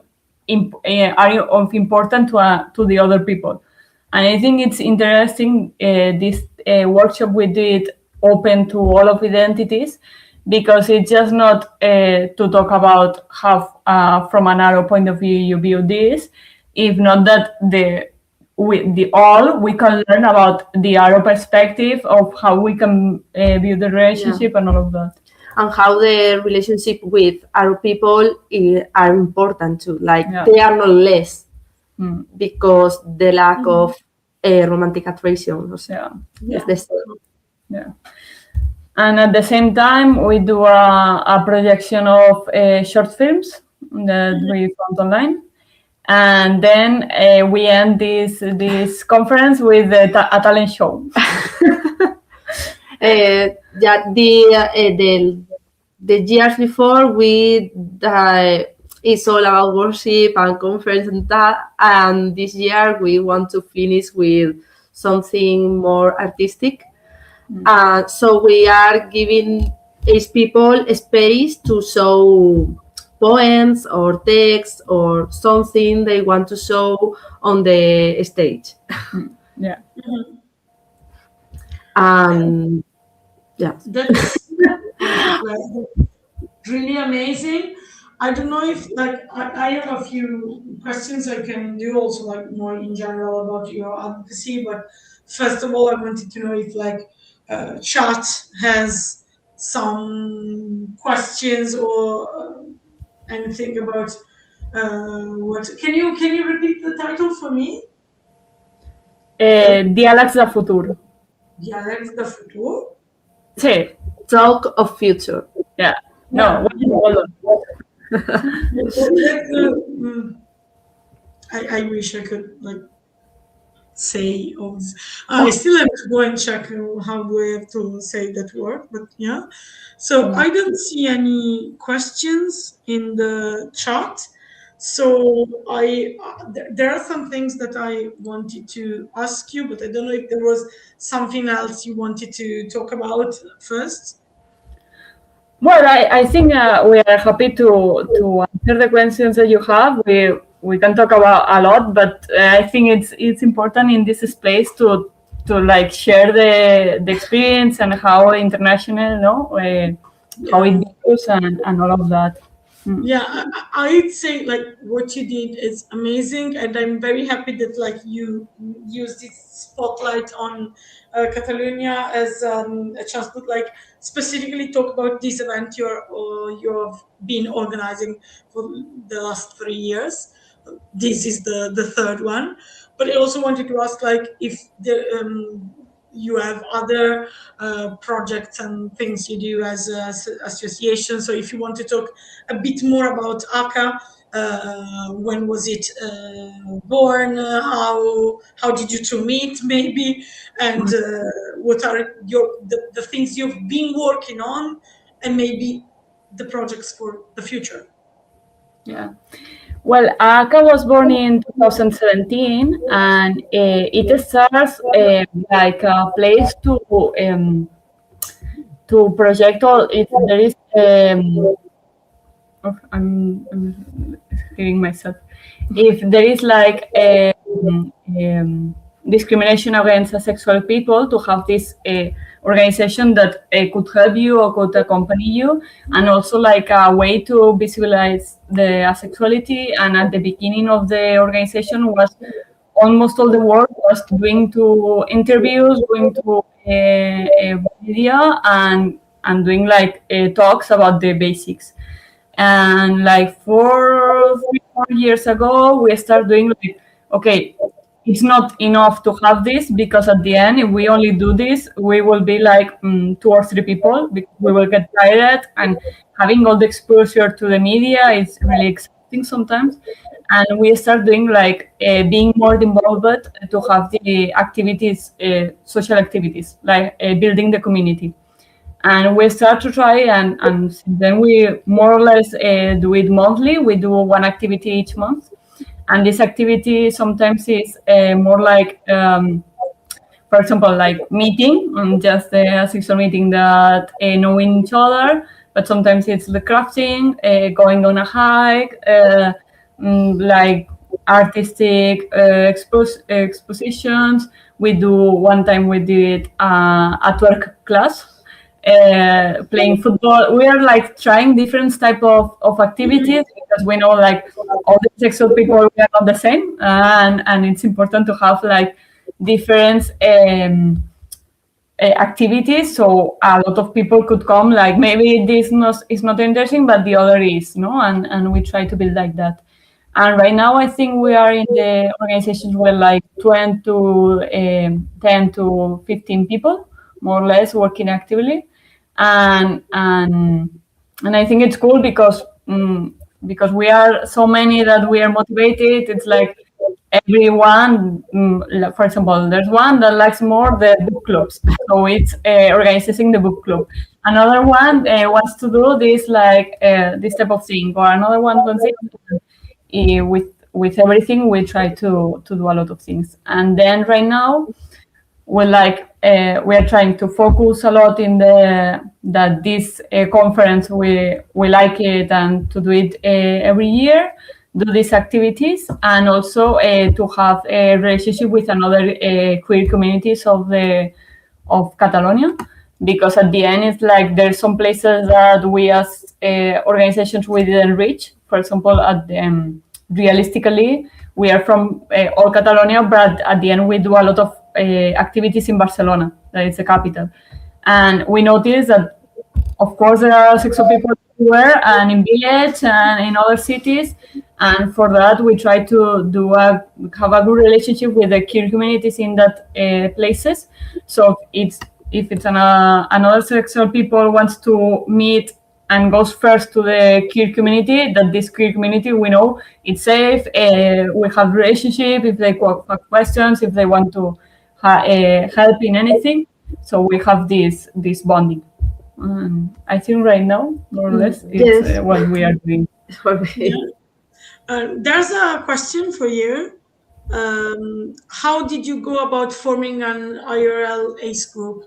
Are you based in a large city like Barcelona? Yes, I think you mentioned that you are based in Barcelona.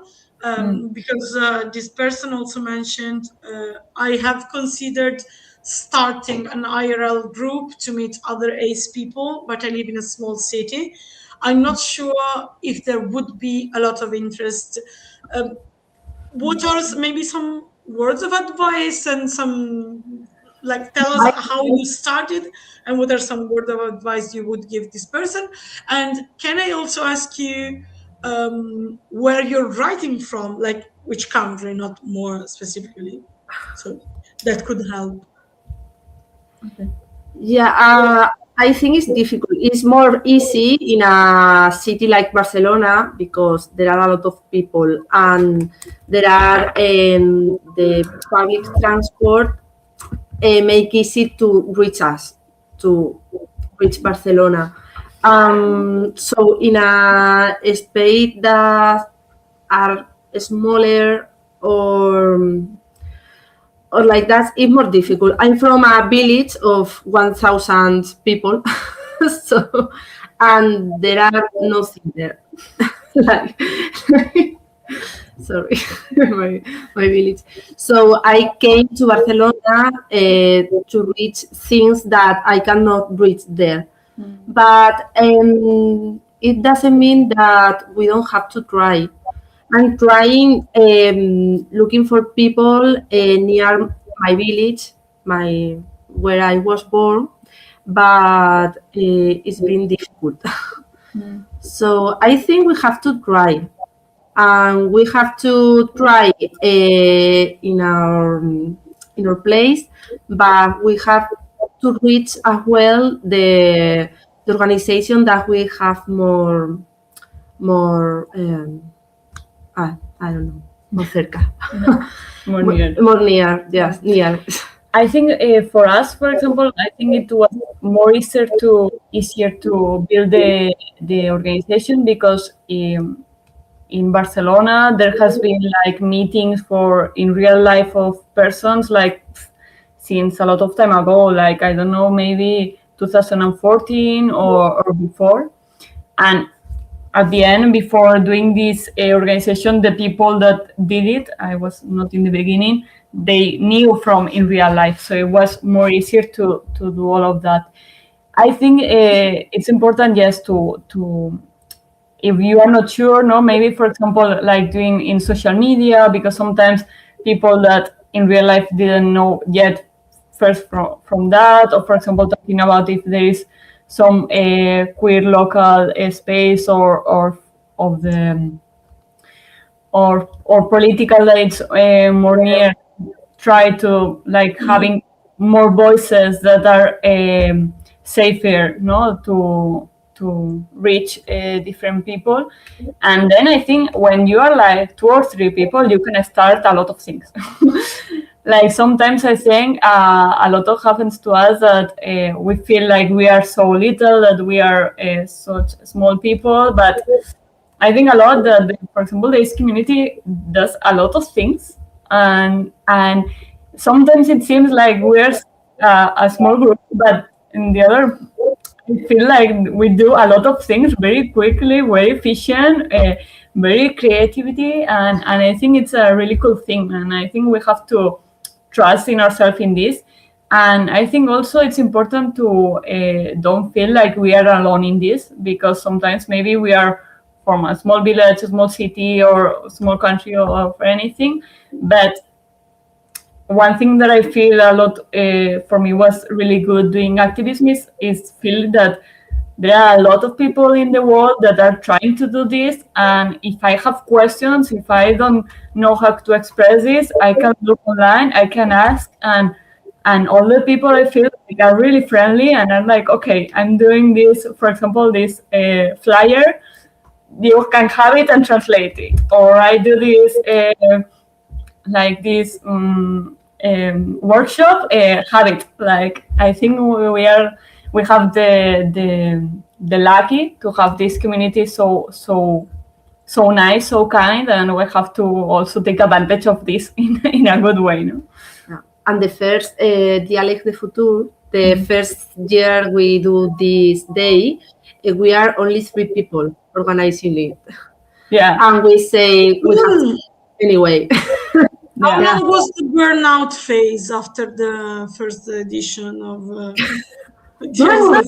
Not much, because I think one thing that happens with us that we are like I don't know how to say it, but very bold. Like if I have another person that it's slightly interested, I'm like, okay, come on, and you do this workshop. Like I'm giving the people that it's slightly interest the space to try, for example. And I was like this, no, you come in an activity, and I was like, come on, do this. Here and there, people are, how did I end up here? You have to do a panel. Yeah. Well, that's amazing, I'd say. Last question before I think we have to leave. Oh, first, the silly question before is like, you know about I think you heard that part of the stream before as well. You know about the garlic bread meme in the asexual community. Okay, what is a food in Catalonia that you would say could be that meme for asexual people? Like delicious, even some allo would say, yeah, that is better than sex. And maybe also, heavy on the stomach, like making it a little bit physically impossible to have sex. What it is? La infusión de There's a running joke in the community in Catalan, because a lot of times that we meet before doing a lot of the activities from ACA, it was like we do a lot of times go to a bar, and every person asks for the red fruits tea infusion. It was like a thing. And we did a lot of the joke that it's a drink of the bread. That's it. Okay. And another type of food that what you were describing, I don't know. Aquarius. Yeah, we have a fight about if there is a soda refresher that I think it's more the Coca-Cola, but she's a Aquarius. We're saying the infusion of red berries. I don't know. Food. Yeah. I don't know. Yeah, it was. Yeah. No. Why? It's not tea. No, it's just pop. You just go to a meet, and there's always someone that said, I want my breadfruit infusion. Yeah. This is a dog. It's from. It's a present that some friend gave to me from their trip to Iran. I think it was Iran. Oh, that's lovely. Can I ask you, like you mentioned in the first edition or the second, there was a panel with other LGBT organization. I wanted to ask, like in general, what's the attitude of other LGBT people or LGBT organizations to your work and ace people in general in Catalonia? I think it's getting a lot better, because in my experience so far, it took a lot of work. Yeah. I think right now I feel like more or less all the queer local organizations are like, okay, they exist, it has to be here. But what happened right now is that they don't have any person that it's asexual, or that they say that it's asexual. And then it's like we have this moment of time that they don't do a lot of things because they're waiting that we do it for them. Like we are in this moment that if we do a lot of things, they are like, okay, yeah, come do this speech. Yeah, we work in this together. But it's like yes. Step by step. Yeah, it's being. Yeah, I think, but it's good right now. For example, we participate in the organization of the Pride Day here in June. We are with other queer organizations doing the manifest. Sí, manifesto. No, pero manifestación is the march. Demonstration, march, parade. Not parade. It's a political, like, not. March. Yeah, march. Yeah, more march. Yeah. Like the fight march. Yeah. In Italian we say manifestazione, so I got it first, but then we have to translate it in English. Then. Yeah. Okay. And yeah, I think more acceptance is. Yeah. What about the general public opinion attitude toward asexuality? There's people that they don't believe the sexual orientation exists. Mm-hmm. So I think step by step. Yeah, it's getting better, but not very well. Yeah, I think we were a couple of years ago. We find that, for example, in the representation in the media, that a lot of times when they ask for us to explain asexuality or all of that, they were like nicer, more nice, and all of that. But for example, a couple of weeks ago, there was like I hate them. There was like we went to a meeting with another organization. No, me voy a decir eso. No, sorry. We hate a lot of people. We are nice, but we have enemies. No, not like that. No. But for example, there was a program that they were making fun of asexuality and doing like, for example, if you are asexual, you have like a money check, because one time we did a subvention. I don't know.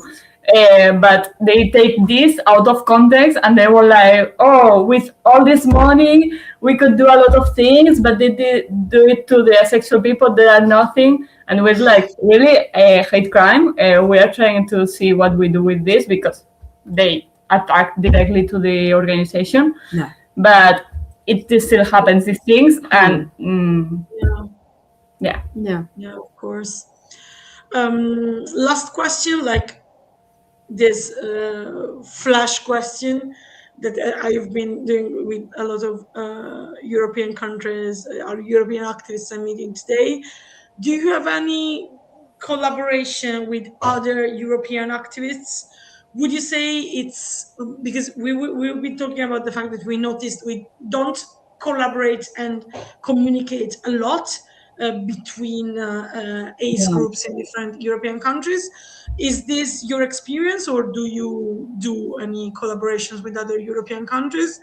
And if yes, if no, do you think it would be beneficial, it would be useful, it would be interesting or not, and why? Yeah. I think yes, Poopy. I have been trying to do that for so many years. It's so okay. Sorry. We're thinking of going to the World Pride in Amsterdam this summer, so it's I put this. Yeah, we're going to the Ace Talks in the 12th of August, like going like, okay, we can mix there. We have to be a team. No, but I think, for example, that we are really open to have this organization, and I think it's very beneficial, because at the end of the day, we are all taking the same activism and asking the same questions, and I think if we work together, we will do like a very good. I feel like, for example, I'm very cooperative because I'm being stealing all of you, not stealing. I did, but we from the Catalan community, we are like, okay, I see this online or this community are doing this. I think it's very interesting. We do it also, no? But maybe we didn't ask. We are not like. It's like, okay, that's really fun. We do it also, and it's like, we're still here. But yeah, we try. I think it's really interesting to do it, and for us, for example, we try to also have a good relationship, for example, with the other communities that are in the Spain, like Somos Haces, Sayeda Negra, that is one that it's born in Valencia. Another They're community. going to have a panel later in Yeah. Yeah. And other communities like here in, and so one time we were with the international, but in the with the Hispanic language, we did a conference also. Yeah. We are nice people. We can talk. We are happy to talk and do a lot of things together. We are good to be in this European age. Well, thank you so much for this. It was extremely interesting.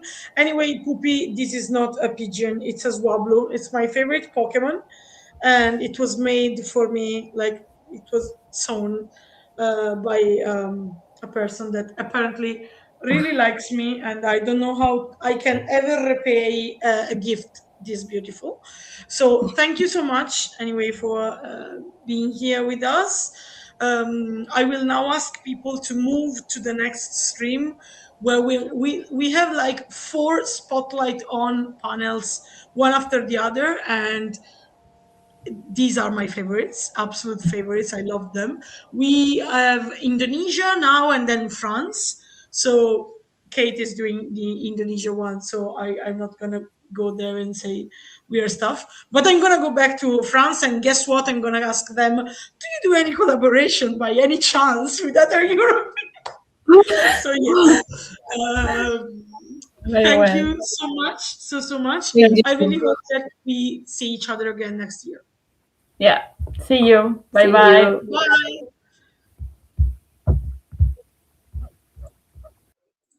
Okay, people, go. Sorry. Poopy, I'm confused. What do you mean they're your favorites and not me? You mean my favorite Pokemon? I have never thought of you as my favorite Pokemon, honestly, but fine. Maybe we will have to like cut this part of the stream. But yeah, Poopy is my partner in crime. Go, people, go. Here is the next link. Oh, sorry. Yeah, well, you're not a panel. You're not a panel. You're a person. You are my favorite person in US community. Anyway, this is the link. Shoo, go away. Go to the next panel, and I'll meet you there. Bye.